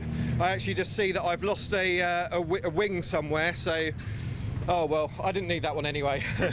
No, clearly not. Well done. Thank you. Now on to Freddie. Congratulations, you got fastest lap as well then. That's really good. I wanted to get fastest lap today. That was a brilliant race. Well done to Jeff, Paul, Will James as well. He didn't quite make it, but we had a battle the whole time, and it's just brilliant to have a close race like that for everyone. Yeah, it's great to see all the smiles on your faces because it just looks like you're having a lot of fun out there. Yeah, I think we're all very happy now. Excellent, congratulations. Thank you, Freddie. Now on to Paul. I feel like you've won. Congratulations, Paul. Like I've won. The emotions, honestly, the emotions are crazy. Yesterday, I had a moment I thought I was going to die. And it was awful, and I've been thinking about it all night, and it just shows motorsport how incredible it is, because one minute I'm thinking, is this for me? Next minute I've got the first proper podium. I had a third at Brands, but that was by somebody getting a penalty. So I wish Tiff was here. I wish he was here to see it, but I'm absolutely delighted. It's so hard. Whatever race you're in, whether it's at the front, at the rear, anywhere, it's so hard. But keeping up with these guys was brutal. But you know, I'm over the moon, Sam. Oh, I'm really happy for you. Having a moment. Yes. Oh, I'll let you head up to the proper podium very shortly. But thank you, Paul. Congratulations. Thanks a lot. Yes, so goodness me, it's very emotional time for them, isn't it? Absolutely. I think that also, looking at my data, and it need to be confirmed, but that might well be the outright lap record there for Freddie Chiddick in that road sport race. So congratulations to him if that is the case. Excellent. That's fab. Yeah, we'll confirm that and let him know. He's very happy to get the fastest lap anyway. Yeah, well, it gives him that extra point, so that's the equivalent of overtaking another car, which you could see how tricky that was in the race. So getting the extra point for that fastest lap is a nice result for him. Definitely, and yeah, I mean, yeah, Jeff's got he's lost a wing, and his rear light cluster on the driver's side is broken. So yeah, not sure what happened there to get that, but I'll hand back to you, Chris, for the podiums. Yeah, thank you, Sam. That's great to hear from all our drivers. And if that is a new lap record, then that's brilliant stuff for Freddie Chiddick in that car. I think we saw one maybe earlier on as well going in one of our earlier Caterham races. But as we look across this Silverstone, looking out over the Silverstone, and we've got more action coming your way, Caterham action, in about 20 minutes time, so time to go and get a cup of tea and go and get yourself sorted. And in the meantime, we've also got Paul Woodman from last time out at Snetterton. You saw him get that third place this time, and he talked us around and showed us around what it takes to be at a Caterham race weekend. So in the meantime, while you get your cup of tea and stuff, watch that with Paul Woodman. So we will see you again in 20 minutes for more live action.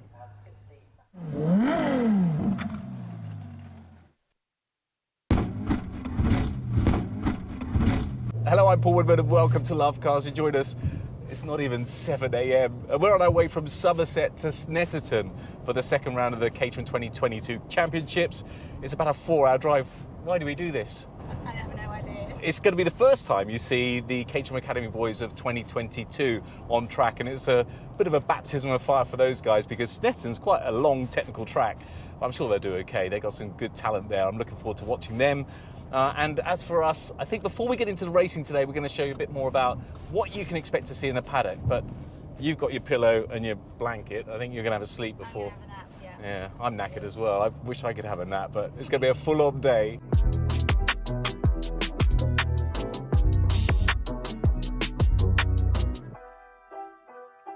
And we're going to kick off with tyres, because tyres are the most integral part of any car, not just a race car, because they're the only part of a car that connects you with the road. And this is Adam from Avon Tyres, always looks after me. Thank you, Adam. Oh yeah, not a problem. I've never seen you so quiet ever, because it's a race day today, but the busy part is the practice days, the Thursday and the Friday. And then it's just full on, you've got queues of tyres going out of the tent. Over a total weekend, we can do anywhere from 250 to 500 tyres, and most of that is done on the Thursday and the Friday. Saturday and Sunday tends to be more about, I've got a bit of gravel in my tyre, can you pull it out of the beads? I've got a puncture, can you help me out, and stuff like that. And all of these race tyres that we use here are built in the UK and in Melksham. If you're lucky enough to be able to have a team, they look after you. They look after everything to do with the setups, tyres, manage it. They even clean the car for you. Now, without question, the most important part of the whole race weekend is what happens in this garage when you see a car go into the barriers, and clearly this is racing and incidents do happen, and you can't believe that they get you back on and racing so quickly. You've got to say thanks to the boys in the garage. They've worked very hard this week, so well done to them all. They literally will stay until every car is fixed, so people like me can come in the morning and race. But what they do need to rely on is where we're going next. Now, this enormous truck, this 40-foot Arctic, is full of Caterham parts, hundreds of thousands of pounds worth of Caterham parts, from wings, coolant, radius arms, even engines, gearboxes, the whole thing you could possibly imagine it could go wrong on a race weekend. All the people in this parts van know my name, which is a bit embarrassing, but it's never my fault. We know it's never my fault. Oh yes, I'll have a coffee please and a cup of tea, thank you very much. As part of your package with Caterham, you get all your food and drink. In this lovely little hospitality tent, there's another breakout area over there as well. So this is my favourite part of the whole paddock, no question at all. And over here, we're going to hijack her. We got Guy and Sam. These guys, look at the camera. Guy's got a lug around for the live stream, because of course they live stream all of the Caterham services. And Sam as well, she's got a proper microphone. We've got a little baby microphone. Sam Parker, stunt driver, racing driver, and an amazing presenter as well. You're so good with capturing the moment with Caterham. How are you finding it this season so far? Really good, actually. I'm loving watching the racing. The racing is so good, it's so close, and yeah, I'm really enjoying interviewing the drivers. Actually, it's a great championship to be part of.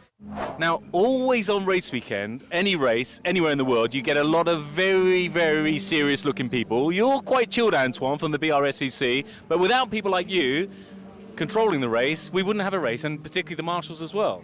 Yeah, that's right. I mean, there's a lot of people involved in this, and everyone's pretty much a volunteer. Just do it for the love of the sport. We're going to head to scrutineering, because that's quite an important part as well, where they check over your car and your equipment and make sure that you're fit to race, because safety is paramount, isn't it?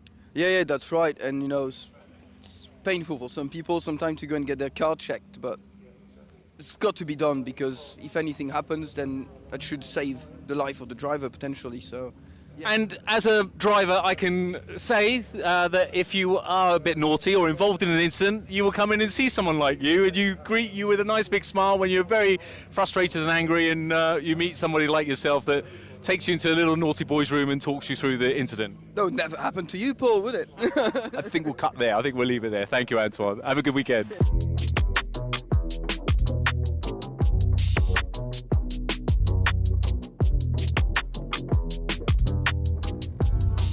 This is where the tension starts building, when you're waiting for the green light, and then it's all about getting that good start. I got away nicely and managed to dodge Mark Kendall's flying wing.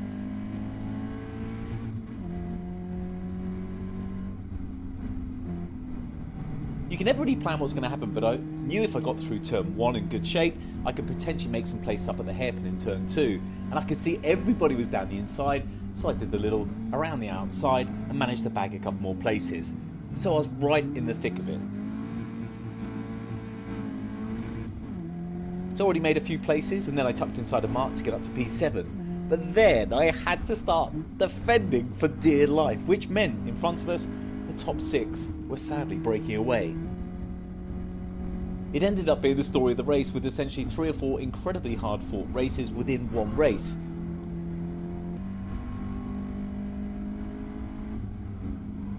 Mark and I had some really good tussles, but at Palmer's he overcooked it trying to go down the inside, which is a real shame because he'd been driving so well, but it finally gave me a bit of a rest. Well, for about 3 or 4 seconds anyway. Then I had to dodge old Mark Kendall as his car was all over the place after his earlier coming together with Theo, which thankfully I missed as well.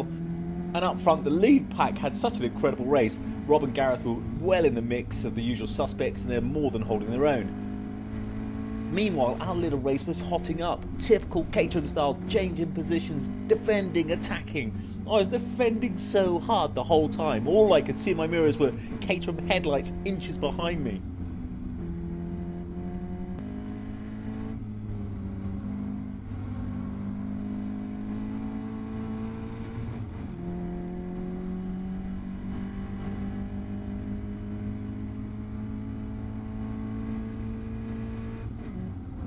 And at this stage it felt like a bit of a game of chess because I had to plan my last lap so I didn't get swallowed up going down the main Bentley straight, and thankfully for once it worked.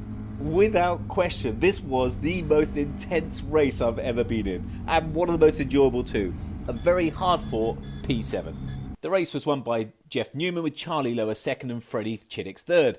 Nice to see Mark Jones in the padlock car finally getting some points on the board after a disappointing start at Brands, and a brilliant race from Rob and Gareth making up the top 6. Elsewhere on Saturday, it was the first time on track for the 2022 Academy drivers, with Ravi Patel winning for the Green Group in some style, Ian Hibbert in second, James Emerson third.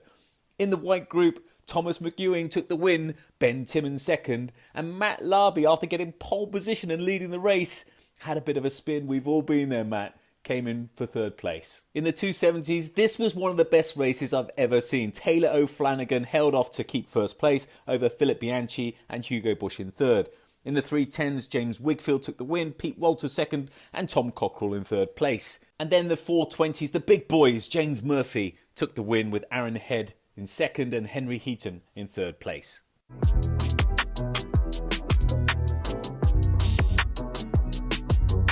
So day 2, and time for a quick catch up with some of the drivers. First up, reflection time with Mark Kendall. Well, that was an interesting race. Yeah.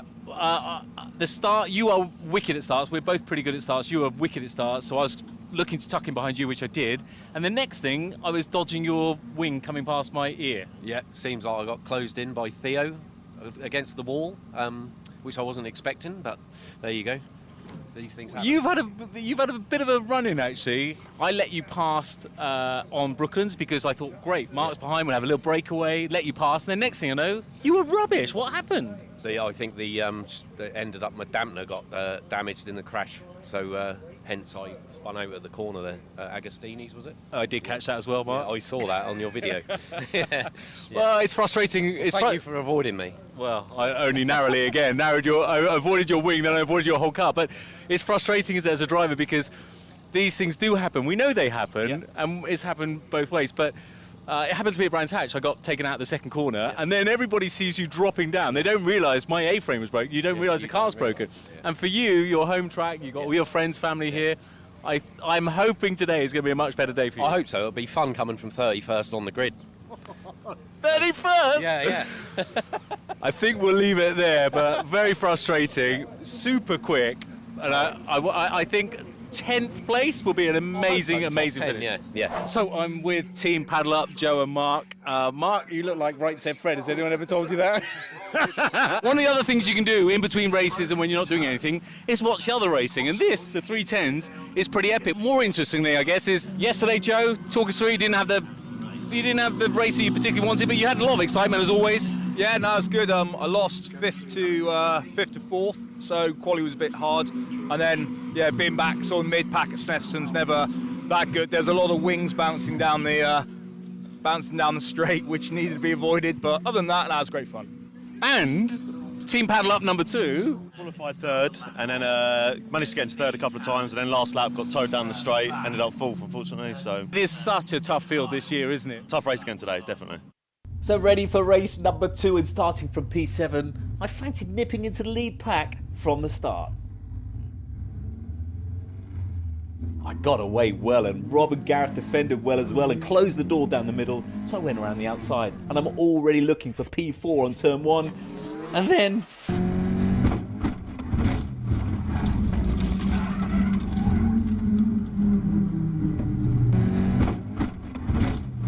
so frustrating. Again, for the second race meeting in a row, I get taken out through no fault of my own. It looks like Fred missed a gear as he'd been having gearbox problems all weekend, and Rob didn't avoid him and careered directly into me, throwing me into the barrier at 65 miles an hour.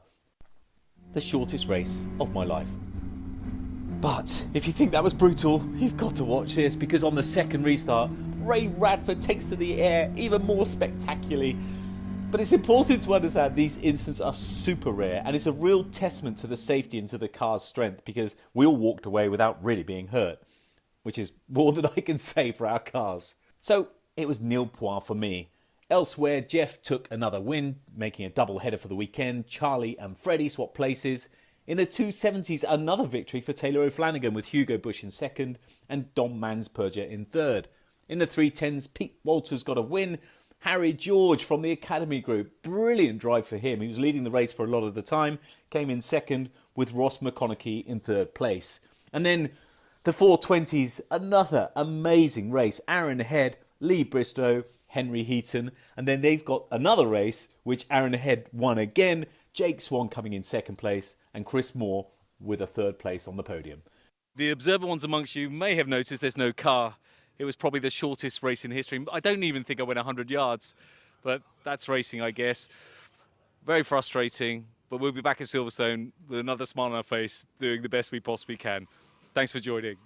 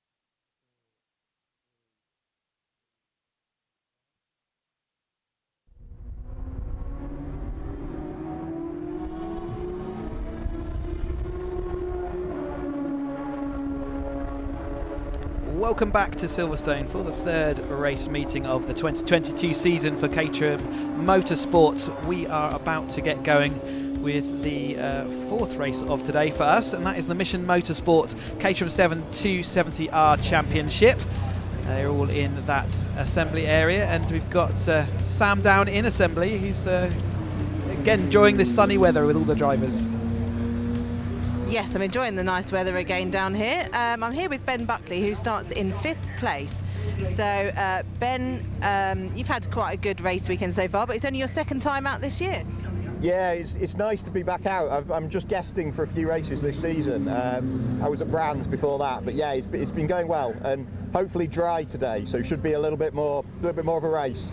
Yeah, a bit more consistent for you out there, so you know what you know what you're getting yourself into. That's it. The wet always mixes it up quite a lot, and hopefully with the dry, I'll be able to stick with these three in front and mix things up a bit. You know, they having it very easy at the minute as a group together, so hopefully mix things up. But you're a multiple champion, so you know how to handle these cars, don't you? So I've not actually had a championship, but I've had a few race wins, and so yeah, I've had know how to handle them, but it's good to be back out and getting back into it. Getting stuck in. Definitely. It's always good to get a few racing involved. Excellent. Well, I wish you all the best of the race. Thank you for chatting to us. I'll move over to Anthony Taylor now, who starts alongside Ben Buckley in 6th place. Anthony did the Academy, I think it was 2013, and then he went on to Road Sports, and then he had some time out. So you had a few years out, Anthony. How many years have you had? Yeah, it's been about 4 years. My last season was end of 2017. So yeah, been through a few bits of life, pandemic and everything, and back this year. Yeah, see what we can do. And how are you enjoying it, being back in? Oh yeah, it's been brilliant. I had a brilliant quali at Brands, I qualified 5th. I've then been about 10th, 11th, and then yesterday I went forwards from 11th, so it was a mega race. So we'll see what we can do today. Hopefully stick with this pack and get up to the front row. That's it. Yeah, just stick with them. Just try and keep clean and get another good start. I mean, yesterday I think it was a bit better because there was the drier line on the outside, whereas this time it's a bit more level, so we'll see what happens. Thank you, great stuff, all the best. Right, I shall now move on down the grid a little bit. I think we've still got a few minutes before they'll be sent out. Let's find Gwyn Jones, because he seemed to be struggling. He's normally at the front end, isn't he, Chris? Yeah, absolutely. We normally see him up there at the front of the field. I fed you some incorrect information there, didn't I, about Ben Buckley? Apologies for that. I've been told a million times not to exaggerate, but he's certainly a front runner, and it's good to see him back. But here is Gwyn Jones. I can see him in his red machine there. Yes. Gwyn, how are you doing? Not too bad. So normally we see you a bit further up the front. How have you found it this weekend? Oh, bit of a struggle, to be honest with you. Yeah, had a bit of a disappointing weekend. Had a few issues with the car and something, so yeah, I was a bit off the pace yesterday. So hopefully today, a bit drier. Hopefully we'll try and go forward this time instead of going back. Hopefully the weather will work in your favour. Yeah, well, let's hope so anyway. So yeah, we'll go for it anyway. All right, brilliant. Thank you very much. Yeah, so obviously some people may be not liking the unpredictable conditions that we have been having from yesterday. It's just unsettling, isn't it? Because you're getting yourself just dialed into one set of conditions, and then it all changes again as you go. Here we're watching Andy Lind on the screen, but yeah, it all changes again. So every time and every lap and every corner, you've got a new adventure to go on. Down sort of the rear of this field. But it's some drivers cope with that a lot better than others, and it depends on their experience, I guess. Yes, exactly. I'm actually just alongside James Hall. James had, not a great Snetterton, but he's starting further up this time. Hi, James. Hello. How are you feeling about this race? Good, yeah. It's a bit better weather conditions than today. Starting further forward than yesterday. And yeah, really looking forward to it. It was nice, clean and close race last time, so hopefully it goes well and we'll have a nice drive round. Excellent, yes, hopefully you will do. I'll let you get in the zone. Thank you for talking to us. So hopefully he'll have a good race. There's some lovely design on Peter Mott's car there. Yeah, it's brilliant. It's like a light trails, aren't they? We saw him, though, having a few troubles in that race, bits parked up on the inside of the track at one point, but I'm sure he'll be looking to have a better race as we progress through the weekend. Yes, exactly. Let's move further down. Have you? We'll have to get a shot of the safety car because it's being used. Well, it's the British Motor Show Mustang. I think you mentioned it earlier, Chris. Indeed, yeah, I can see it just at the tail of the field here. The Mustang on the right-hand side there. That is advertising the British Motor Show happening on the 18th to the 21st of August, and Caterham are going to be at that event. I think it's in Farnborough. They're going to be offering a drift taxi, and there's a display of all the steps of the Caterham Motorsport ladder, as well as being part of the main arena show, displaying and talking about all the. If you want to get into racing, and you can do with Caterham Motorsport ladder, and how do you do that? And we'll see the Academy soon, and we'll talk about that. But you can see this Mustang's going to be with us for the rest of the season, and it looks great out there, doesn't it? 18th to 21st of August, the British Motor Show there. Looking they weren't expecting a camera in their face, were they? No, but yeah, I can't wait for the British Motor Show. I will be there with Caterham, which will be fabulous. Hopefully I'll get a little go out in the cars around the circuit that we've got there, drifting them sideways. If you've not been in a drift taxi so far, it's quite an experience, right? Oh, certainly. Like, it's, 3 or 4 laps around our circuit, all changing every single corner at the moment. But it's not Hugo Bush now, who's down to 4th. Toby Boy's in 5th as they flow on through and up.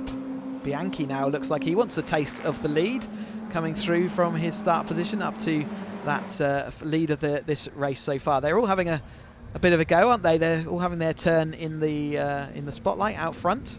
But Bianchi certainly looks like he's got a head of steam, and he came through that field very nicely indeed. Thank you very much. He started in 8th place, so he has made up 8 places to get to that lead of the race, and he's done it sort of car by car as the laps have gone on, hasn't he? He's definitely made that steady progress forward, and that's always a good sign that you've got speed in your car.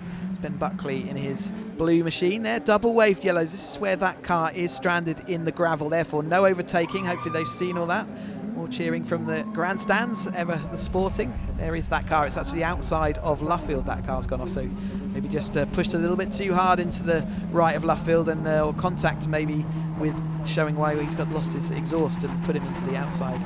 Green flag signifies they can go racing once more. Taylor O'Flanagan is back out in front of this grid by the time they get across the start-finish line. Off we go then, 17 minutes of this race to go. Bianchi and O'Flanagan side by side. Bianchi managing to sweep across and take the racing line, so he's going to have a good bit of speed as he goes down through. And we can see as they come back towards the Beckett's S's through that heat, O'Flanagan has retaken that, sliding sideways, and where we were talking about the tyres getting sort of a bit under temperature yesterday in the wet conditions, well, today we might well have, we seem to have perfect conditions, but as this race develops, you're going to start seeing those tyres start to cry enough as we get to the end of this 30-minute race. So watch for cars starting to oversteer quite viciously. That's normally a sign that their tyres are tired and hot. Side by side, front two, side by side for the 3rd and 4th as well. Bianchi takes the lead. O'Flanagan has been that persistent force in that top 2 of this race so far, sort of maintained that position pretty reliably.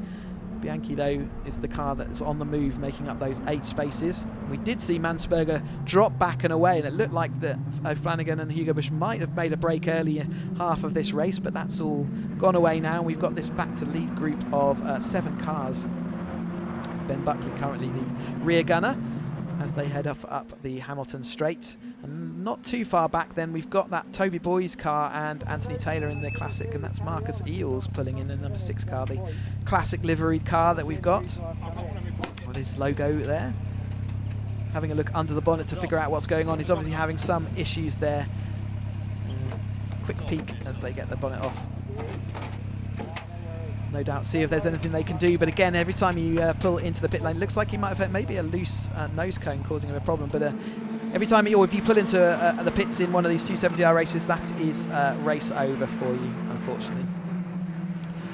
A little bit of jinking and jiving there, Mansberger trying to get that toe and trying to shake Alex Vincent. Still the double waved yellows, they've got to be mindful of that. Don't make a position up as you go into that zone. It will cost you. You'll get excluded from the race if you overtake another car under those waved yellows. It's up to the drivers. They need to be mindful of that and make sure that they wait till the green flag, which we can see waving at that following marshal post. As soon as you get through that green flag, you can then start battling and overtaking once more. Black and white flag also being shown there for one of the drivers. We'll see whether that comes up on race control messages at some point. But certainly someone's getting a warning for track limits, not given a penalty just yet. As drivers, you need to stick within the grey parts of the track, and you can even use all the blue and white or black and white curbing that we've got here at Silverstone. But anytime anything that's green, essentially, or red is out of limits, and if you touch that too often, Bianchi a little bit wide there through the early part of Beckett, that's going to compromise him in this middle phase. But Taylor Flanagan leading. But any time that's green or red, if you keep clipping it and a marshal calls you in, you have one warning where you get a black and white flag shown, and then if you persist with track limits, then you will firstly get a 5-second warning, and then it'll be a 10-second, and then you finally get a drive-through penalty, and exclusion can happen if you continue to drop off the edge of the track. It's been part of a UK motorsport for a while now. The drivers are very used to what's expected, and hopefully we won't see penalties applied. We did see that in Charlie Lowett in the road sport race. He cost himself a podium for it, so it can be quite dear when it costs you 5 seconds on your race time. You can see how many cars we can pack into just half a second here as they're going round. 3 cars wide. Taylor Flanagan had to get out the throttle there. He was absolutely the sandwich, and Don Mansberger was taking his line. He had nowhere to go. He had to fully get on the brakes there to get out of it, and I think it was the wise decision, otherwise he was going to come into contact with Alex Vincent, who was on his other side, but that has pushed him all the way back in the order. He's currently in that sort of 5th or 6th now, isn't he? So that was quite expensive, as Hugo Busch and Bianchi are now out front. Mansberger, who sort of swept across the front of those 3 cars there, he did have the momentum and the line around the outside there. He was very assertive in that move, and that has moved Taylor Flanagan back.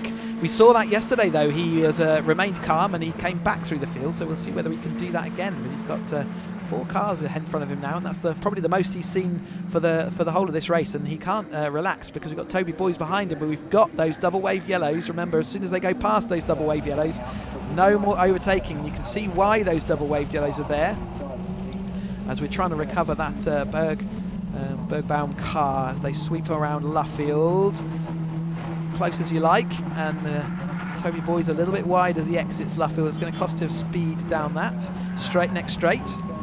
Coming across, having completed 7 laps of this the Silverstone Grand Prix Loop, 3.6. That's Ryan Lovett, and that is not a good look to have a moving car when you've got cars moving and marshals out on track. So he probably will have to go and explain himself to the race stewards after we finish. But as we come down then, this is a little bit further back. This is the Ephraimidis battle. Oh, he's got contact there into the 3 wide. Mott and Ephraimidis, and they came together. Another car there involved as well. As we cut to them, they were sort of side by side, and that time they kind of misjudged how wide it was. There's an exhaust sort of hanging off there. You can see the exhaust wadding, so there's going to be some potential for metal work out there on track as well. So that all that fluff you can see is the silencing and wadding that you have in these exhaust pipes to sort of knock the noise away. And you can see that car is looking a little bit poorly now. That's the Mott car. Very pretty paintwork on it, but unfortunately not looking so good. Ryan Lovett's still got his engine running, and they're trying to see whether they can push him out. Thank you ever so much to all our marshals for all their efforts here. We haven't got a limited slip differential on these 270Rs. That's the difference between these cars and the 310Rs. So the left rear was spinning as he put his power down in that gravel. Hopefully the marshals have got enough human power to move him out the way. As we see that gap's developed again, hasn't it, off the end of Ben Buckley back to Anthony Taylor. Just haven't quite got the ultimate pace as they go on round Abbey, with 10 minutes of this race still left to go. 30 minutes, 2 30-minute races for the 270Rs. It's another difference between this level of the championship, the 3rd level of Caterham Motorsport. Get an extra 10 minutes for each of their races over the road sport, which we saw before, which is a 20-minute race. Hugo Busch wide, a little bit out of the loop there as they go through Aintree and then onto the Wellington Straight, but he's going to get a good tow. They couldn't move that car out of the gravel, so we're likely to have another period where we've got the waved yellows, and you can see the cars out there, but we've still got those double waved yellows. They're going to have to put themselves back in the positions they were, and it is Mansberger that is out front ahead of Bianchi, and then we've got Hugo Busch as they see the Ryan Lovett car there stuck in the gravel. So they'll know now next time why that is there. A little hand from Taylor O'Flanagan to wave, to acknowledge. It's Vincent and Boys and Buckley behind him. So is he going to be able to make that movement forwards to get to this front three? There's a little bit of a gap, isn't there, in front of him just to that front three. Not significant at this point, but it's certainly something you'll want to keep his eye on. There's definitely daylight there as these two goes, as Toby Boys and Vincent go side by side following Buckley. Boys had to come out the throttle slightly there. There's nowhere to go with Buckley in his path. 3 wide into Beckett's then. Bianchi out front again after he's moved forward from 8th on the grid. A little bit wide again though. We've seen that a couple of times from him around there. The tyres starting to cry enough as you can see the rear end of his car waggling around. Hugo Bush though seems like he's still got that car well in line and under control, but he's got the attention of Taylor O'Flanagan and back with him again as that gap's evaporated. Bianchi viciously jinking his car to one side to just try and do anything he can to throw the toe, but that hasn't worked as we see Ryan Lovett's car being manoeuvred out the way. That's the end of his race weekend. We'll see him back at Donington. Bianchi squeezing Hugo to the inside of Stowe. Oh, a little bit. That's wadding again at the exit of Stowe by the looks of things. It's all soft and material based, but certainly it'll be something you don't really want to have caught up around your car. And I think I can see a little bit on Bianchi's car. As we come round Club, then Hugo Bush, Taylor O'Flanagan having to go side by side, and Ben Buckley has picked up some of that wadding. You can see him trailing out there like a little tail as he comes down the Hamilton Straight. Mansberger out front ahead of Bianchi, then Hugo Bush, Taylor O'Flanagan in 4th place. So he has made that 1 place up, right back with his the 4 that he's been racing most of this year. And can he do it again? Yesterday we saw him come back through late to take the win away from Mansberger and Hugo Bush, and he's got another car to deal with into that mix, which is Bianchi, who is tucking up the inside of Aintree. Mansberger went wide out of link. They're going to go side by side through Aintree. You can do that in the dry. It's a little bit less comfortable when we're in the wet, although they've both cost each other time, and they can see that O'Flanagan had to make a decision. Does he want to take to the grass, or is he going to back out of that? And he wisely at this point backed out of it, but that is making him get swallowed up by the chasing pack. A little bit of a locked tyre there as they go into Bricklands. Uncomfortable position to have a locked tyre there. You don't want to have the car drifting off of that apex when we are too wide going around these bends at the moment. Ben Buckley, the outside of Vincent. Toby Boys watching them all there, ready to pick up the pieces if anything happens. A little bit of a push by Hugo Bush there on the back of Mansberger's car. A little bit of bump drafting almost. And don't want to do that in a Caterham. You've got the radiator right at the front of the car there. So that wouldn't be a wise decision to make too many times. But it is Mansberger and then Bush. So it worked. Whatever they did together, it worked. They are both 1 and 2 now as they head out and around turn 1. Brunt is here coming through the heat haze. He had a disappointing race yesterday after starting well up on the grid, and he's there back in 10th place at the moment, but that's certainly an improvement over where he started. Hall, we spoke to him on the grid, and he's racing with Ephraimidis, who's having an off weekend in his yellow machine there. So there's action all the way down. This is that chasing pack of those Ephraimidis within that yellow and black car, and it looks like it's Clayfan and others. There's Hall in that black and white 98 car as well. So we've got 9 laps completed. We're heading on to our 10th lap. 6 minutes of the race left, and this front pack has been pretty consistent for the majority of this 30-minute race. As they head on down through Vale, you can still see bits of that wadding getting taken by the cars. A little bit of a skew with nose cone on that car. Are we going to see another bit of bodywork debris across the track by the end? You can see it's slightly ajar as he heads on down the straight. Side by side, and the following cars are just about to go side by side as well. About 1.5 seconds per lap you can gain on the toe if you get the super toe down both straights.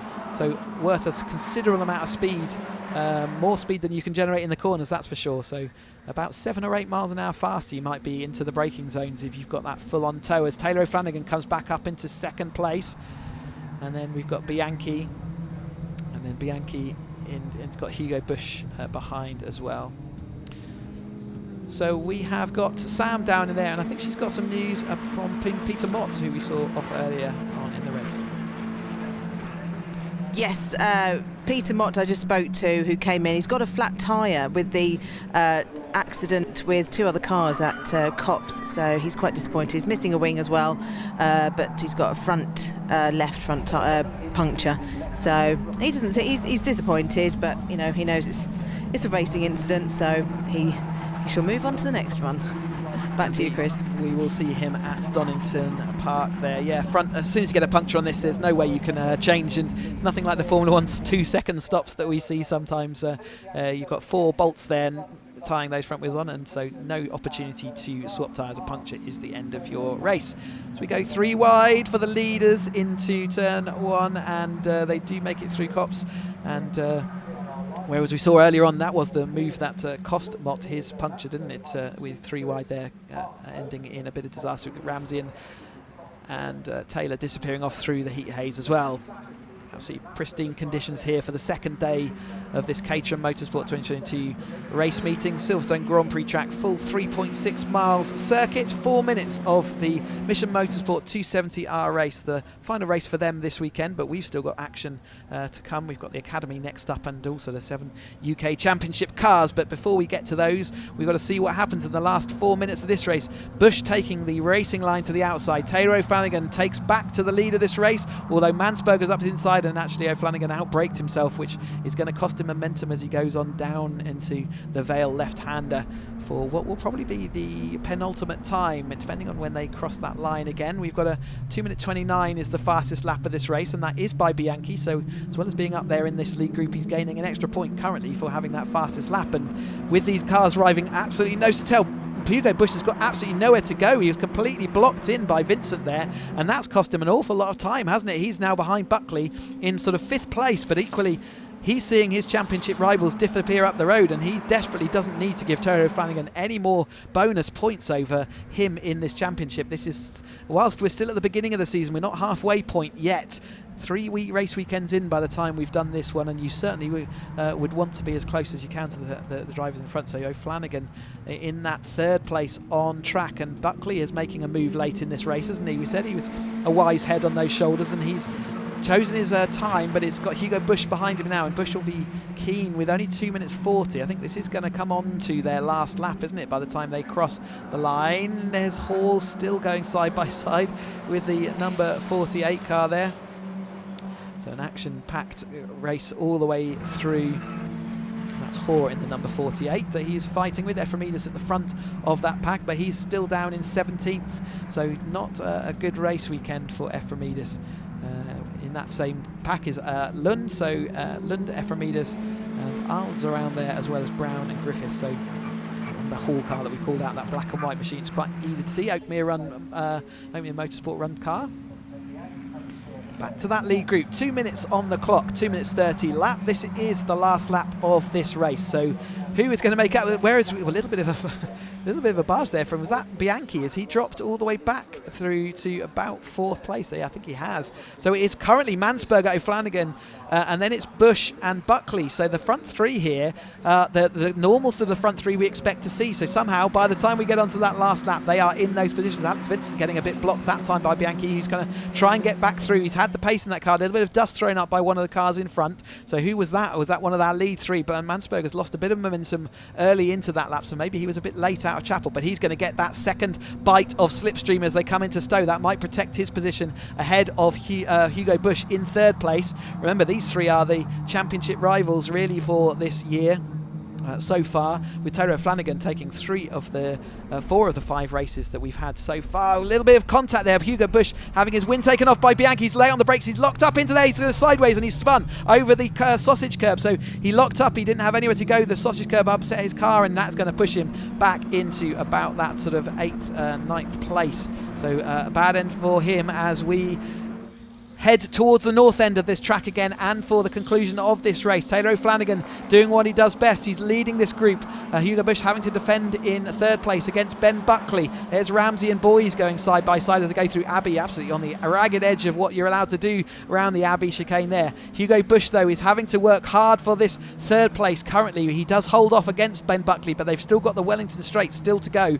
And then down into the tail end, a little bit of a lock-up. We've got another spinner there. That's the number 15 car who's spun around around and is going to rejoin. But 11, Taylor O'Flanagan leads Dominic Mansberger, who's right on his tail after dropping a little bit back in the early stage of this race. He came back through, and he is now on looking like he's got the best chance. He's going to have to go to the outside of Brooklands, though. He's coming down to the outside of Brooklands. He's late on the brakes. Can Taylor O'Flanagan hold him off? They're going to go side by side. They're pinching each other. Are there any pieces to pick up? He has held on around the outside. That gives him the inside of Luffield. We still know it's not done yet, but O'Flanagan's going to have a look on the inside. There's no gap there. He holds it back to the apex, and he's going to be in the lead as they go off around Woodcote. I can hear gravel in the background. We've got Taylor, and there's a little bit of contact between Taylor O'Flanagan and Hugo Bush as they go up to the line. Who is going to take this race win? It is going to be Dom Mansberger over the line in first place by just 59 thousandths of a second. What a great result for him. He takes a win over O'Flanagan. Is then Bush taking that third place. Buckley came home in fourth. Vincent, Ramsey, Bianchi in that seventh place, and then we did see Taylor coming over the line. So it looks like Toby Boys was in that gravel trap for a bit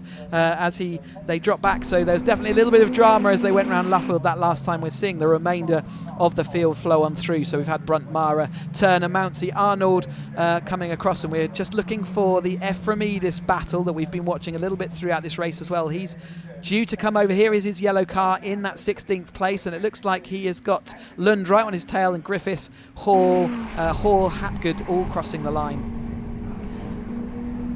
The Caterham Racing has not disappointed with last lap drama this weekend so far. We are 4 races into today's 6 race schedule. More to come, of course, as they make their way down on this cool down lap heading back to Parc Fermé. Great news for Dom Mansberger after yesterday looking like he was in a good position. It's a 25 Mansberger winning that. That's a wrong graphic on the screen just there at the moment, but I'm pretty sure Mansberger will be happy to take that win, and that gives, I think that's his, he's had a second and a third already this year, so that completes the set of podium positions. So they are starting to share them around, but it's still Taylor O'Flanagan who's been a bit greedy with that top spot. Everyone else has just been taking the scrapings. But again, another great result for O'Flanagan though, second place. He didn't get the fastest lap in the end. Bianchi got that with a 29.8. We saw him in the wars a little bit towards the end there. Yeah, so great action from the Mission Motorsport Caterham 270R grid.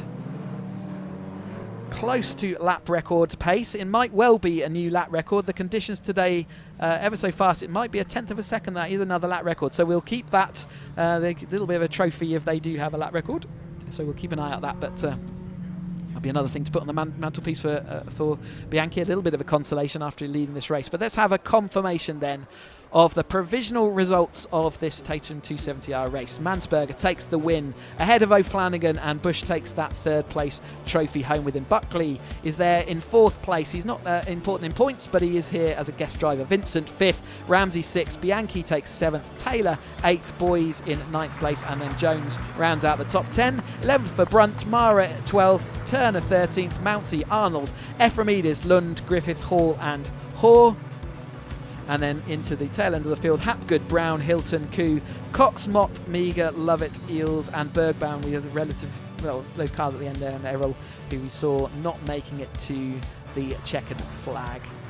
Absolutely brilliant from the Caterham 270R Championship.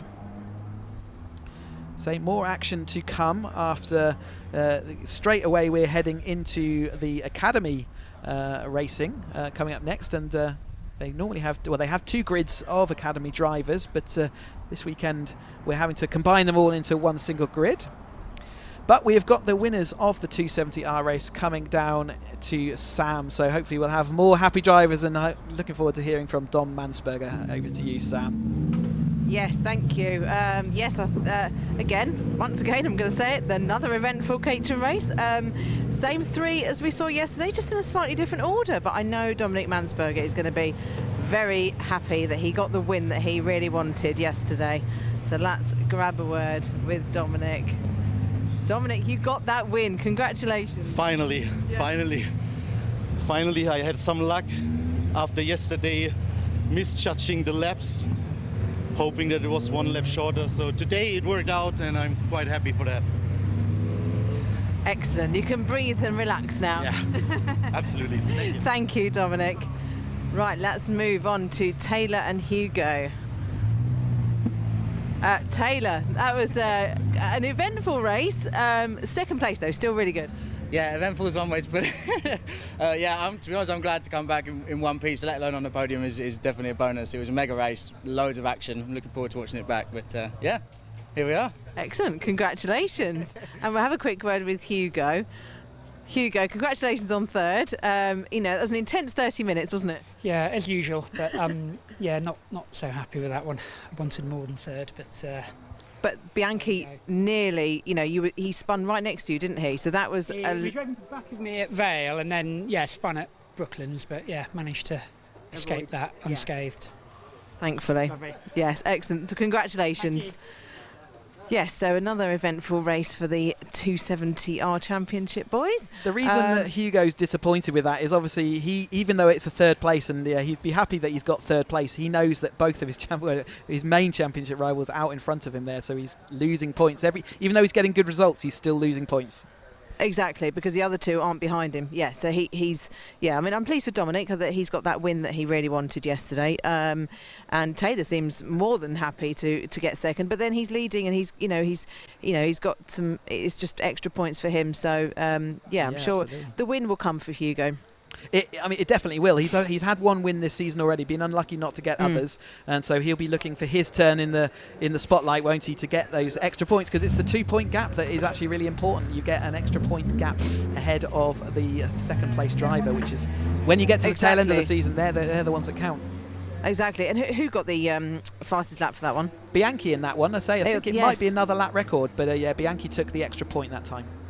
Excellent. So, okay, that's, interesting stuff. They're just making their way up to the podium now, but it's non-stop Caterham action for us this afternoon, isn't it? We've got the Academy next. Yes, and the Academy obviously is going to be an incredibly exciting race. We've actually got two grids racing as one, so it's going to be quite hard to keep abreast of, but you can tell, I know that you've spoken to some of the Academy guys in the past, and you can see the excitement and the adrenaline that you get as they're really in the early part of their racing career.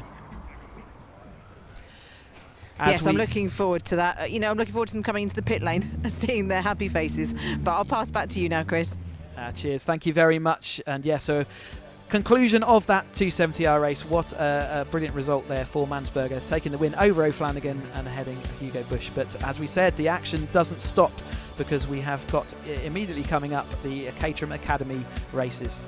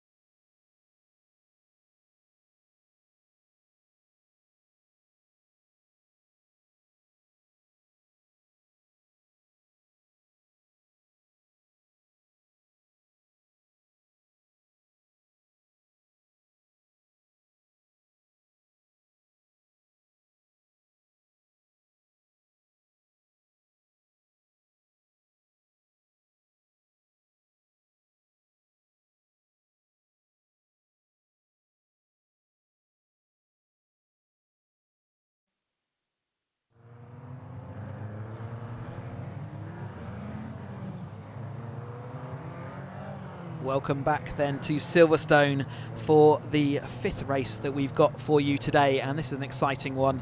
We have the Caterham Academy out on circuit. You can see them all being released, and they are being released in their droves. 47 cars we have got on this grid today. We normally run 2 grids for the Caterham Academy, but Silverstone has sufficient capacity for us to allow to run as 1 grid. You will see stickers on the front of these cars. You can see green stickers for marks a green group driver, and you'll see a yellow sticker on the front and on the back there on the roll cage. You can see which signifies that they are in either the white group or the green group. So green stickers equals green group, and if you see a yellow sticker, it means they're white group. If they are different colours, they are not fighting each other out there for points, because they will still be given their points as separate grids. So I will be trying to keep abreast of which groups are doing what, but to start with, I think we'll just try and call the race as best we can. 47 cars in only their 2nd ever motorsport race. Can you imagine what that feels like, to sit in a race car on the Silverstone Grand Prix track for your 2nd ever car race? We saw them last time out at Snetterton in their separate groups, and yes, on this wide and committed track they are now there. So let's go through some of that grid. So Pat Key takes that pole position ahead of Larby in 2nd. Then we've got Timmins and McEwing in the 3rd and 4th. Harris takes 5th, Wilby 6th, Ballard 7th, and Kennelly is 8th. We then have Bryant and Lowe there in 9th and 10th, 11th and 12th, Tolmarsh and Lawrence. We have Littlejohn and Patel, Mallet and Rogers making up the top 16. Hope and Emson line on the 17th and 18th. 19th, Simon Sabin, and Thompson is 20th. 21st, Hibbert and Butler, Warnock and Jenner make it up to 24th. 25th is Boyle, Crossman 26th. 27th, Finlayson, and Denny is 28th. Onwards we go to 29th, Waitman, Gregor, Kimblewhite and Hazelwood up to 32nd on the grid. 33rd, McCullough, Clark, Poulter and Rawlins lines up 36th. 37th is Proctor, Soden, Jarvis and Cross come into 40th, and onwards we go. Jarvis, Fitzgerald, Smith and Sullivan down in 44th. 45th is Patel, and then we had Trinder and Cozy, who came together in qualifying and knocked each other out. There was a few angry words spoken, both in different groups, and that was led down to that. But let's go down to Sam in the pit lane, and what a grid we've got here. It's a grid indeed. I'm actually standing on the pit wall looking out of one of the windows on the pit wall thinking, wow, that is the sight. It just looks amazing. They'll be about to go on their green flag lap. Are they actually going round the bend, round Woodcote? Are they sort of off and round the corners? It goes... Yes, because I can literally just see Caterham's going out of sight. So I'm not sure what the collective noun for a Caterham is. A broken wing of Caterhams? I'm not sure. Something like that. I'm not sure either, but yes, it's incredible to see. But yes, it's interesting how they've, because obviously qualifying in their groups, you'll see the stronger drivers, at the front end, but combined, if you qualify on pole or in the top 5 even, you're going to be really happy with that. Yeah, absolutely. Definitely think about all those drivers out there, and if you're in top 5, you're going to feel pretty special about yourself, aren't you? Definitely. Well, Matt Larby qualified 2nd, so he's first for his white group, and obviously he came 3rd, didn't he, at Snetterton? So he's obviously a strong contender. Absolutely, one of the fastest out there, but he had a little bit of an optimistic move up the inside, which you kind of expect. These are all drivers that, last time out was their 1st ever car race. So he made a bit of a mistake, and if a day when you have a mistake and you still end up 3rd, that's probably a good day.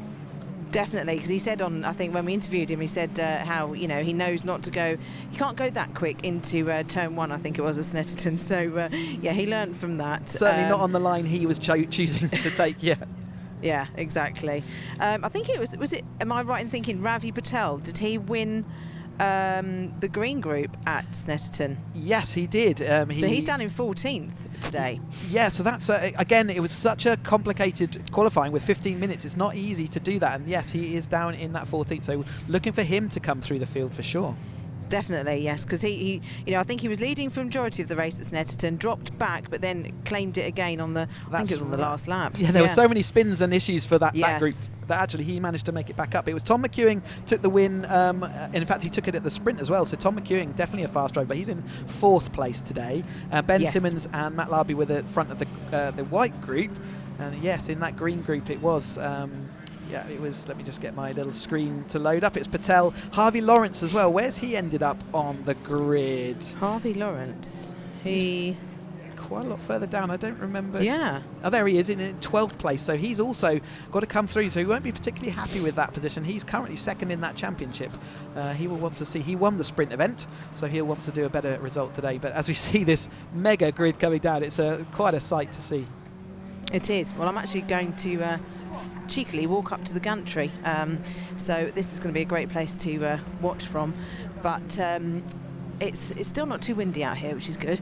But Chris, you know, these guys are going to be quite nervous at the moment, don't you think? Yeah, definitely. We spoke earlier about how it's important to be calm coming into your racing, and whether they will manage that. It's, you know, the adrenaline's going to be flowing, right? They've got all of the Grand Prix track to go around, 3.6 miles around, as we say. So, and all their friends and family as well. And you can hear them in the grandstands on our mics, and you can hear them all getting excited. And there's crowds out there you can see on the outside of Luffield there as well. So yeah, all the excitement building towards this start. That's right, exactly. It's a long lap for them. Yeah, we've probably been on a warm-up lap for 4 minutes or so now, haven't we? So yeah, it takes a while to come around. It's going to take even longer for them to get lined up. So even with the experienced drivers, it's been taking a little while to get those 30-odd cars that we've got. But we've got 47 to try and line up. Now, how packed that BRDC grandstand is as well. Great to see so many people there. Yes, it's going to, you know, a few minutes to line them up, I think, make sure they're all in their correct spots. But it's, you know, it's a great opportunity for these guys. You know, only first ever race, and they're racing around Silverstone Grand Prix circuit. I mean, that's amazing. I mean, yeah, a year ago, these drivers, all to a person, were not racing drivers. They are not allowed to be a racing driver to join the academy. So this is their first ever car race last time out, and the second car race, you know, is at Grand Prix track. What a great story to tell everybody, and I'm sure they'll be tuning into the live stream and listening right now. So I'm sure they can cheer on their own drivers as we start to get these cars lined up. Yes, exactly. And like you said, I think earlier on today, that, you know, racing on this circuit just a couple of weeks before the Grand Prix here, it's, you know, they're already doing the build-up for the Grand Prix, or the grandstands, extra grandstands are being built.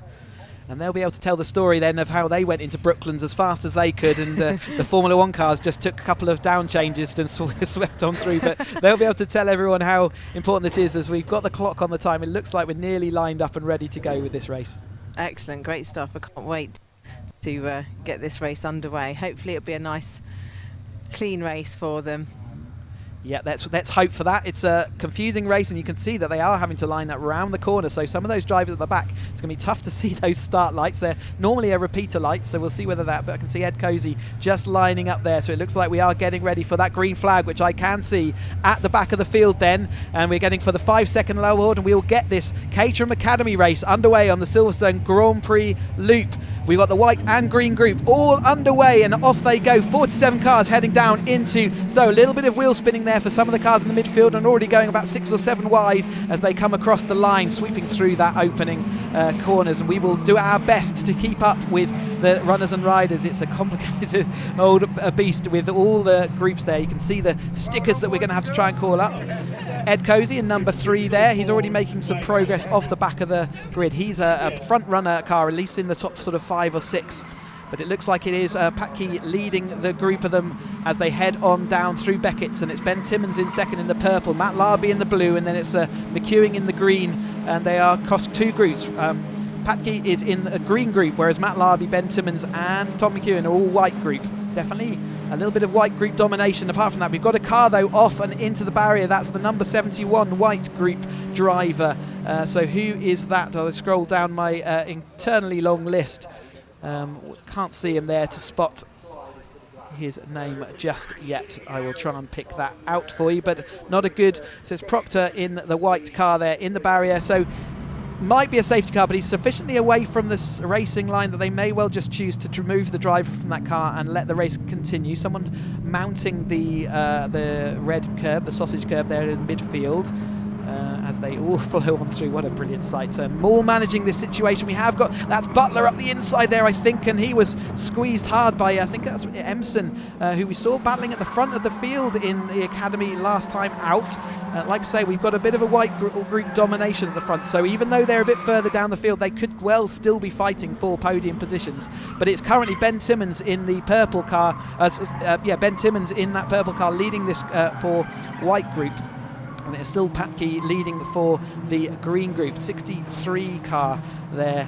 And another one losing a little bit of speed and momentum, and that is Hazelwood trying to get back up to speed as we're going 3 wide round Aintree. That's not a very sensible thing to do, and that's Duncan Mallet in the see, he's in the white group there with the yellow stickers, and it's yellow stickers all around him. Their drivers will be aware of the cars that they do have to battle, and we see Tom McEwen in the green machine coming to take that second place as they move on round through Brooklands. Patke is the leader in the green group, and he is in third place on track. Matt Larby, another white group driver, just behind him, and then we got Richard Harris up there, a great position for him to be in, and the number 21 Dutch Palm Vodka there, a very good performance for him. We've got yellow flags though, we've got another rotation, and that's number 36 there towards the back of this grid. He's going to get back there, but you can see there was a furious waving of the yellow flags. It looks like it's Charles Rawlins there getting up to speed. 3 wide though for the lead. Why not? Every other championship's done it, so why not the Academy?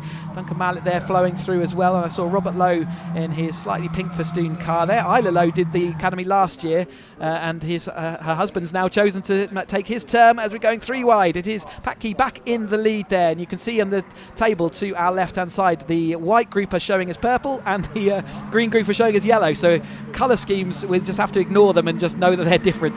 But as we flow on round through Beckett's and out to Chapel and onto the Hanger Straight, so it is currently Patke leading this for the green group. You can see the green sticker on his car. So Tom McEwen and Ben Timmons, who are flowing out and coming side by side with him, and they're not fighting him at the moment. He is well clear of his next championship rival, which is Ballard, it looks like.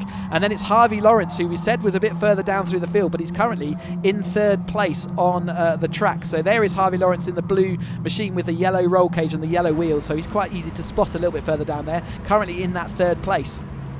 Tom McEwen, though, takes the lead of this group. Ben Timmons in the number 8 purple car is in second. Matt Larby in that blue car is in third, but Patke's going up the inside of him again. Richard Harris in the Dutch Barn Vodka car. We saw Lawrence going through the field, Lowe going through, and Simon Sabin there in the white with the yellow cars. And Butler again up the inside of this, really uncomfortable again, going side by side. Really not easy to do that. They're managing to manage that situation very well at the moment as Duncan Mallet sweeps around the outside of what looks like Robert Lowe. Indeed it is, with the pink roll cage. But Ben Timmons is just now trailing a little bit McEwen. McEwen's taken a couple of wins already out of this very competitive white group field. So McEwen in his green machine, Ben Timmons and Patke. Then it's Matt Larby, who we were speaking about before. He cost himself one of the chance for the win at Snetterton last time out by taking and having a spin late on in the race. Are we going to see any movement up from Patel? I can see he's in 4th place in his class, but he's actually 14th place out on the grid. So the white group really is dominating this field right now. It often happens. We've got a spin there for Richard Harris as he goes through Brooklands. He gets it all tied up together again and gets up to speed. A little bit of wheel spin as he gets the power down. He's going to join behind Lowe in the field, just there ahead of his sister car. So there's a 310R we've got on the field, which is also the same livery, so he's quite nice and easy to spot. It's the number 83. And I think that's it's Ian Hibbert. So it's Hibbert and Emson, wasn't it? I got confused over those 2 colour schemes last time out at Snetterton, and looks like I'm going to continue to do that. Matt Larby losing a little bit of ground at the moment. We'll be keen to see whether he can regroup up with his mine rivals of Timmons and McEwen. They both beat him at Snetterton, so he's not going to want to let that continue on further. But it is McEwen out front of Timmons, then it's Patke, and then it's Larby following on behind, and he's got Wilby right on his tail, and that is all for position. So Patke is still leading the charge for the green group. See him there in the pink festoon car. It's very easy again to spot him out there, and he is the green group car who's most competitive with this field, isn't he? As you see there down the long Hanger Straight, and we have McEwen up the inside now of Timmons, letting him make that move. We've Still got 13 3/4 minutes of this race for 20 minutes for the Academy nowadays. In my day it was only 15, but they do get the full 20-minute race, like same as road sport, but they only get a single race this weekend. So this will be the only time we see them out there. But you can see the grids appearing on the screen for the various groups. But currently it's Timmins, McEwing and Larby are the front three for the white group. And then the green group is headed by Patke and Ballard and Lawrence, who we saw a bit further down, again in 8th place. So he's made up some places, but he is still 3rd place, and he has to take another couple of places before he will start earning any more points. Lap speed at the moment, the record is 36.7, or the fastest lap so far, and that looks like it's by Bryant. Out in his car. He is in the green group, the white group, and he is currently got that fastest lap. You can see the little symbol by his name on the timing tower to the left of the screen. So there is Patke in the pink machine. We saw him looking like he was going to have a dominant win in the Academy group around at Snetterton. Unfortunately, he then got collected by another car before he was able to solidify that, but he's looking like he is the car that is, or the green group car, able to most compete with these front two. We're going too wide into Brooklands. Larby has caught across that gap. We've seen McEwing a little bit on the grass, close as you like to the rear wing there, but he didn't snick it off at that time. We've got number 19 stuck in the gravel. No, he's not on the gravel. He's just looking like that's coming out of the wing pits, isn't it? So that'll be around the Abbey complex. So number 19 having a bit of a stall. That we've got Neil Warnock 42 there, also spinning around that same kind of area. So a little bit tricky out there. They're starting to find some of the limits. They had their qualifying session this morning, again with all those 47 cars, and we heard that it was a little bit Cozy and Trinder had a bit of coming together out there, and there were two opposite groups, so it was a bit unfortunate. We see whether Timmins is going to make any ground up, but here is Ben Timmins in the lead of the race, currently ahead of McEwing. Patke is in 3rd place and Larby in 4th. These are definitely the class of the field, aren't they? They're starting to spring a little bit of a gap now over Wilby and Bryant, who are also white group drivers. Then we have the podium fight for the green group for 2nd and 3rd between Lawrence and Ballard. You can see Lawrence in the background, and he will be following Ballard in just ahead of him on track. It looks like it's that Duncan Mallet there. We've got another. That's Craig Boyle in the 93 car there, just stuck off on the grass. Wondering whether Duncan Mallet is in that battle. He was ahead of Ballard when I was looking on the screen there. So we have got another white group in between the Lawrence and Ballard battle out on track, as you can see them coming down into this here. Mallet's now ahead of both of them. That is the battle for 2nd and 3rd. The number 14 and the number 4. So currently, the number 77 of Harvey Lawrence. He won the sprint event for his group, but only had a 5th place at Snetterton, which he was quite disappointed with, and he was looking to see whether he can move up, and he certainly has. He's currently in that contention for that podium. He's looking like 2nd place is possible. Whether he can catch up through all the other cars he'd have to get through, as it's tight into Abbey there for the number 99 car as they flow on through. And that was Hope in the number 99. He's got Rogers next to him and Little John around him as well. All in there, a bit stripy on the left-hand side there, meaning they're not battling each other. You can see this is a green group car trying to go up the bottom of a white group car.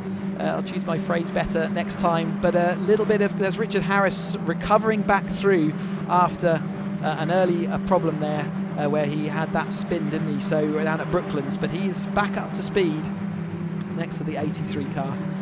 As they head on through. That's the 83 of Hibbert.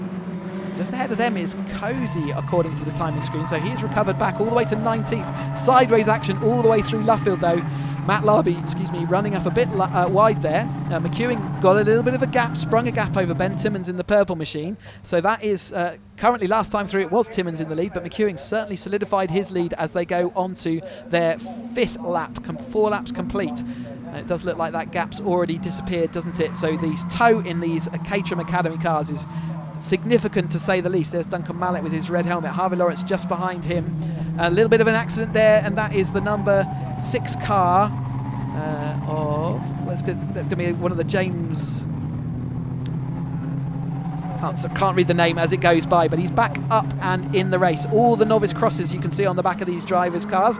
By the end of this season, we're hoping that most of them will see that those novice crosses have been removed. You get a signature every time you finish a race, every time you finish a sprint, and they also have a chance to get a signature for finishing a day's marshalling, so they can understand what the marshals have to go through when they go racing. And a little bit of a flapping wing mirror there for McEwing. He is not going to be able to see very well up the left-hand side of his car, and that can be really off-putting if you don't know whether you're clear to move out on the track. So something to watch out for there.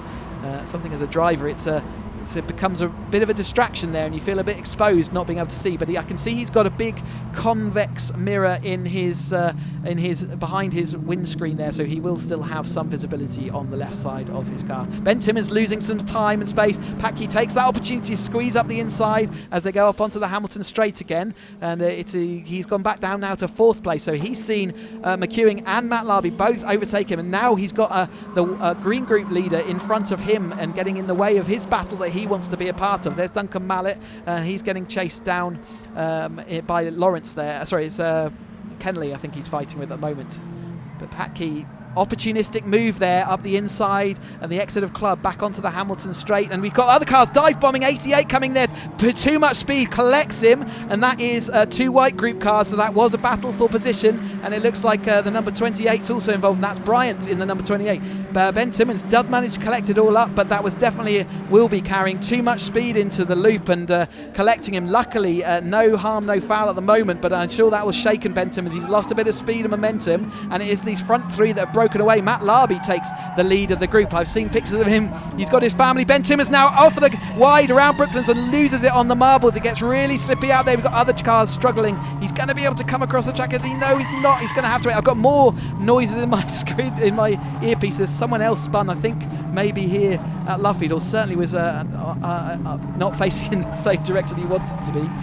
So it's all kicked off a bit here with 6 minutes to go, but out front it's calm a little bit. Tom McEwing up the inside of Matt Larby. That's the same 2 that we've seen at the lead of this field regularly.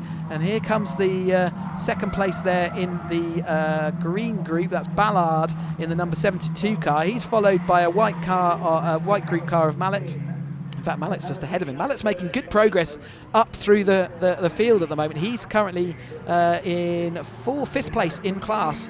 He's an exuberant driver. He's rarely going in a straight line. He likes to hang the rear of that car out. A young driver on this grid, and certainly finding the pace later on in this race. 6 minutes to go. Looking at Toby Ballard there in 2nd place in that green group. But it's going to swap out front again. So Packy's made a nice significant gap back to all his championship rivals. Now there will be a bit of pride to try and win this race above and beyond these white car drivers. However, he is not fighting either of the cars in front, and he has got a significant gap back to the cars behind. He cannot afford to have an issue. If these 2 in front of him have an issue, he cannot afford to get caught up in it, because that will affect his race. These guys are not taking points of each other. Here is the class leaderboard on the right of our screen. So in the white group, we've got Larby, McEwing, which we can see the blue and the green. Patke going up the inside of him, but he's not in that white group. Another spun car. Wilbeat is in the 3rd place in that white group, and Bryant, Mallet and Kenley, Lowe, Timmins and Littlejohn Rogers make up the top 10. You can see them all down the right hand side. You can also see their actual race positions alongside, so you can see the white group is doing well. You can going all the way down. Here's the green group. Patke is 1st place, but he's 3rd place out on track. In fact, he's 2nd out on track now. Got Ballard and then Lawrence, who we've been talking about, with Patel, Hope and Hibbert making up that top 6 for that group. You can hear in the background the Caterham Avon dedicated Academy tyre squealing away. We give them this Academy tyre because it doesn't have maximum grip, but it teaches a brilliant bit of car control, as in the tyre is extremely compliant and long lasting. You can potentially do the whole season on one set of tyres if you would like to, but it's oftentimes they have a couple of sets, again for the same reason that we have them in the other championships, where we keep a high tread blocks, one for the wet. Today we have got dry conditions out there. You can see all the fans of the Union Jacks waving, friends and family. That's always part of this Academy package. All the friends and family get involved as Matt Larby takes that lead. We've got Patke in 2nd place with McEwing in 3rd place as they go towards that line with 4 minutes of this race to go. 2 minutes 35 it takes them to get round this, and Matt Larby currently has that for an extra point as well. So this will be the penultimate lap around this Silverstone Grand Prix loop. We've seen a few spins further back for this lead group. It's been pretty consistent out front there. But is that 4th place car Wilby? He's come across that gap after that little incident we saw with Timmins earlier. Timmins has lost all the way down to 12th place, so he's going to be very disappointed. And because he's part of that white group, that is significant points lost. Here's Cozy, who had that issue in the number 3 car, and he's made his way all the way up from 47th to 17th on the grid. He has done nothing but overtake cars, and he's got the Hibbert car around him as well, who is actually in 6th place in class. That is, so 5th place in class. That is how many white cars. Hibbert absolutely hanging the rear of that car out round the Beckett says, and again, it's happened too much. He's gone, it's rotated. Can he get it all back under control? Hopefully no one else will hit him. That is Hibbert not facing the right direction. He bumps himself back over, and that is also the 86 car there recovering back to the track. But on this penultimate lap, the drama doesn't stop, does it? 47 cars, 47 Academy drivers in their 2nd ever car race, and some of them finding the limits at this Silverstone Grand Prix track. It is McEwing back to the front though. Matt Larby sweeping around into 2nd place. He has got clear over Patke in that 3rd place, but remember, he is the lead of the green group, and the other car behind him, Wilby, is the next white group driver, and we can see even behind him Bryant, who is the next one. So it is Patke in the green group lead, surrounded himself by all the other white group cars. He does not need to have an issue at this stage. We certainly don't wish that, and he needs to keep that in mind. And whilst it'd be nice to cross that line in 1st place, it won't make any difference to his championship, and we really want to see him have that good result after the disappointment at Snetterton. And yeah, bad fortune for him. I don't think it was his problem, and it wasn't his fault. As they head on down the Wellington Straight for the penultimate time then, with the Matt Larby in the blue car leading Tom McEwing. A little contact as they went into Brooklands. He misjudged that timing. That was quite significant rear end contact. Hopefully both their cars are unaffected. They're still side by side. It was just a little, the toe is so powerful in these Academy cars that he just mistimed jinking out, and we rarely see that in the higher classes as they get a handle on the exact length of their bonnet, but these drivers are all trying to work it out, and you figured out the extent of it then. We are still progressing onwards though. It is still Matt Larby out front, and it looks like both those cars are unaffected at this point. We haven't seen the puncture, but they're side by side as they went across the line, starting their last lap then, the last lap of their 20-minute race this weekend. The Caterham Academy putting on a great show for everybody. All the Caterham action this weekend has been truly spectacular, but they are heading out for the last 3.6 miles of this Silverstone circuit. Patke going up the inside. Does he know he's going to have to capitulate, going to have to drop back a little bit, and it's still McEwing, but Larby and McEwing. Oh, more contact. They're riding over each other's wheel. Again, more contact. He's taken the wing, sort of returned the favour that time. They've both landed, painting in the right direction. We got bad suspension damage there. Some poorly car there looking out there. I'm not sure what car. I think that was Jenner in the number 5 car, but his car was looking badly damaged there with broken suspension, all sorts. So we'll keep an eye on that. Hopefully the driver okay as we watch the rest of the field on the front of this field coming down Hanger Straight. McEwing out front after the aerial antics, a little bit of toing and froing, and that puts Wilby up into 2nd place. As Wilby up into 2nd place, and there is Patke around the outside. So yeah, that's really hoping that incident up at Copse is okay. Wilby though in 2nd place, locks up as he heads into the Vale, and he's on the tarmac coming back across the sausage curb. Matt Larby had to let him go. That has let McEwing get away, and we see Wilby is in that 4th place. Are we seeing yellow flag there, red flag at the ready as well, so keep an eye on that red flag. The race has been stopped for that incident down at the 1st turn, so it will be neutralised, and we will go back a lap in the results. So the last lap they're completing, you can see the medical car also going round there ready to go and check that everyone is okay. White car, slow car, that means out on track, and the red flag signifies the race has been stopped. Return back to the pits at this stage. They will be a red flag and checker with only while they're on the last lap. We'll have to wait and see what the result will be rolled back to, because it always gets confusing, especially in these situations. But one thing I can say is that Patke will have definitely won the green group race, and it looks like Ballard and Lawrence are going to take the 2nd and 3rd. We'll have to see who crossed the line when for Larby, McEwing and Wilby. I would suspect that it's going to be between Larby and McEwing, as we have that red flag shown there. yeah, until we know, we're not showing any of the turn one until we know that the drivers are all okay out the car safe and with the medical team checking them over. But the rest of the cars will now just get pulled back into assembly. That will be red flag and checkered flag sort of simultaneously shown, so they will take that. That is Ed Cozy, who we saw coming up through that. So we said that he had a disappointing time in qualifying. Well, his car's looking a little bit more poorly. He'd made all his way up to about 14th place from the back of the field, and clearly had an issue there. But Ed Cozy out the car and walking away.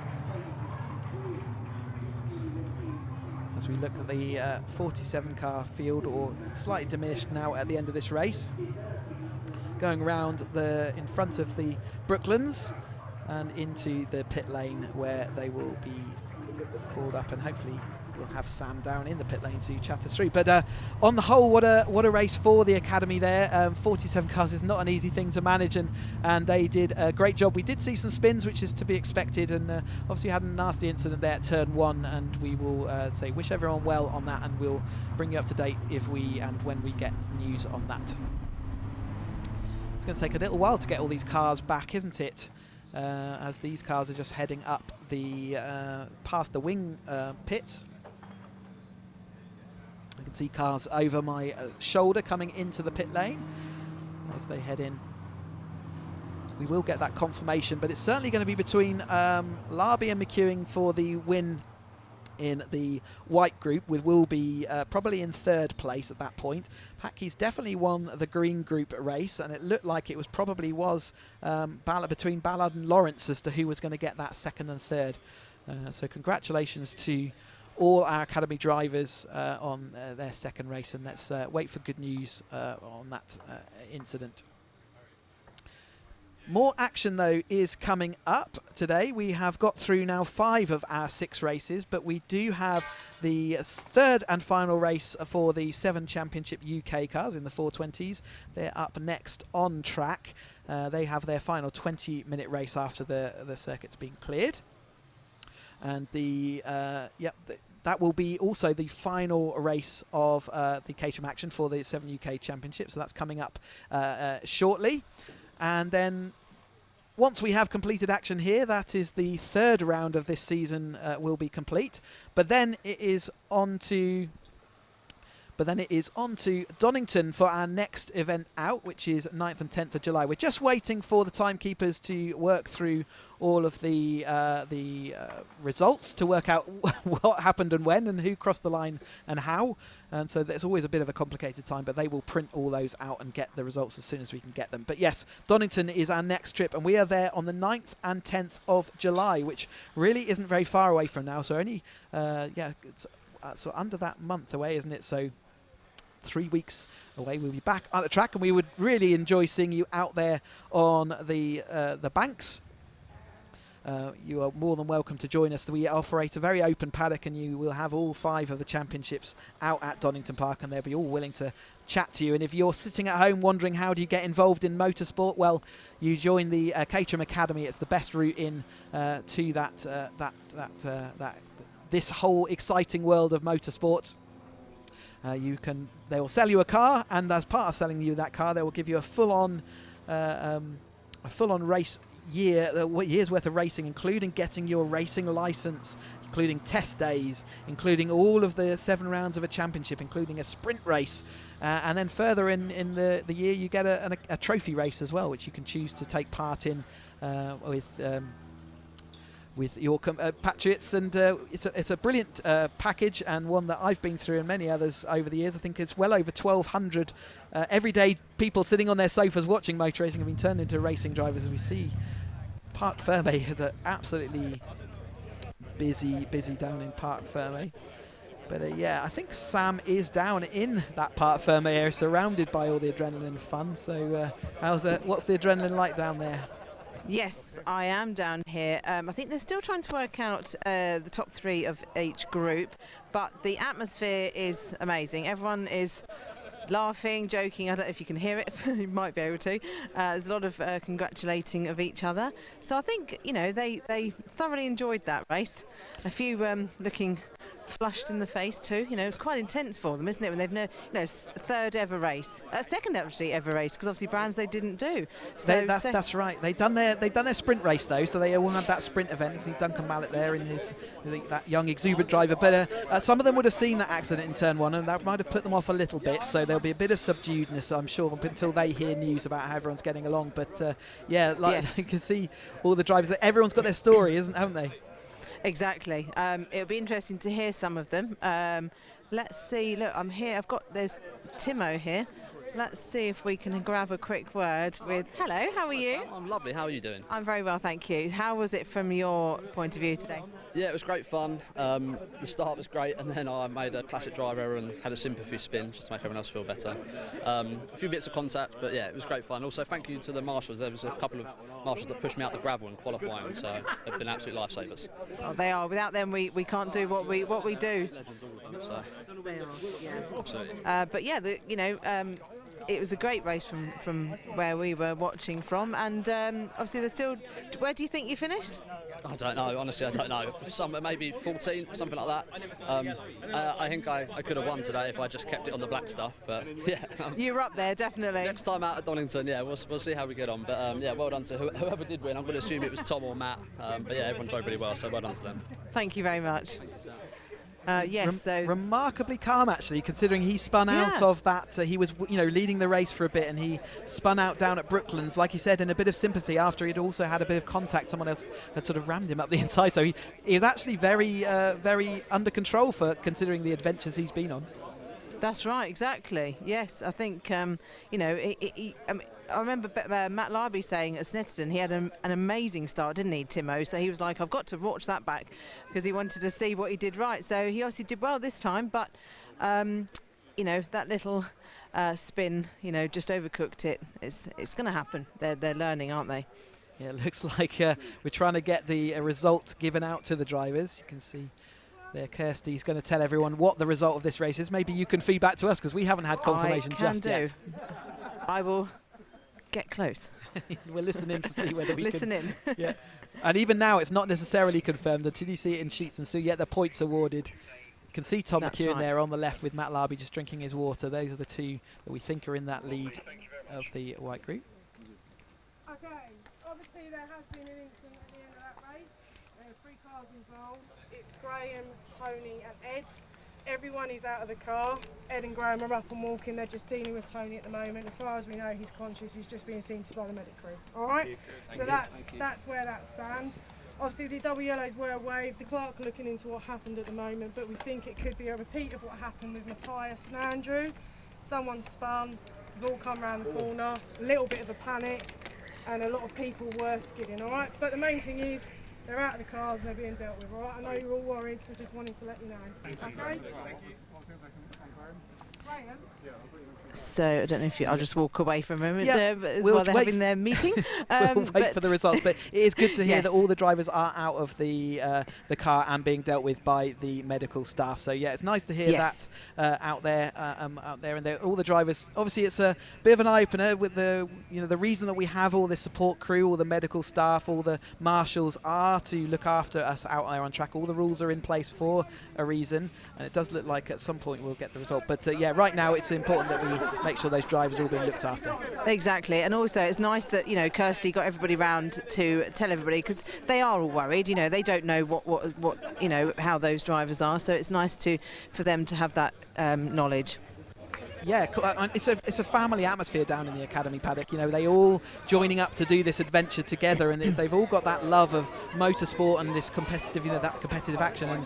And genuinely, we generate friends for life, and in the paddock, and so it's exciting to see that form. And like you say, it's you want to hear that everyone is okay if the incidents do happen.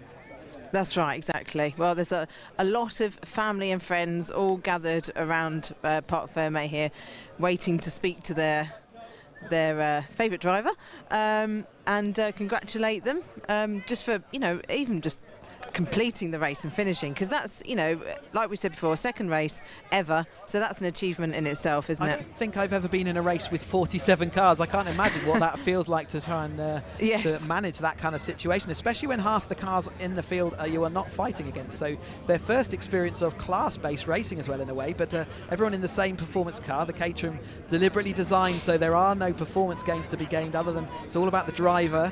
And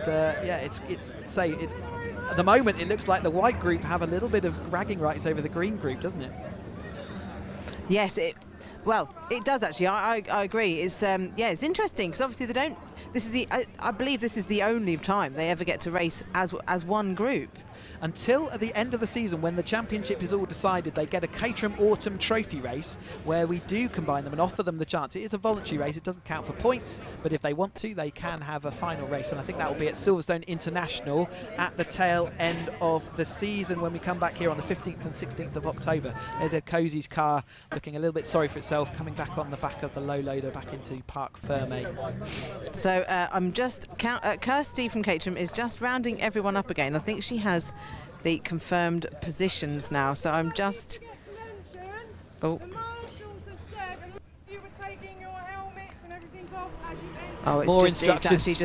it's just about some other things to do with again with the academy. We take them through all of the rules and regulations, what's expected of them and why we need to do it. So the marshals there spotting something they didn't like. That's right, Chris.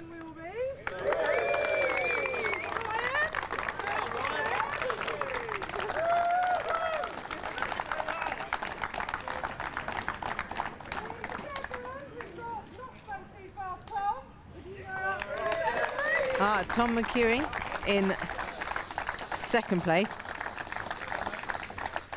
Long walk to go and pick up the trophies. And we're also getting... Matt Larby wins. He does take the win, so it was taking a little while, but he gets it. So look at him, resplendent in his Team Larby Racing top there, all zipped up, ready for his photographs as well. We're getting used to this. After the disappointment of Snetterton, he's going to be well made up that he's taken that win. A little bit disappointing, I'm sure, for Tom McEwen to lose that, but nevertheless, that he will there. And then we've got the Ryan Wilby in third place. Don't spray the champagne. We saw the marshals in the meantime clearing up, and obviously we're waiting for the next race to get going, but they will have to. That's right. Oh, in his lovely white.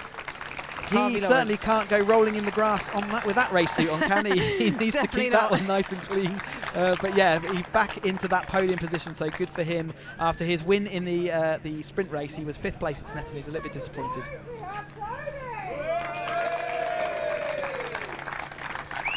And that's Toby Ballard in second place. It is. Well done to Toby, picking up that.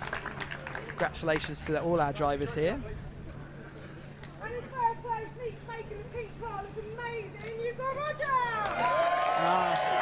He did win. He did win. Great, and the only white group, green group driver to put it to all those white group drivers up front, and showing that in that autumn trophy and road sport next year is going to be a healthy competition, isn't it? So really good. Well done out there on track, showing a clean pair of heels. And after disappointing Snetterton, what a medicine that will be for him.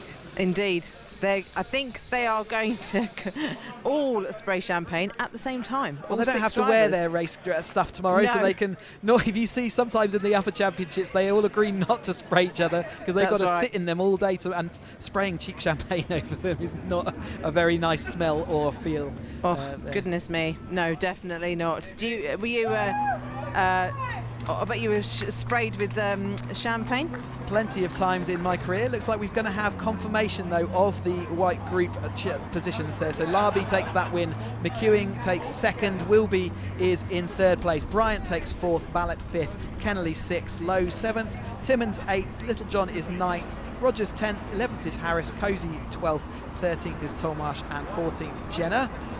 We have the green group lead is Patke in first, Ballard second, third was Lawrence, Patel fourth, Hibbert was 5th, and 6th was Hope. There are obviously longer groups, but they are the 2 groups split into the top 6 at least, which is good to see. The full results will be there coming up. But this is how it all lined up as we finish. So it's Larby, Patke, McEwing, Wilby, Bryant, Mallet, Ballard, Lawrence, Kennelly and Patel rounding out that top 10. 11th was Robert Lowe, Timmins, Littlejohn, Rogers, Harris, Hibbert, Cozy, Tolmarsh, Hope and Jenner.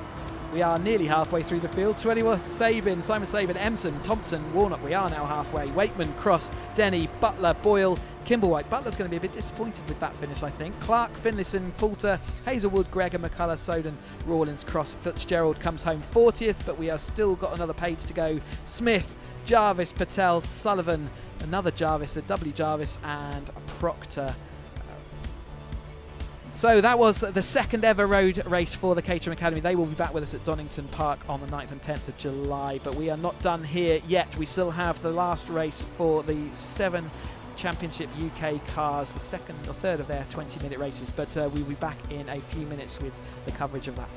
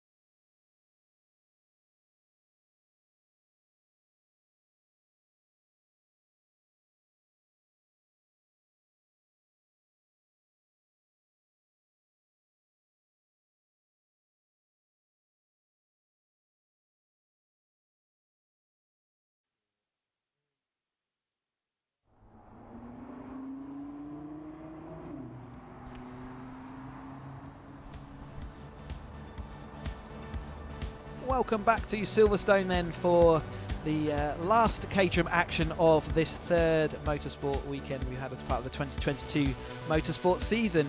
I am delighted to be joined back in the commentary box by, a Caterham champion extraordinaire.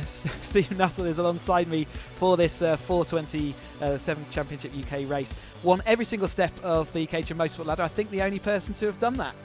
I believe so, and I've checked back since, and that is the case. So yeah, thank you for that, Chris. And we were just discussing beforehand, if you see anyone starting to make a move for winning all these, we might have to get you back in a race car in a Caterham to act as a blocker. I've got my eye on one or two. I might call myself out of retirement at some point. Got a quick update or two to make based on the results that we saw in the earlier second race. The race stewards have been pretty busy out there, and Lewis Thompson has been promoted to the win of that the second race. James Murphy, there was a yellow flag infringement, and he has been moved back behind Lewis Thompson. Tim Dickens taking third place. So Lewis Thompson jumping into a 420R race machine, slick shod in dry conditions, managing to wrestle it round to what we thought was second place, which is impressive indeed, but now given the victory. Indeed, very, very impressive. I think we understand it was a flag infringement from James that's just caused him to give him a slight time penalty, moving him back behind Lewis on the road, but no doubt that'll put James in a frame of mind for this race, certainly. We've seen it before. He's an angry James is often a very, very rapid James indeed. No one faster than him on those kind of days. But we've also got Sam down in assembly area. They've been in assembly area for a little while, but you're down in there. Conditions can remain good, and we're looking forward to the final action of the day. Yes, I'm sure it will be a very good race to end the day. Yes, I'll have a quick word with James shortly about that infringement. But first of all, I'm going to have a word with Lee about his Goodwood Festival of Speed drive in a 420. James, how did you wangle that one? Sorry, it was pure luck, I think. I've done all right so far this season. I think just lucky, really. They gave me the opportunity and asked me to do it, which obviously I wasn't going to say no, was I? So a bit scary, a bit daunting, but yeah, it's a bit of a tick box thing, isn't it? So can't wait, really.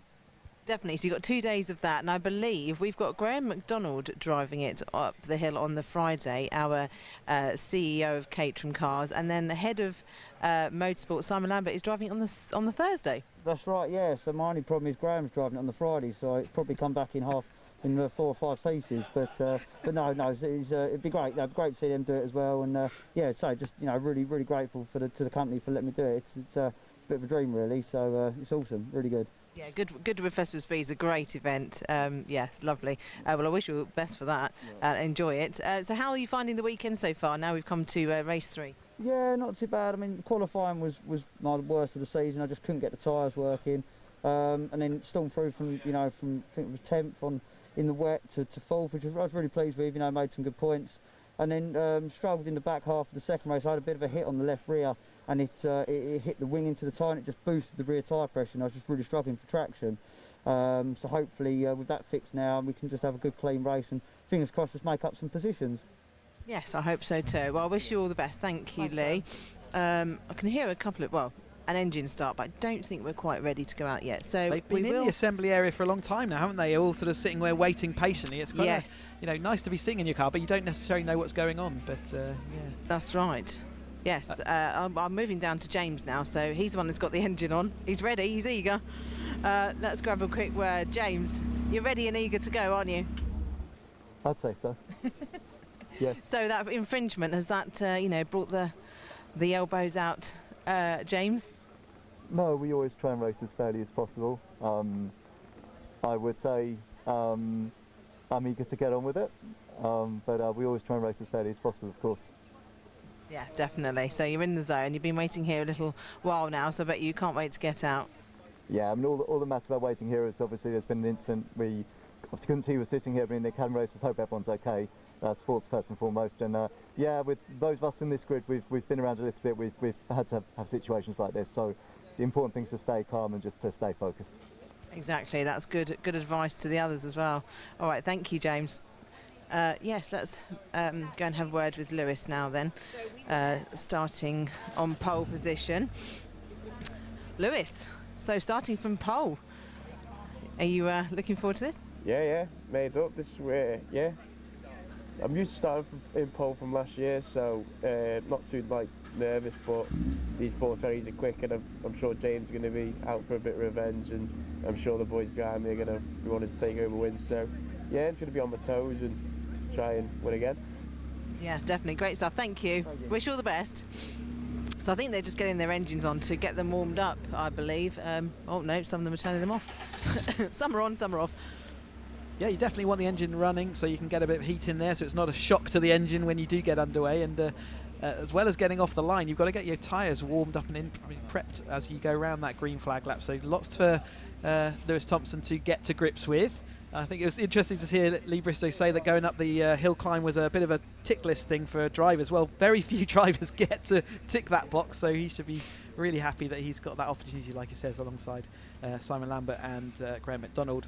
Looking at that Tom Eden car on our screen right now, bright yellow. He came back through the field, didn't he, after a little bit of an issue early on.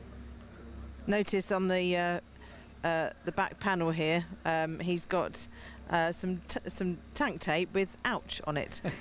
Where he got collected, yeah. Very good. With a sad little face going on as well. Yeah, nice I like that.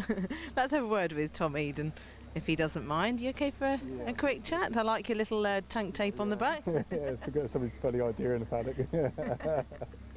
How's your weekend been so far? A bit up and down, yes. Yeah, started well. We had a great qualifying. Ended up on pole.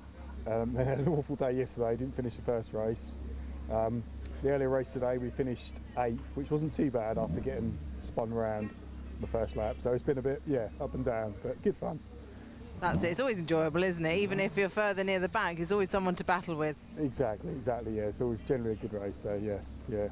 Excellent. Thank you. I wish you all the best. Hopefully, see you further up the grid. Yes, so I think they are going to go out in a few minutes. Well, I say that. I hope so. I think everybody putting their engines on is making me thinking that they're leaving, but I don't think just yet. Hopefully soon. Yeah, we just got to make sure all the track and I guess and all the officials are all ready and everyone is happy with the situation. Everyone knows this. A lot of the battle is trying to communicate all the things around the circuit. Silverstone's massive, you've got to make sure that everyone knows what they're up to. Looking at Johnny Jarrett on screen now as we go through, and Andy Lee's here in his golf-coloured car, new into the championship this year and doing well in that second race. And in fact, in the wet, he was moving forward probably the most of everybody. As we see those marshals, they do look like they're already on the grid, Sam, to receive cars, so I don't think it'd be too long. No, that's right. Well, I'm standing next to Aaron Head, so I thought I'd grab a quick word. Hello, Aaron. I haven't spoken to you this weekend. It's been not the greatest for you. No, it hasn't been great. I mean, we had problems in the wet yesterday with problems with setup. This race earlier on, drive shaft broke, which seems to be a normal occurrence at the moment with these. And yeah, we're starting at the back, so we'll see how we can get through. Go from there. I'm sure you will. Yeah, fingers crossed. Fingers crossed. I wish you all the best. Thank you, Aaron. Yes, it's unusual to see Aaron down here, isn't it? Yeah, definitely. Well, we've seen him a couple of times slip to the back of the field. He had that stall in race 1 at Brands Hatch. He did make it all the way back up onto, I think, 2nd place or something ridiculous like that. So he's doing well. We've had the timing screens reset. So it does look, in fact, scheduled, so it was scheduled for 4 o'clock this race. We are running about 10 minutes late. And it's going to be a shortened race, I think I heard in the background there. Is that right, Sam? I think he said 15 minutes. Yes, he's 15-minute race. Okay, so 5 minutes less even than a shortened 20-minute race, so that's going to be pretty intense there. See Mike Evans sparking up his 420 as he heads off. Rob there. Yes, I think they're all going out now. I'm sure they're very eager. Yeah, I bet they are. They've been sat there for an awfully long time, and like I say, they're all experienced drivers though, so many of them will be used to that. And James Murphy said that he was very used to those kind of situations over the time. So back here then into the commentary box with Steve Nuttall. I guess like James said, you do gain that experience. You know when to stress and when to actually you just relax and wait for what to get told what to do. Yeah, absolutely. It was like interviewing a politician though with James there, wasn't he? I think he was saying all the right things, but the look in his eyes probably told a slightly different story. Yeah, I think you are right. Yeah, he's definitely eager to get on and going with this race, as he put it. Indeed. Again, nice to see the crowd out there and see spectators back after our lockdown and enjoying the what's left of today. This is our final Caterham action. It is going to be a 15-minute race rather than the 20-minute race that we'd expect. Here is confirmation then of the starting grid, and that slightly altered one from the finish that we had. Thompson in the lead. Murphy is in second place. Dickens and Heaton are third and fourth. And we have Swan in fifth place with Lee Bristow in sixth, Chris Morse seventh, and Tom Eden in eighth. We have ninth place for Gary Lapidus. Johnny Jarrett is in 10th. Sparshot 11th, and Andy Lees is 12th. Benham is 13th, Aaron Head 14th, Evans 15th, Kirby 16th, and rounding out the field, Dale Head at the back there. That's Aaron Head's brother, and see whether he can make his way through from the rear of the field. So one more Caterham race to go on this third race weekend in the Caterham Motorsport 2020. Avon Tyres 7 Championship UK, aiming for the title of British Caterham champion, and as I mentioned before, joined in the commentary box by the current British Caterham champion, and I'm sure that that's brought you many accolades in your day-to-day life, Steve. Of course, yeah, it gets mentioned most days by nobody outside the Caterham paddock. But nevertheless, fantastic. It is a national level championship, and it sort of does signify the level of these cars. The cars are absolute thoroughbred race machines. Rapidly put, they're probably the only Caterham that really truly makes use of the full width and scope of this Silverstone Grand Prix track. The others, we've seen before, they quite regularly go side by side, but in the 420 you do have to manage that a little bit more carefully, and the slick tyres give you that envelope and performance, and they are going to come into the second race on these slick tyres, so they've got to account for slightly worn out but not as tired as they would be had they run all 3 races in the dry. Yeah, I mean, sometimes you get differing tyre strategies and whether you bring another set in from a weekend as we've seen in the previous year, but you would think with the wet race in race 1, the tyres should be in relatively good condition.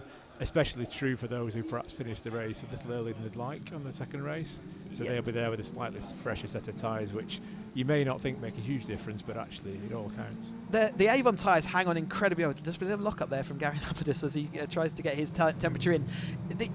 The Avon tyres hang on incredibly well, and they're really good tyres for testing as well. They give us plenty of mileage, but again, with any tyre you have its operating window and when it's at its peak, and you need it to be there for as long as possible. And by the end of that third race you tend to enjoy the performance of the tyre has slightly gone away compared to its peak, so you definitely get the best of it out the box and when it's fresh, and we use that when it's in qualifying to try and get us up through the field.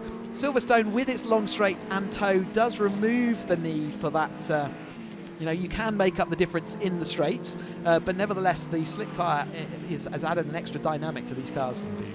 Looked at Andy Lees making sure he's getting his full as many worth out of his tyring on the green flag lap. So he's definitely burning a layer of it away, wasn't he, as he swung it through? But I mean, again, you know as much as anyone when you're warming in on this lap, Brands Hatch is a bit frantic because of the sheer shortness of the track, but plenty of time to get that tyre in, and you really do feel it gripping up as you go going around. I mean, even to the point where you can probably overdo it around here. You can almost leave it to the second half of the lap to bring the tyre in. You're right, Brands Hatch in particular, the whole lap is spent trying to get the thing up to temperature, and even by the end of the lap you're not really there. There's enough room and space to get it right here at Silverstone. Donington next up. It's quite a smooth surface, so quite hard to get the temperature in, and not that particularly long. Anglesey will be fine, but not Kill. Again, we've got that in September to look forward to, and that's another incredibly short lap to try and get those temperatures into the tyres. And it's all new learning for the drivers, or some of the new drivers new this year. We've got a couple of returning, or a few returning drivers, including James Murphy, who was starting on that front row alongside Lewis Thompson, who's new in. But we've got Tim Dickens, who's new to the slick tyre. Henry Heaton's got plenty of experience from last year, as has Jake Swan. And Tom Eden as well was with us last year, so a good mix of drivers who are a bit more used to this car and others who are still learning it, but by the third race weekend they're starting to get the hang of it, as we're still going along that the back straight into the Village and Loop complex. The 79 car of Lewis Thompson, green machine with the sort of lime green lettering, followed by James Murphy in the black car with the orange roll cage there, and Jake Swan in the white machine. Lee Bristow's eaten spot in his orange machine as well. Johnny Jarrett just going through there, head of Oakmere Motorsport. Able to run Henry Heaton in that third place turquoise blue machine.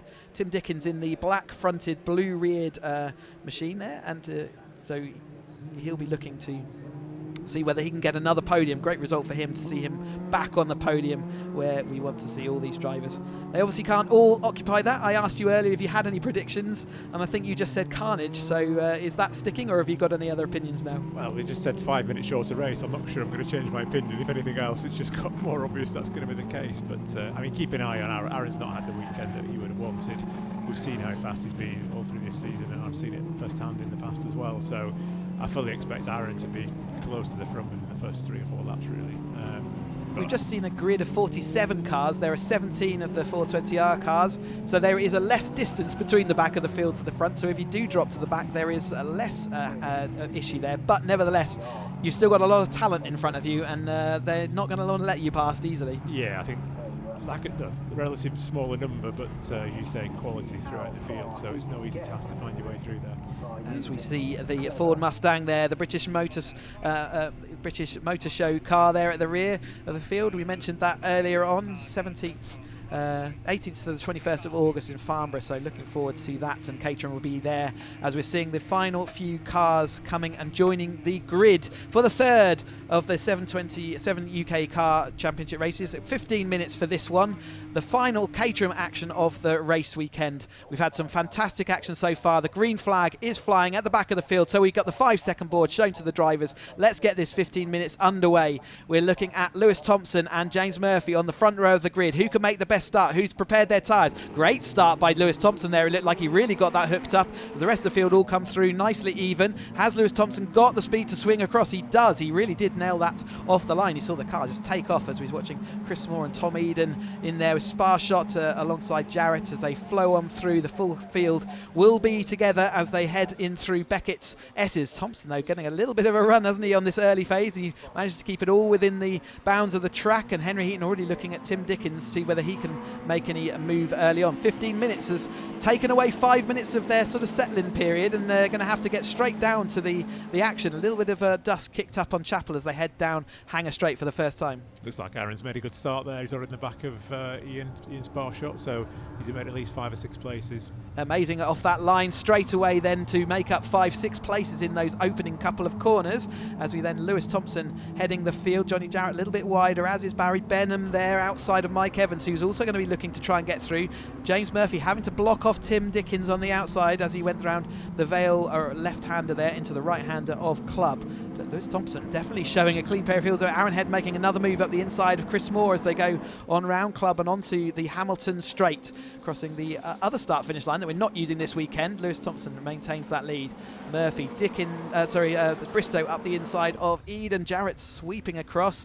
James Murphy looking a little bit wide there onto the dirt on the outside of that track. Still manages to haul it back in time and actually makes a good move up the inside of Village. But Thompson will have the inside of Loop, and Tim Dickens nowhere to left to take his car, and he's opened up a little gap for Henry Heaton, who's decided, I'm going to put my nose down the inside there, but he doesn't get to have the acceleration out through Aintree and onto Wellington Straight.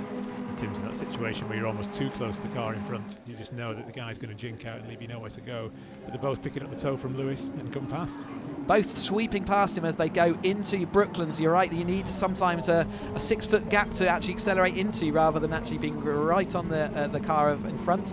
But with 12 or 13 minutes sort of left to go, already coming to that sort of 10-minute phase where we said last time, it's sort of thinking about where you want to be. Well, these drivers are all going to have to come into that mentality already as the heat haze comes across this start-finish straight, as we get one lap in the books. James Murphy protecting the inside. Has Tim Dickens got the run around the outside, or with James Murphy hold on? It looks like Dickens is going to sweep across. The rest of the field still all nose to tail. Barry Benham there just ahead of Mike Evans. Johnny Jarrett a little bit further behind, and he'll be looking to see whether he can make some space up. Dickens takes the lead though into the Beckett's complex. James Murphy in that second, and now we've got Henry Heaton ahead of Lewis Thompson. He though had to hang his rear end out as he went over those curves, really monstering them. Last year we saw him taking it all the way to the grass on the inside here of the sort of end of Maggots and onto Chapel. Sorry, it's not Maggots, it's Beckett's into Chapel. We haven't really spoken about Henry much, have we? He's been relatively quiet this race, but I'm sure he'll want to finish the weekend on a high, and here he is making a move. He's going down the middle into Stowe and actually making that at least a place up. And Henry's one of those drivers who does tend to sort of just be there or thereabouts all the time. It's relentlessly, regardless. It's seen a couple of times in wet conditions he sometimes falls off the pace slightly, but then he's generally right back in it when the points are being awarded. So great to to see him there, having a little bit of an issue with his shoulder last time out at Snetterton, but I know he's getting a bit of a massage on that and is coming back up to full strength. Aaron Head, though, already onto the back of Jake Swan. So last time through, Swan was 5th on the grid, and Aaron Head, therefore, is 6th place. Lewis Thompson, though, back up to the front of the field in front of James Murphy. And there's a little bit of a gap now back to Mike Evans and Barry Benham here fighting down in 13th and 14th. Looks like Ian Sparshot's doing a good job, though, just trying to hang on to that front group. I was chatting to him before the race, he was hoping for a better result today, so he'll be keen to stay with that group rather than get marooned in no man's land between the two. And he's kind of a Silverstone specialist. He makes sure he comes here every year as often as he can to get that racing, and he was here last year and he had a quick turn of pace then, and certainly in this slick shod car he is hanging on, like you say, into that lead group, and that's all you need to be when there's the stakes are high in this third race. Oftentimes you just need to be in the right place at the right time. As we see, James Murphy at the moment is in exactly the right place he wants to be, in the lead as they come down to that 10 minutes to go marker. Henry Heaton now back in that 3rd place, Dickens 4th, Head is in 5th.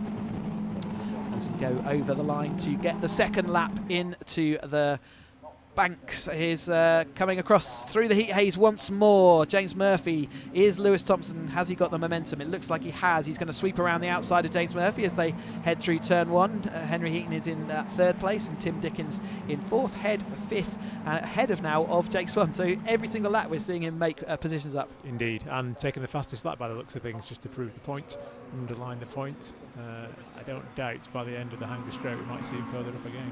He's going up the inside of Tim Dickens as they come through the later phases of Beckett's and to Chapel onto Hanger Straight. Absolutely no gap there left whatsoever. No doubt in his mind that it was his corner and he wanted it. He is coming already straight onto the back of Henry Heaton's rear panel there, and he is jinking out to the outside of Stowe. Is he going to be able to make another position already? All the drivers around him are going to be thinking we had a little bit of a rest for him, but it's actually only been a couple of laps and he's right with them.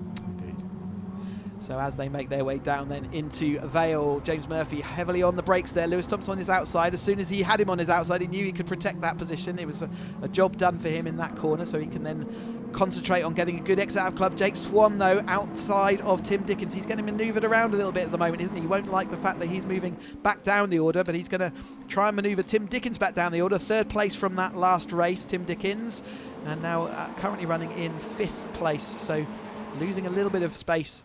And again, it's all the positions are within. Aaron Head making a really late break around the outside of Village that time. Made everyone else look like they were in a different braking zone, didn't they? They absolutely made it work around the outside of that. And sometimes when you've got a queue of cars, it's easy for the following cars to sort of let the race develop around them. And if someone is on a different line on the outside, for example, we see the same thing at Brands Hatch around Druids. Absolutely. And we talked about that distance before. I think Aaron's in the perfect spot here to draft James down to the next corner. So that will be within the 3 laps, and even Lewis Thompson looking down the inside. Aaron Head takes the head of the field very tight. James Murphy and Lewis Thompson. Thompson had to take to the curbing on the inside, which gets a little bit uncomfortable, unsettles the car and moves them out wide. Bristow being hung out to dry by the whole field, and will Chris Moore even be able to try and make a move on him? Tim Dickens now has lost out on the toe and therefore may well lose momentum as he heads over the line. 3 laps completed by this 7 Championship UK, the last Caterham action for today, but we've still got 8 minutes of action and they will pile it in there. Aaron Head jinking late to the inside of James Murphy. Didn't actually work out for him, but that pushes Henry Heaton off the track and onto the outside of turn 1. Managed to contain all that. There's plenty of grip out there as long as you're not trying to turn the car too much, so if you go wide a little bit, you've still got plenty of grip as they fling these cars. Very capable slick shod Avon tyres on these 420R machinery. Sadev sequential gear, 6 gears on this gearbox. You pull for a gear, you no need to use the clutch on the way up through the gears. You just use it on the way down through the gears.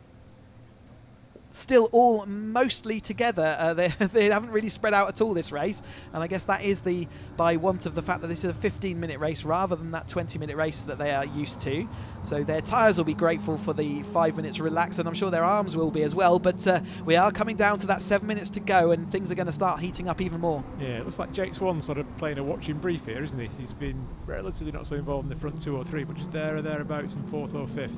I sometimes wonder, do you save your tyres a little bit, either deliberately or otherwise, but often just being a bit less involved can give you a bit more left at the end of the race, so maybe one to watch towards the end.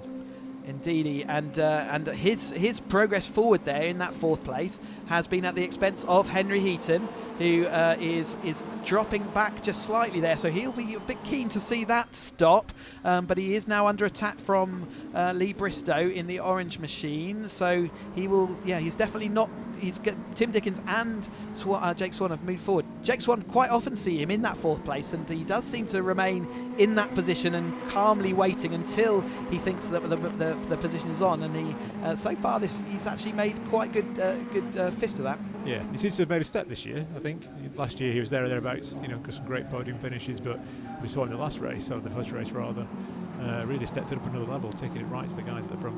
Yeah, indeed, and Jake Swan in 3rd place now, so also having made it past Lewis Thompson as they go on around onto the start-finish straight to start their 4th lap, or get the 4th lap and start their 5th lap. 5 minutes 55 to go. And like you say, Jake Swan, we do see drivers taking that step up. He was always there or thereabouts, but normally an issue or two, or retirement, and had a reliability issue every now and again, caused him to that. Lewis Thompson throwing up the inside though of Copse as they head through here, uncomfortable. All 3 of those cars absolutely leaning on it. You see the dirt and debris they're bringing back onto that track as well. So every time they go wide out of these corners, you can see how much debris there is, and the rubber, sort of the marbles as we call them, on the outside of the track. If you get that on your tyres, you're going to carry that for the next couple of laps. And on these slick tyres, when they're up to temperature, they do pick up all that dirt. Absolutely.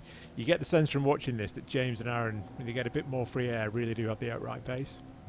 Absolutely. So as soon as they've come out to the front of this field, they have strung everyone else out. Everyone else is then having to sort of cling on to their coattails. But Lewis Thompson's showing that he has got the pace in that car out front now. He's slipstream past both of them. So again, good notes to be taken for a little bit later in this race. Not much more to go, but to know that you can come onto the hanger straight in 3rd place and actually get out in front, that is one note to be taken. But we really want to see how much progress can you make down the Wellington straight, because that is the one that's going to be really crucial into Brooklands. Yeah, we talked before about this game of chess. I think you get less opportunity in this class to think that way. It's so frenetic at the front. It's almost back to, as I said earlier, just being at the front the most often. If you're there or thereabouts, just stay there and fight your way through, and you're just increasing your likelihood of being the one that crosses the line first. It's really difficult though to defend at this circuit given the tow. You do sometimes see enough of a gap to be able to defend into a corner, but oftentimes that's just going to cost you more than you end up gaining. So you will see, especially drivers this level, there's absolute millimetres between Aaron Head, and a little bit of a bump there. Tim Dickens onto the rear end of Aaron Head, so didn't actually cost him anything. In fact, Tim Dickens had to get out the power, and he's going to be now under attack from Jake Swan in that white car. A little bit more of a contact there. You can see Tim Dickens' rear panel is a little bit bashed in at the back there, but Aaron Head down the inside of Brooklands. We're going 3 wide here. That's not a sensible thing to do. Lewis Thompson is going to be hung out to dry. James Murphy controlling that well. That's really uncomfortable. Lewis Thompson still looking like he's got the overlap coming through Luffield, so he's going to be on the inside, and he will likely take that position. So we see Lee Bristow following on Chris Moore. I'm hearing a bit of dirt and gravel in the background. There's a wing going missing. Whose wing was that? Was that Mike Evans, I think, has lost a wing on the inside, so he's making some progress here. I saw one of the cars maybe going slowly at the back there. Yeah, looks like he might have been pulling into the pits. As we come down here, I can hear Snappy John and his camera taking photos through into turn 1. As Lewis Thompson now leads this 420R field, the Caterham 7 Championship UK, the 3rd race this weekend. We've been having a 15-minute race. We've only got 3 minutes left. This is the penultimate lap, therefore. They are turning 2-minute 15, 2-minute 16 laps in this race so far. Right across the curves there for Aaron Head, absolutely maximising that, but I think maybe a bit too much there. Looks like James has been shuffled down the order quite a bit here. Not quite sure what went on there to make that happen, but he's down in 5th or 6th place at the minute. We heard all that the gravel and dirt getting kicked up. I wonder whether it's part of that. There's a lot of moving left and right by all these drivers. They know that it's coming down. A little bit of a lock up there as he entered slow. He didn't really have anywhere to go. He's kind of being ping-ponged between 2 cars, and you're right, he has been shuffled down, but actually some of that movement around the track caused a bit more confusion. Lewis Thompson, though, getting sort of almost pushed. A little bit of contact there. That's Tim Dickens up in the air. He's got his car, he's landed again and pointing forwards, but he actually lost the front of his field. Now, the gravel has grabbed in front of his exhaust pipe, and I think he is now going to have to get pushed out there. Locked up in the transmission somewhere, actually. Would struggle to get him out of there. So it's obviously still in gear as he was going through that gravel, and like you say, it might be stuck in that. And that with 2 minutes to go, it's in a quite a dangerous position, that car, and whether they'll live snatch on that last lap, I'm not sure. We're still seeing the intensity has taken a notch up. We've seen a little bit of contact. We did predict a bit of carnage, and there was some down at the Vale that time through, one of the heavier braking points that we get around this Silverstone Grand Prix circuit. But out front, Lewis Thompson is dragging Jake Swan away from Aaron Head and then James Murphy. Henry Heaton is down the back of it, so there's nothing they can do. It doesn't look like they can push that car out. It was quite an uncomfortable ride over the wheels of the car in front, and when the car landed, you said that you spotted it may be locked up. So we're coming into Brooklands and Luffield then for the penultimate time, minute 30 left on the clock, so they'll be coming on to the final lap of the race. Are you willing to call anything yet, Steve? Well, I called Aaron getting to the front early on, I'll take that, and I called Carnage, so I'll take that one as well. Nothing more than that from me. You're not going to give me a race winner at this point, and I don't blame you. I wouldn't want to call it either, but Lewis Thompson has been a consistent force out front. Jake Swan, we said he was in that watching brief. He is now pulling to the inside. He's going to take the lead of this race for the first time. A little bit of contact, that's maybe where we saw some of that contact, the front tyre being rubbed by that front wing, which is not going to come and recover, so hopefully you won't get a puncture out of the final corner. But as we come down, more debris and dirt going through, and I'm guessing that was from the Luffield incident. We saw some cars going wide. Jake Swan right across the grass there in his efforts to keep up with Lewis Thompson. James Murphy still in that fourth place. We said you can get past two cars, but I think he's a little bit too far back. They're going to try and live snatch Tim Dickens as the cars are all coming down to that area of the track. We're heading down Hanger Straight right now, so there will be wave double yellows as we go into Vale. That's one overtaking opportunity will be gone. There is that tyre getting rubbed by that wheel arch. It's Jake Swan who's in the lead as he comes into that what will be the yellow flags. You can see them in the distance. You can see the live snatch going on. They will all have to protect themselves. They cannot overtake into this zone. So Jake Swan backs them all up and takes the speed off nice. You can see how much debris. You don't want to get a puncture at this point. They are going to then filter out through club as we come to the tail end of this race. Everyone controlled that nicely, and nice to see that in these late stages. Jake got a mini gap there. I wonder if it's enough to let him defend the first position down this straight. I think optimistic, maybe down this straight, but optimistic for the rest of the lap as they all come back together. Line astern here, Mike Evans and Tom Eden are still right in this mix, depending on what happens as we come through the latter part of this race. Jake Swan out front currently. Aaron Head, though, looking around the outside, and James Murphy down the inside of two cars there. He's interlock wheels. They have managed to sort themselves out, though. Aaron Head left on the outside. Lewis Thompson still on the inside. Jake Swan, can he make a way out? James Murphy all the way to the grass. It's going to be hard for him to get back. He's going to have dirt on his tyres, and I think that might be James Murphy over, but therefore Aaron Head has got behind Lewis Thompson. They have a little bit of touching as they go down the straight. They've got slippery surface flag coming into Brooklands because of the debris on there. Aaron Head down the inside of Brooklands, though. Lewis Thompson on the outside. He's sweeping round into the lead. Jake Swan still very much involved, though. Lewis Thompson has come through the best on the inside of Luffield. Coming round to the last area of the race. Can Jake Swan make anything? Can Aaron Head overtake? Henry Heaton's back in it as well. Lewis Thompson, though, is he going to win another race? He's gone to the outside, Aaron Head. Who is going to take that line? It's going to be awfully close as they come around the outside. Aaron Head's got the momentum. Is that Aaron Head? Head has given that race by 3/1000ths of a second. Another epically close occasional action from Silverstone. Aaron Head given the win by 3/1000ths. Now we've got to wait for that camera again because that was too close to call last time. The outside line does seem to be working, though. Thompson given second place. Henry Heaton takes third place over Jake Swan on that last corner as well. Lee Bristow in fifth. Chris Moore sixth. James Murphy seventh. Evans eighth. Ninth for Eden. Sparshot 10th. 11th Jarrett. Benham. Kirby, Lees, Dale Head, Dickens and Lapidus. What an end. Wow. Aaron looks suitably and understandably happy with that result. As you say, Chris, it doesn't feel like it would work around the outside, but we've seen that a number of times, haven't we, over the years, that you can make it work. It's almost like when you get on the curb on the inside, it just removes your traction very slightly and the acceleration that you're needing. See how much debris is Aaron's jinking away to avoid it. But some work to do there, hasn't he? Yeah. What a response as we look to BRDC Clubhouse, and let's have confirmation then of the provisional results. Aaron Head taking that win by 3/1000th of a second over Lewis Thompson. What an entry into the 420R category for him. A win and a second place there. Henry Heaton in 10th and third place. In fact, it's a full sweep of the podiums. Henry Heaton takes that podium over Jake Swan, who'll be disappointed, I'm sure, in that fourth. Again, several thousandths of a second between those two. Bristow, Moore, Murphy, Evans, Eden and Sparshot round out the top 10, and then coming to 11th for Jarrett. Benham was 12th, Kirby 13th, Lees 14th, Dalehead 15th, Dickens, and then we saw Lapidus. In fact, Dickens and Lapidus both not making it to that flag 2 laps from the finish. But what action from the Caterham cars this weekend. We've seen fantastically close racing all throughout the field, all throughout yesterday and today. They've had to put up with awful mixed conditions, and they've done a great job to do that, Aaron Head. And thank you so much to all the marshals out there who have helped us through today, all the track staff, Caterham Motorsport, the BRSCC, event staff as well, everyone who makes these events possible and happen. And the live stream team here and all the circuit commentary as well. It's brilliant to see everyone pulling together and to put on a great show, and we hope that you've really enjoyed it as we watch these cars just coming in.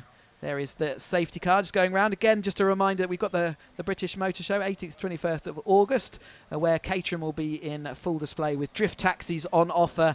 And if you fancy having a go in one of these Caterhams, then go to the British Motor Show and we will talk you through all of the options you have to go racing with us. We got Sam available as well for a quick chat down there. Where did you get to catch any of that, Sam? Yeah, Oh, sorry. Simon Lambert was talking to me then. Apologies about that. Yes, I just can't wait for these guys to come in because I want to see their reactions. I mean, Aaron's going to be over the moon. Lewis and Henry obviously going to be happy as well. But goodness, you just didn't know who was going to cross the line first.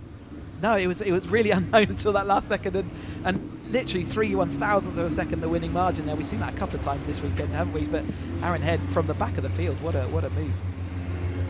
Yes, I'm not sure. When I spoke to him in Parc Fermé, that he thought he'd be in this position right now. It was like Mike Evans picked the fastest lap as well at some point in that race. There you go. So Mike Evans taking that extra point away from the championship leaders, but Mike Evans having a good result. But Aaron Head there, I can see, it says here how he got on during that race from his point of view. That's right, yes. Let's hear from Aaron. Aaron, congratulations on the win. Cheers. It obviously worked out how we hoped, so yeah, it was a great race, to be honest with you. A bit tight, obviously, a few times. Got the damage to show that, but yeah, just got it on the line at the final part. So yeah, but it was a good race. It was a good race, enjoyable. It was, and more points for you. Yeah, saves after the second race. Exactly. Thank you very much. Congratulations. Right, let's move on to Lewis and Henry having a little chat. Hello, guys. Well done. I'll talk to you both. Congratulations, second place, Lewis. Happy with that? Not really, no. I lost it on the line, so. But yeah, honestly, cracking race, absolute smashing job from I'm forgetting his name now, Aaron. Now that's not tidy. Honestly, that race. Team as well, don't forget. Yeah. No, honestly, that was a cracking race. That was harder than the one before. So, yeah, it just seemed even more chaos as well, which seemed a bit mad. It just at one point I think it was like 5 wide going into a corner, which probably shouldn't be 5 wide. So, yeah, honestly, spot job. Well done to everyone, and yeah, cheers to the team. Thank you, Lewis. Yes, Henry, how was it from your point of view? Survival. Survival, in a word. Yeah, it's well, with the nature of the circuit, it's such a quick circuit, and these cars are so, heavy on the toe that the whole field just bunched up together, and I was kind of just waiting for my moment, picking my time, and like all good things, all good plans, it all sort of went to pot in the last 2 laps, and I sort of lost touch with the lead pack. Just about managed to get back to them for the last lap, and then was in contention for the podium, and like the first race on Saturday, it was literally Jake and I neck and neck.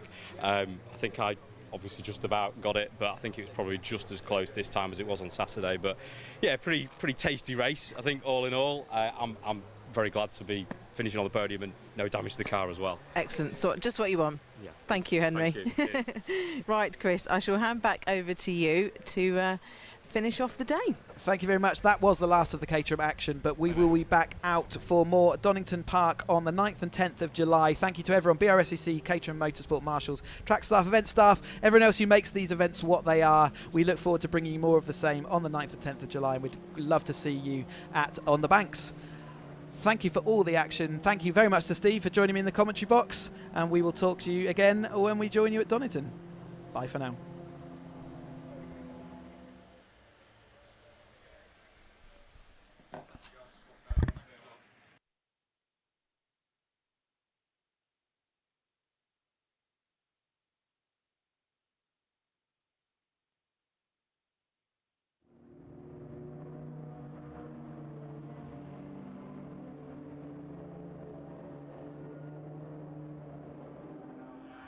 Got back in touch with the lead pack for the last lap and just about managed to nick third, but yeah, all in all, pretty happy with that this weekend. a couple of podiums, some good points, and you know, no damage to the car. So yeah, leaving Silverstone a happy man. Well done and good luck with Torrington. Thank you very much. Okay folks, that's it. The cars have already left the pit lane for the Britcar trophy, so over to you, Alistair. Thanks very much, Tony. Yes, they're in the pit garages, so they go straight out for their lap round to the grid, and the marshals are already there, so cars are really just as they were before.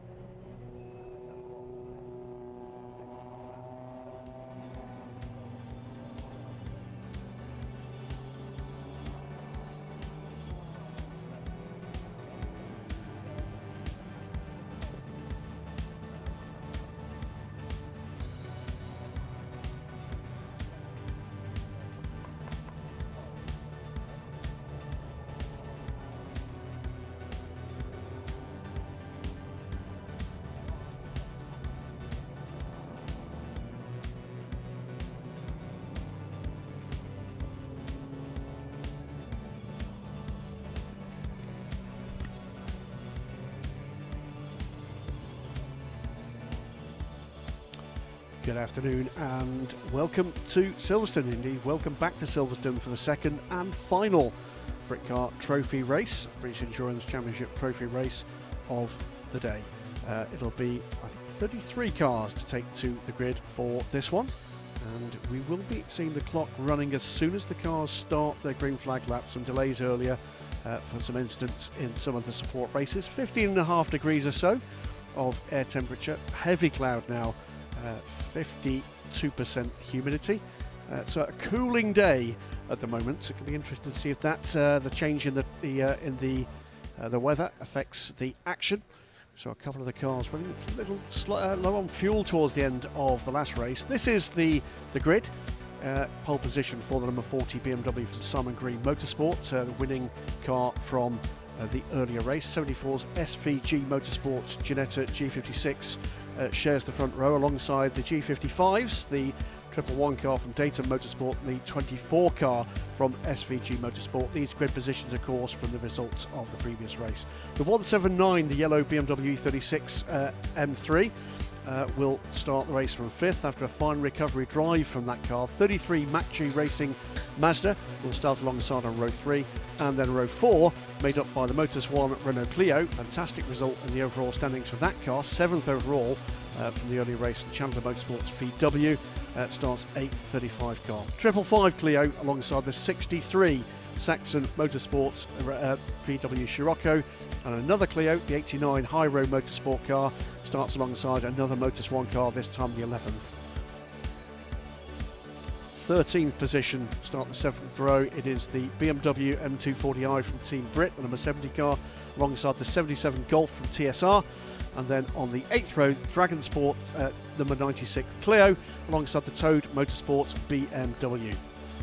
Saxon's VW Golf, the number 55 car, alongside another Motus 1 Clio, the 28 car this time, and then JW Bird VW Scirocco, the orange car, alongside the number 69 Westbourne Motors Clio. Motus 1, another Clio, the 13 car, 21st position, alongside the 22nd position car, 127, the JRW Automotive VW, one of our invitational entries. Raceway Motorsports and their 27 car, 23rd, and then the 41 Westbourne Motors Clio. SVG Motorsport, their number 91 Ginetta, alongside the Oryx Motorsport car, shown there as a Seat, but it is actually a VW Golf. The 44 and 22 Ginettas, followed by a pack of G40s, the 62 SVG Motorsport car, 31 from SVG, all from SVG, 54, and then the 98 Race Lab, the invitational car. That car will not be starting this race, I believe, after a gearbox problem in race 1. Safety car, the Mustang is rolling, and as we've been briefed, believe that the clock indeed is counting down from the start. Attempt to beat curfews here at Silverstone. Long day for the marshalling staff. Plenty of action, and the odd incident too to deal with here. So 33 cars it will be in this, again, mixed grid. It'll be the drivers that ran second. But let's go and watch the cars on their green flag lap. David's down in pits and paddock. David, we've got a couple of cars not making it out for this one, but still 33 cars, a good effort for this second trophy race. Yeah, the race 2 proved that there's a lot of racing throughout the field, and we've changed a driver for this time, so these are the guys that finished the race 1, so they're going to be fresh and up for the fight. So I think we could see some more racing. The championship is really close, so I think it's going to be a great last race here for the weekend. Completely agree. It was tight this morning's race, this afternoon's race. A few lessons learned about the conditions out there. You expected to see any of these cars rising up from the order? We've not got that many cars further down than we would have expected them, have we? Perhaps 1 or 2 of the BMWs, the 64 Scirocco after a penalty, might see that one recover up the order. Obviously been penalised for short stops or stopping in the wrong place. I think they will have a point to prove and will want to make up for those place losses from race 1 today. So hopefully we're going to see some really exciting races. The Clios seem to be really competitive here this weekend. So the Westbourne Motors cars are looking good as well. Yeah, the first of those, 7th in the overall standings. It was a 35-car field with cars not that far short of GT4 pace. That's an exceptional result from the winning Renault Clio from this morning's race. Looking as well to see what we can see from the Jeff Steele Racing number 179 car, that number 5, the E36 BMW, that bright yellow car there. They had a delay to their race start this morning with an electrical problem requiring the car to be recovered to the pits on the green flag lap, but recovered to a fine 5th position. So we'll keep an eye on progress for that car. That car this time around will be started by David Gooding, a man with no little endurance racing experience going back into the 1990s. Ian Astley out there as well, another man whose racing experience goes back a couple of decades. In fact, Ian telling Steve Wood from Britcar this is his first full season in endurance racing since something like 1999, and great to see him back. Round they come though. Safety car about to pull off, and it will be for Brian Branson in that pole position E46 BMW, who will control this field to the start-finish line, and then it will be game on with 41.5 minutes of green flag running, we hope, ahead of us. And they go. BMW from the 74 Ginetta, and looks as if he's held that position with the inside line through Cups Corner. It's going to be tight though as they go down now towards Beckett, and indeed well away the BMW. 2 white Ginettas behind, battling away as well. And that, I think, has been a change for position for 3rd. The 24 car ahead of the 111, and behind the Clios bunching up. And once again, a mixed bag of Clios and Golfs in that Class 3 and Clio Cup field. We saw throughout the race this morning. Branson getting away a little, but challenge at the moment for 2nd place, the 111 car. Axel van Niedven looking to get onto terms with the number 74. Up the inside, and it's a move for 2nd. Can he tough that out? I think he can. Great move there. That's the 24 car going through into 2nd position. That is Neil Wallace starting the race this time around. 111 looking to go around the outside of the 74, couldn't make it stick there. So all the movement at the moment has been between the 3 Ginettas that fill grid slots 2 through 4, with the yellow BMW trying to hang on in there. It's at the front of the race. It is the number 40 car getting away. There is the 179, the older E36 style M3, in the hands of David Gooding. man who chatted to a little earlier, multiple starts for the Rolex 24 Hours at Daytona some years ago. This is a very different track, but the discipline's the same. Fire-breathing 179 car, and behind is another car that pays homage to that race in Daytona, the number 33 Mac-G Racing Mazda RX-3, a tube brain car, fending off the Team Brit number 70 BMW M240i, and then the 63 Scirocco, class winner this morning. Smoky through Copse for the 179 car. Through come a pack of little touring cars here. Clios and Golfs are plenty, and then the 64 Scirocco, lower down than it would be on pace as a result of pit stop penalty earlier.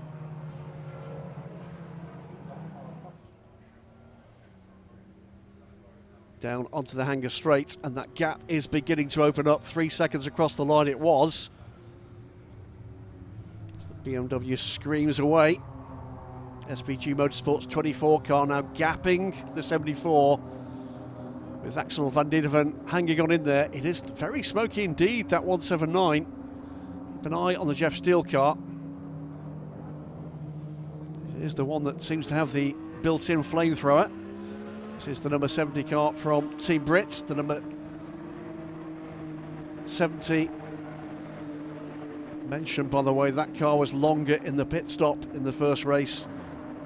Pit stop does take a little longer with the wheelchair-bound driver, but it was a technical issue for the team that delayed them in the first race, not the other factor we mentioned in race one. And they're well in the fight here. Number 70, 7th place overall, and closing in now on the 179. The 70 car started this time in the hands of Chris Overend.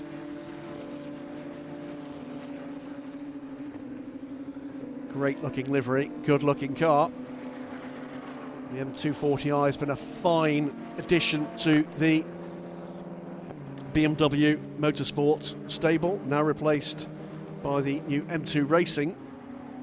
I'm sure we'll be seeing some of those cars in Britcar service sooner rather than later. Saw there on the overrun, a flame up the rear of the M3. Snack time.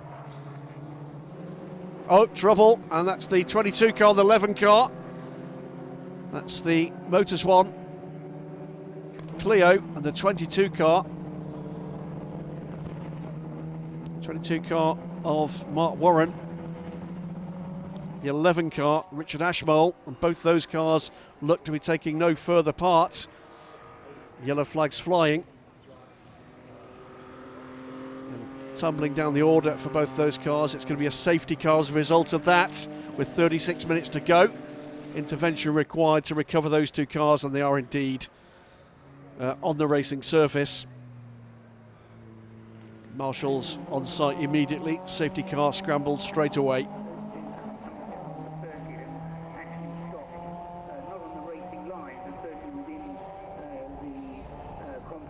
So field will be brought back under control. That's early race efforts from the number 40 car in the hands of Brian Bransom neutralised.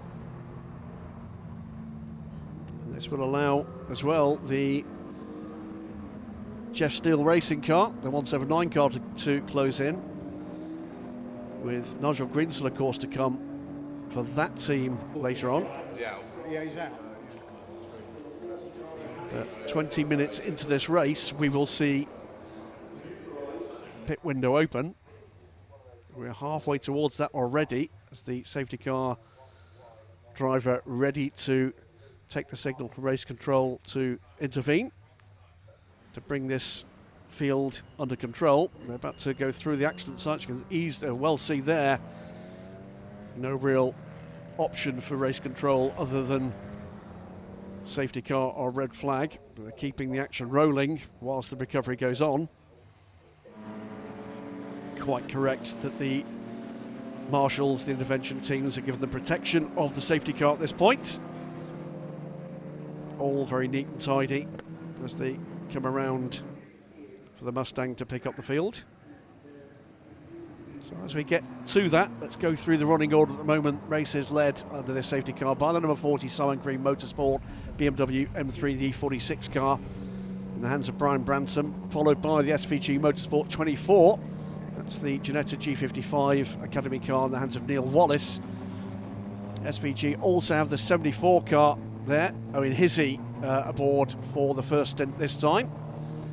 And then the 111 car, another Ginetta G56 Academy, solo driver Axel van Diedeven aboard that car. The 179 makes it an all Class 1 top 5, and that is David Gooding aboard the car this time around. And then in the 6th place, so we'll look at that. In Class 3, in 9th position, it is the 35 car, the VW Golf from Chandler Motorsport. Second in Class 3 is down in 12th position, it's the TSR car, that's the 77 Golf. And then third in Class 3, it's another Golf, it's the 55 car from Saxon Motorsport. Clio Cup, 10th overall for the Westbourne Motorsport car. And right on the back end of that was the number 11 car, but that's one of the cars that was involved in that incident. It's third is the number 96 car, fourth the 89.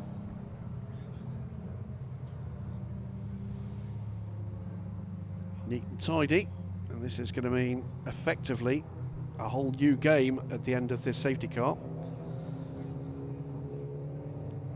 Wait and see how long it is before those cars can be towed to safety, drivers to safety, and any required clear up. Clock, of course, is still ticking down. Something like 7 minutes until we get to the pit stop window.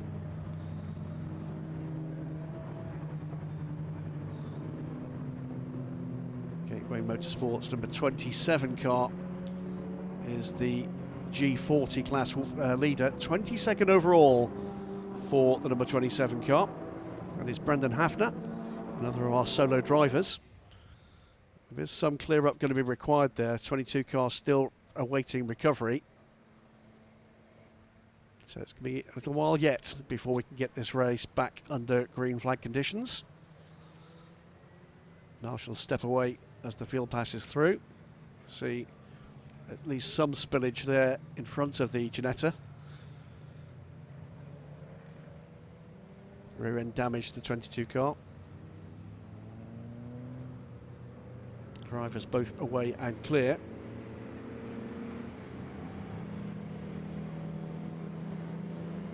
So it would have been Andrew Waterfall to start the 22 car this time.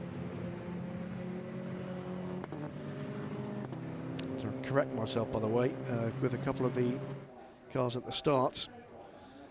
It is indeed Brian Branson. The 74 is in the hands of Mark Lee in this race.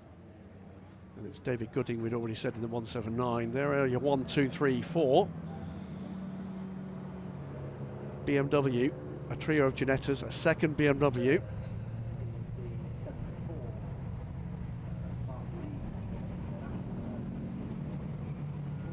Through they come. Increasingly gloomy out there. Don't think we're going to get any rain, but it's not absolutely out of the question. These cars on control Goodyear rubber. No slicks or wets required here. These are track day tyres for the whole of this field. Goodyear here in some strength as the Ginetta is towed away. Significant impact. It is getting darker. Would not be surprised if we got at least a sprinkling here.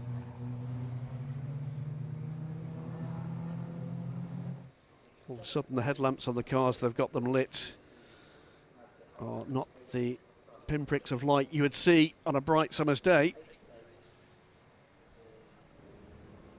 can see that's a significant hit to the right rear of that little Ginetta G40. That car will go no further. So track surface is clear now. It's now a matter of whether or not clear up is required, and we'll keep an eye to see just exactly when race control is going to allow us to get this race back to full green flag running.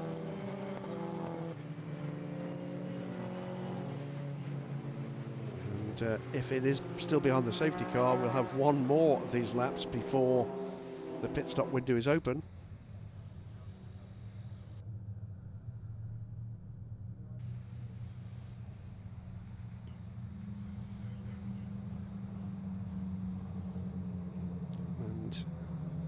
Looking for who could take advantage here. The middle of that group of Clios and Golfs, the bright orange Scirocco looking to make its way up the order. The number 64 car, the JW Bird entered car, took a drive-through penalty for a short pit stop, and therefore artificially out of its order on pace. It is a control pit stop time, 2 minutes from pit in to pit out. Keeps things neat and tidy with the teams. Mandatory driver change for those crews that have got 2 drivers. No driver can do more than 27 minutes in this 45-minute race this weekend. And that looks to me as if they have cleared the track surface. Slippery surface flag, was that being shown or being taken in?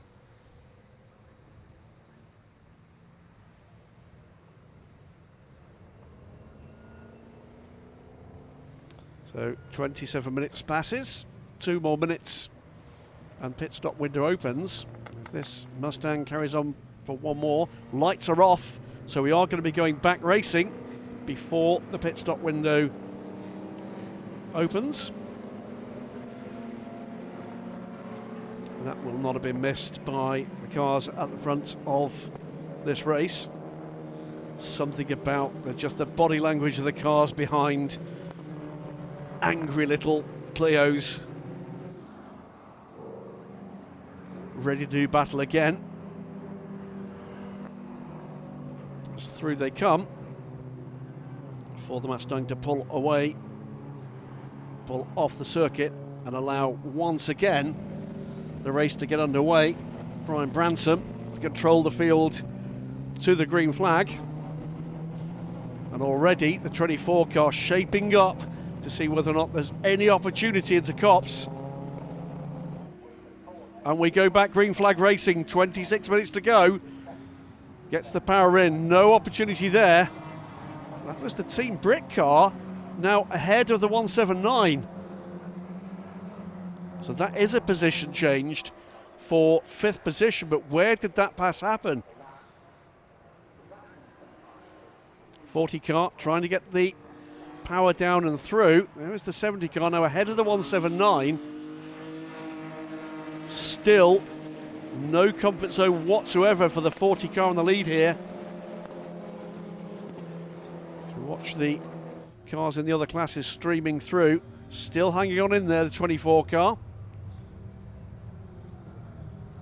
So still 40, 24, 74, 111, then the 70. Now ahead of the Jeff Steele Racing 179 BMW M3. So the newer BMW made the pass as they went back to green flag running. Closing in as well on the 179 is the Mazda RX-8, and then the 63 Scirocco holding off a chasing array of Renault and VW machinery behind. Pit stop window is now open. Who is going to be first to head for the pits? We'll find out soon enough. Someone's had a moment behind, and that is the 111 car from 4th position. So bad news indeed for Axel van Niederven. And he's not going to stall the car as well.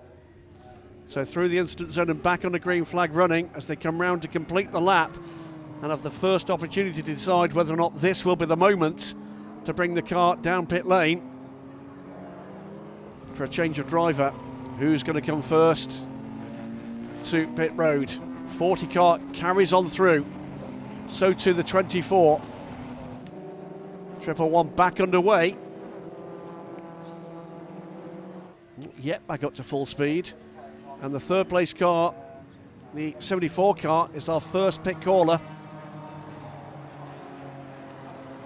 Team Brit therefore up into 4th place, 179. Still looking a little smoky. Apologies, 74 has stayed out. It's 40, 24, 74. We have got pit callers though. The 96 Dragon Sports Clio, the 35 car, as well on pit lane, the VW Golf Cup car from Chandler Motorsport from 10th overall, another pit caller.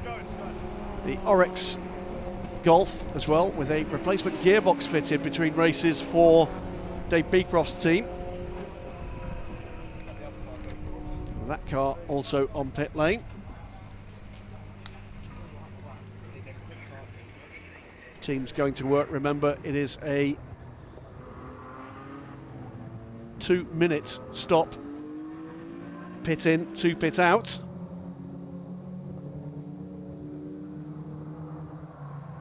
It's going to be Harry Rice, by the way, started the car. Dave Beecroft, long-time team principal, looks after the Junior Touring Car Championship in the UK. And Dave Beecroft it will be. We'll call him the veteran because he can't hear us. We'll take the wheel of the VW. That car replacing the planned Cupra for this race. The 55 Golf ahead of the 77. Sister car, the number 7, one of our non-starters here. So the Saxon Motorsport car of James Alford, the 55. The 77 TSR car from Robert Taylor and Mark Jones.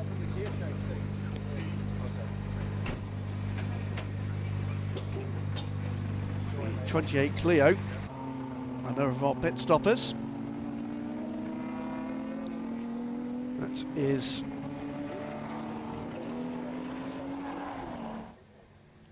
the number 40, getting away again now with a clear track, able to just get the power back in.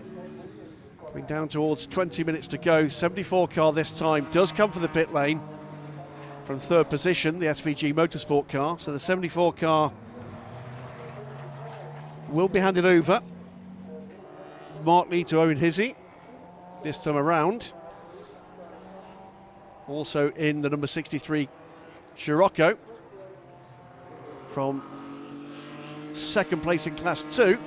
It's a leading Class 2 car at the moment. Is that Team Brit car, the championship leaders, remember?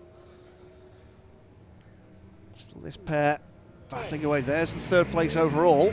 You look at the Mac G Racing Mazda RX-8. The purposeful looking thing. Brakes smoking. Dump churn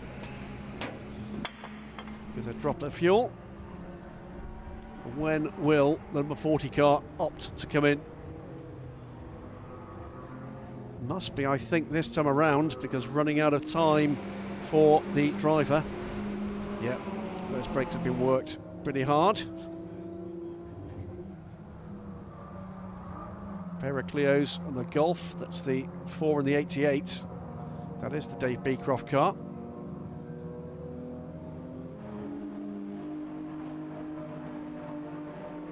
Number 4 Clio. 9th position overall at the moment. Does owe us that pit stop, of course. The 88 car back out after making the stop. These cars on very different strategies, but with about a lap between them. In the background there, the green-wheeled BMW.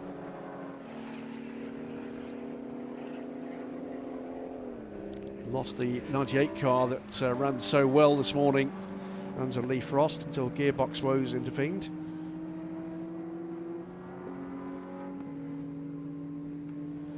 Number 4 car here, Scott Simon, class winner from this morning's race. And now out comes the number 74 car. See, as the 74 leaves, in come the leading pair. 74 with the Mazda filling his mirrors. He's dropped a little bit of time to the Mazda through the pit stops, maybe. So the 40 and the 24 in for their required pit stop and driver change. Here comes number 40. This will be Jas Sapra taking over from Brian Branson, who's led this race from the very start. 24 car, meanwhile, will hand over from Ian Astley, who started the race, to Neil Wallace. Sound of tortured rubber somewhere. Pushing hard, under 20 minutes to go, in what is a very tight championship position. Team Brit here looking to win their class and defend their overall championship leading position. It's super tight. Just a single point coming into this weekend. Second in class in this morning's race, and their nearest contender in the Clio class, second as well. A handful of points in it, and a win would effectively guarantee them leaving here this weekend with the championship lead. Their nearest competitors for the overall championship, Charlie Hand in the 555 car. He currently leads the Clio class. It just could not be tighter. The trophy requires at least 3 cars to be entered for each class. Every class has got at least that, and in some cases significantly more. 64 car up the inside there of Dave Brecroft in the number 88 car.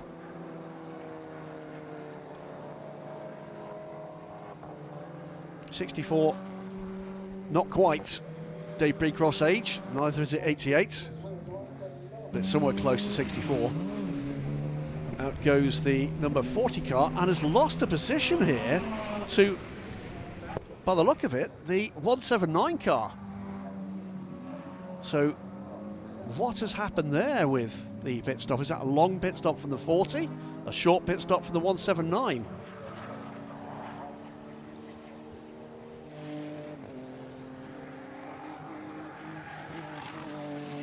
Well, we'll wait till this all sorts itself out, but it looks as if the 179 has leapfrogged the 40 in the pits, and everybody else for that matter. Team Brit at the moment still owes the pit stop, but to lead this race for the moment.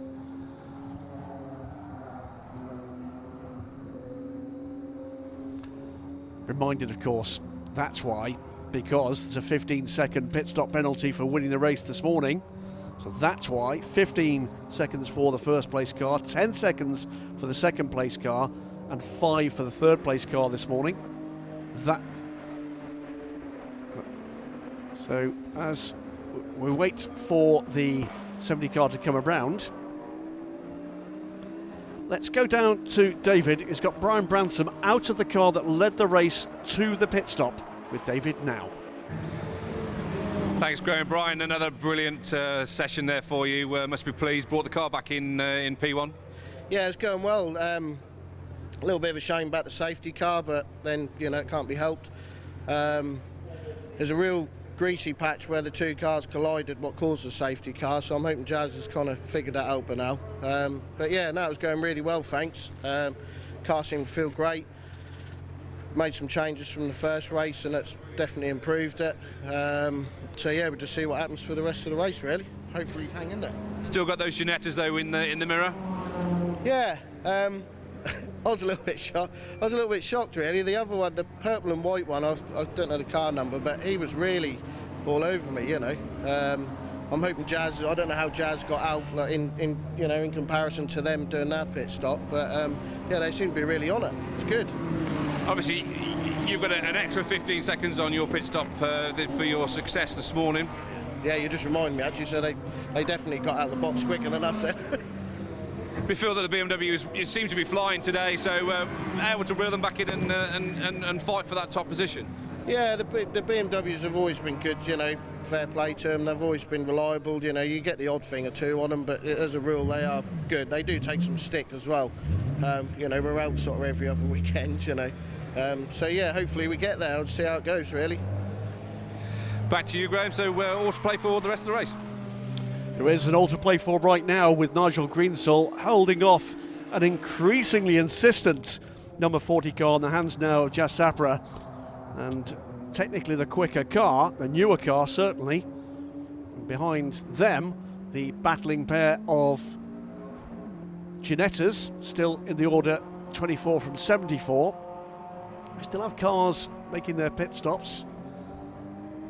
We'll filter back out into this and give us an overall running order, but at the moment it is, with the cars that have completed their pit stops, it is going to be the 176 car, 179 car rather, that no, apologies, it's the Mazda that leads the way of the cars that have actually made their stops. I'll correct myself again, it's this pair. This is effectively the de facto lead battle, and the 74 car takes that position. 74 car now in the hands of Owen Hizzy, gets by the 24 car. 24 car now in the hands of Neil Wallace, and they're looking for clear track to stay clear of the chasing cars behind. They're not that far behind. At the end of this lap, when those pit stops are complete and we start to see this field settle, 74 car, that 10-second addition to a pit stop, 5 seconds to the 111. Still Nigel Greensall is fending off the number 40 car. One of the most experienced racers in this field, or frankly in any other, Greensall. They close in on the Mazda, still can't get that done. The 179 car deploys the flamethrower. That's not going to put off the attack from the 40 car though. 11.5 minutes to go. Do you want to do the two together, yeah? Somebody looks at the numbers. Was everything tickety-boo in pit stop times? Let's hope so. We're going to fight the flag for this pair and the cars ahead of them. So 74 from 24. It's the 28 goes through on one of the G40s. Let's go down to the pits where David has got two of the protagonists from the 74 and the 24 and locked in a lead battle. Yes, both guys are fresh out of the car, but I think they had a good battle there. The car, the 24, you're pushing today. You're a lot better in this race than earlier today. Made a lot of changes for this one? None at all, actually. So no changes to the car at all. Don't know, I think we're just driving the same thing. Obviously a bit further up the grid, so that helped. And on the first lap, yeah, it was a bit close. I was actually just trying to sort of like a bit of gamesmanship. Wasn't actually intending to pass, and then he brakes and I thought, well, either I hit him or I go past now. So, but he gave me a bit of space, so that was helpful. Mark, you obviously had a good result earlier and would have had a success penalty in your pit stop. So, are you hoping that you can claim some of that back now? Yeah, hoping so. Yeah. Owen should claw that back for us. Obviously, you were very strong later in the race. In race one, you were sort of coming back on the BMW. All to play for still with about 10 minutes to go. Yeah, because the BMWs, the rear tyres seem to go off for them a little bit. They seem to lose pace at the end of the race, which benefits the Ginetta, I believe. Obviously, Ginetta's a lot quicker through some of the faster. Yeah, towards the end, the BMW, I find following them. They start sliding, and it's like they've just started to warm the tyres too much. So no team orders, but all going for it for the last few bits. Yeah. We'll do the best we can. Yeah, brilliant. So all to play for, Graham, and these two guys obviously racing towards the end, and we may see the Genettas come back towards the BMWs later in the race. Well, the Genettas at the moment leading nicely, and Ian Astley looks no older than when I was writing about him over 20 years ago, damn him.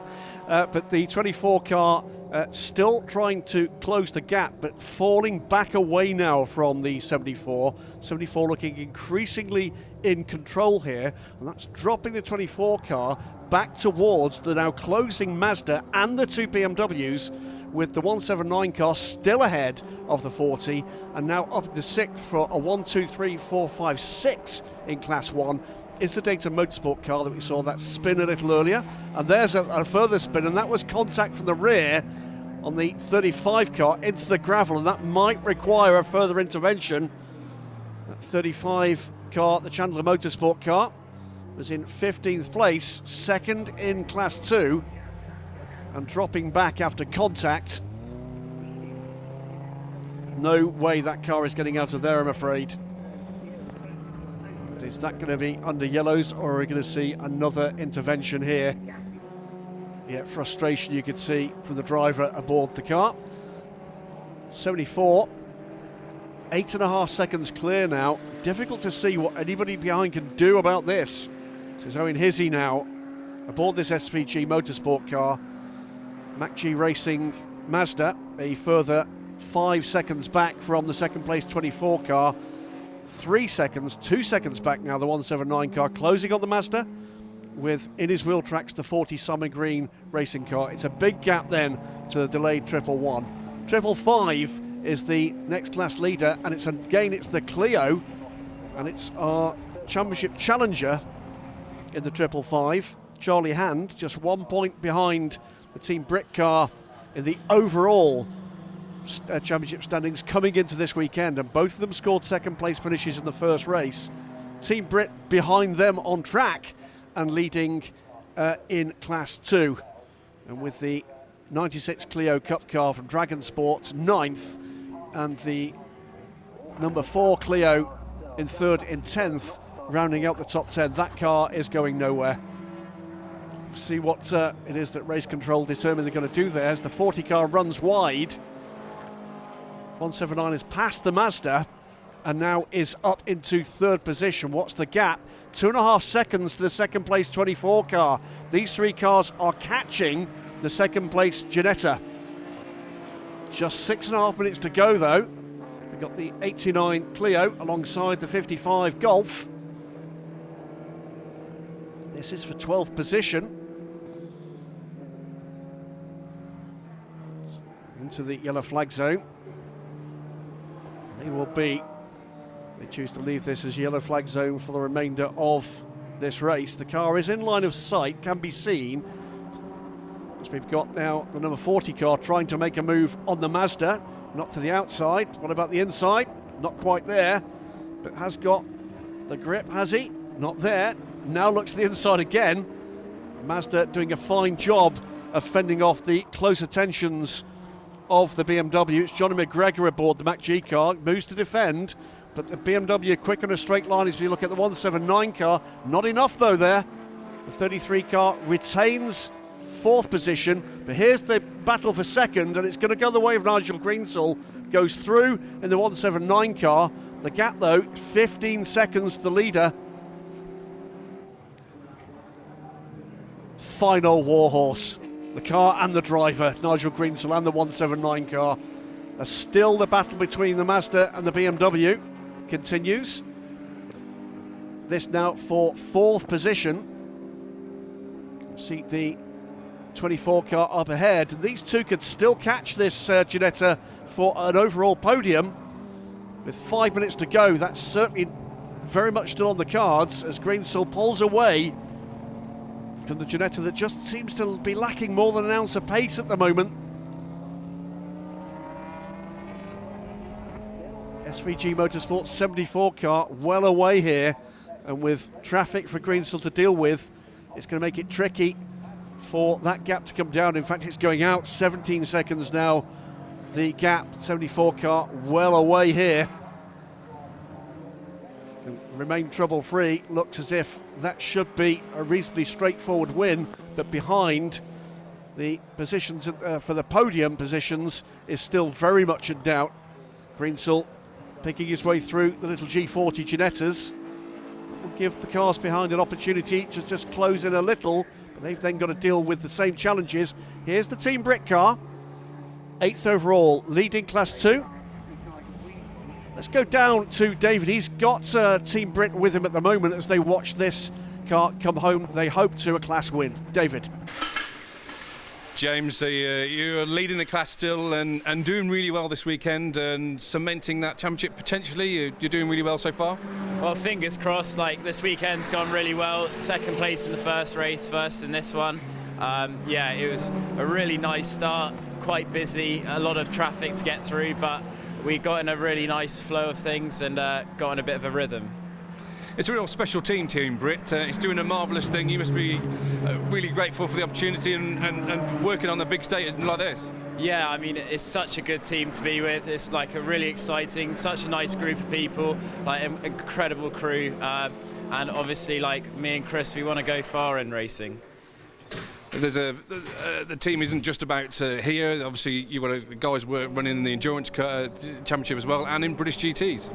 Yeah, we run in all sorts of different championships, and to be like the first disabled racing team in the UK doing this is a really exciting thing. And fingers crossed, we're going for the wins. Well, you're doing the right thing today, second in class, and hopefully we'll see you later on. Thank you. Cheers. Leading the class and actually going by the other class leader for 7th position overall now. The Class 2 leading car Class 2. goes by the 555 Clio. That's both class leaders and the championship contenders battling for 7th position. Here, though, is the number 74 car. Just over 2 minutes to go. Gap up to 18 seconds, and not a lot on pace that can be done by Nigel Greensall at the moment aboard this car. He, though, has got 5 seconds on the 3rd place 24 car, with the 33 and the 40 still battling away, and those three all together in a battle for 3rd place in the final overall podium slot. So 74 179 look to be away and clear, under 2 minutes to go now. There, though, is the battle for the final podium position. 24 car gathering up the skirts of this Ginetta, trying to keep it clear of the rotary engine Mazda behind, and all of a sudden the 40 car has got a bit of a tow here down the Hanger Straight. Has he got the ponies to drive the inside? He's going to take a look. Not there. The Mazda takes a look.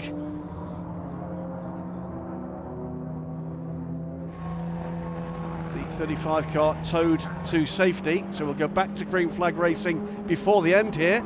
Again, the 40 car gets alongside, can't be done there. Wrapped up in their own battles here. Good run from the Mazda, good run from the 24 car, better run from the 179 car, excellent run from the 74 car ahead of these. They come through to past the 41 Clio. Car running 7th in class, 22nd place overall. Is there going to be a last lap lunge from any or all of these three? Mazda looking racy, looks to get the power in. Nowhere around the outside, tries to squeeze by the next turn, but it looked to the inside. The BMW now alongside the Mazda, and it's made that stick. Great move. Goes wide though. So the BMW number 40 up into 4th place. Can he now challenge for this overall podium? The clock about to run down. 111 off and out. Stick with this battle though, so this is where it matters. It's the last lap for the race leader. The 74 car away and clear, nearly 20 seconds clear of Nigel Greensall, who's pulling away as well from this battle. What can the 40 do? And the answer is, tries up the inside. Is that the last opportunity? Here comes the Mazda. Order restored. 24 from 40 and 33 for 3rd place, 4th place, 5th place. Traffic coming. We saw what happened in this morning's race. When that happens with a close-knit group, is this going to interfere with proceedings? Here they come. BMW looks to go to the outside as he got the ponies to do it on the straight. And he has. Beautiful move up into third place. Up the inside goes the Mazda, and all of a sudden the Ginetta from third down to fifth, with time and track space running out.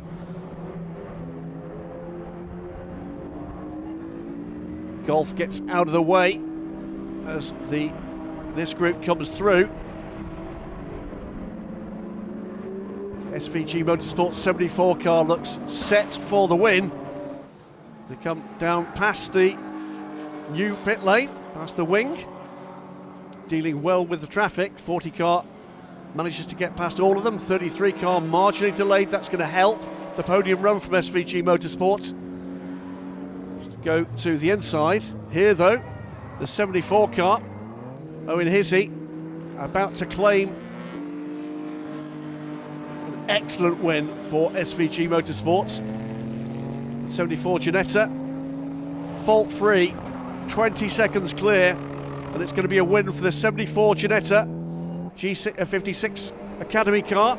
Owen Hizzy brings it home. The car he shares with Mark Lee, and that's going to be a 20-second gap before we see the number 179 BMW M3 E36 brought home here by Nigel Greensall, started by David Gooding. What a great result for that car. And not too much longer before we see the third place car, and that is going to be the number 40 BMW Simon Green Motorsport, then the McG Racing Mazda and the SVG Racing 24. After that, it will be the Class 2 leading car, Team Brit, and the Clio Cup leading car, Westbourne Motors, Charlie Hand. So identical racing results for the championship leaders coming in here. Have to wait and see what happens with the points for qualifying and fastest lap. But here, the number 70 car coming home now, the BMW M240i from Team Brit. A fine class win and a great 6th place overall for Chris Overend, who started the car. James Whitley brings the car, so apologies, the other way around. James Whitley started the car. Chris Overend is going to bring the car home. It's a great run from the prettily liveried purple car, purple and blue. And not much further behind, handful of seconds behind, is going to the leading Clio Cup car, the 555 car of Charlie Hand. We take a breath. And there it comes, the 555. With plenty in hand over the second Clio Cup car. There it comes, the 96 car, and it's a third Clio in the top 10 before we get the second car in Class 2, the Scirocco, the 63 car, to complete our overall top 10. Class 3, by the way, will be won, as it is now, by the 55 VW Golf, the Saxon Motorsport car. James Alford brings that car home for a class win. And the Ginetta G40 class has been won by the number 27 car. That's Brandon Hafner. That, though, is our race winner, the number 74 SVG Motorsport. That's lap time 2:19.572. Overall winner, Class 1 winner, Mark Lee and Owen Hizzy take maximum points this afternoon after a fault-free drive. Here comes the 179 car, the E36 BMW. And then the Team Britcar, our Class 2 winner, Chris Overend and James Whitley in the M240i BMW. 3-car class here, but maximum points will be awarded. And that will play a massive part in their championship run, as it will for the 555. David, that was a great end to the afternoon's racing in the British Endurance Championship trophy class. Close stuff all the way through, and that safety car did help to bunch it back up. Yeah, I think that played a major part, but also I think the guys from SVG did a superb job there. Pit stop was bang on today, and I think Owen drove a stupendous race. You know, the BMW was really quick today, so for the guys to come back, having had a podium this morning, to move up, I think that's a really, really good performance by the whole team. Completely agree. Pulled away from the field and pulled away dramatically. We're not used to seeing a gap like 20 seconds in a field that's been this well matched. This car's amazing. Yeah, I mean they really made up some time today and made a difference. Maybe the slightly cooler conditions helped, you know, but really capitalised on the performance of the Ginetta through some of the faster corners. Had a quick chat with Nigel Greensall in the 179 before this race started, and with David Gooding. They didn't feel as if they could be in contention for the overall win. Well, they've not won, but a second place for Nigel Greensall in the 179. What a great result for them. Yeah, some brilliant result in a car which, you know, it was smoking a little in the race, and when we all started to worry about it when we were watching it. But you know, Nigel came back and drove a tremendous race. You know, he's a very talented driver and drives a huge amount of different cars throughout the year. He does indeed, and completing the podium after a fighting finish, coming up from 5th up to 3rd in the final laps. The Simon Green Motorsport number 40 car are winners this morning, but they come back with a 3rd place this afternoon.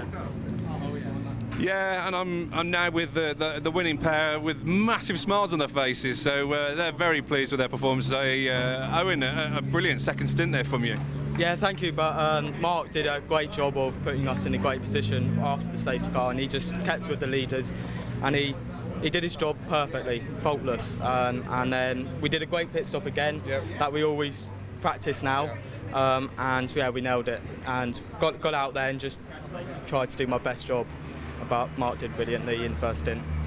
Mark, a 20-second victory, you know, a margin there against some really quick BMWs behind you.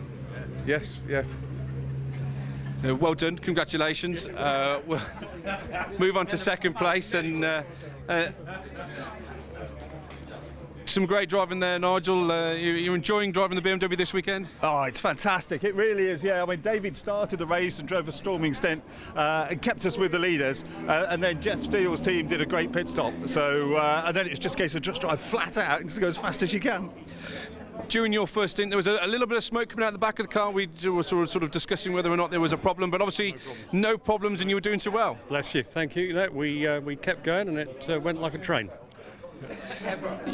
Obviously, the BMW seems to be suited to Silverstone, so it seems to work in a sort of an outdrag the Ginettas in the straight line.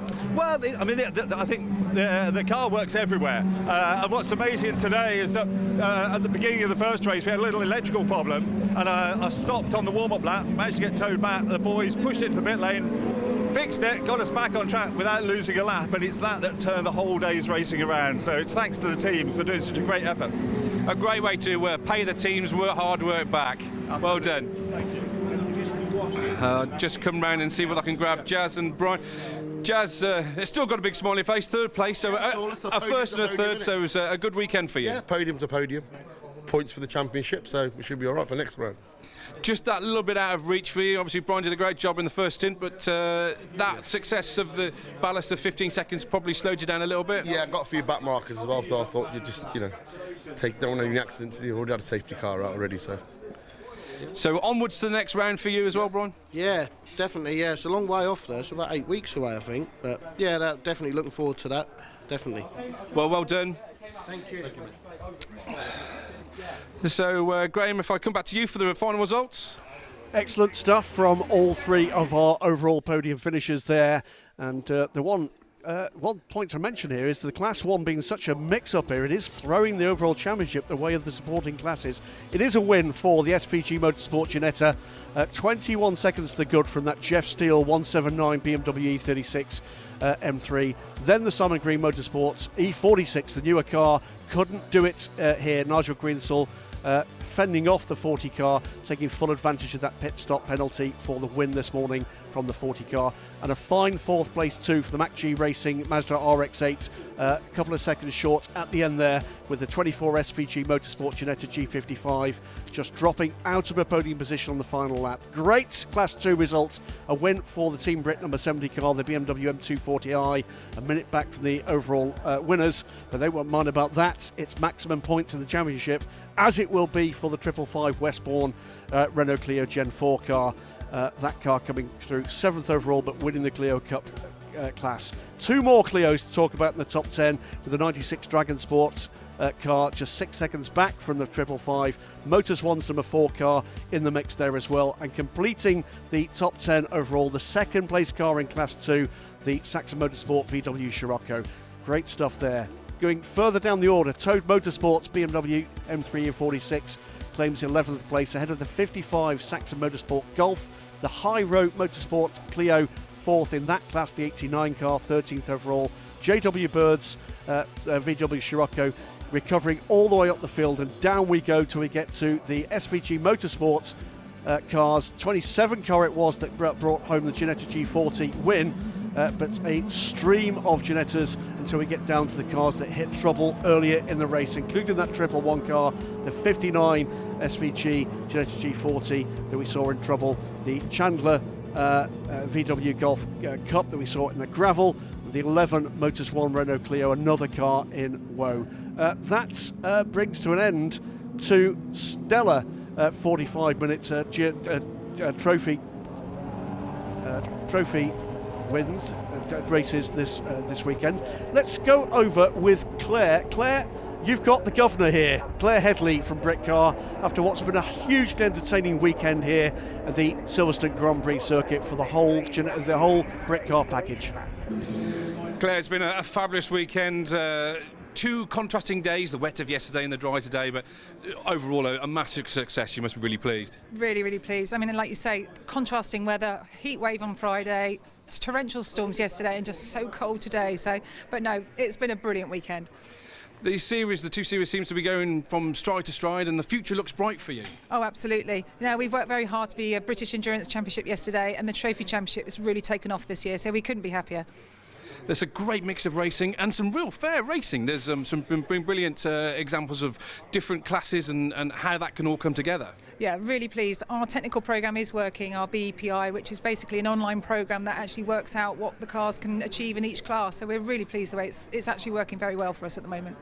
Silverstone's been a strong weekend, but the championship moves on. Where next for the championship? We've got 2 more rounds to go. Donington National and Donington Grand Prix coming up August, September time this year. So it can all change. Points all makes prizes at the end of the day.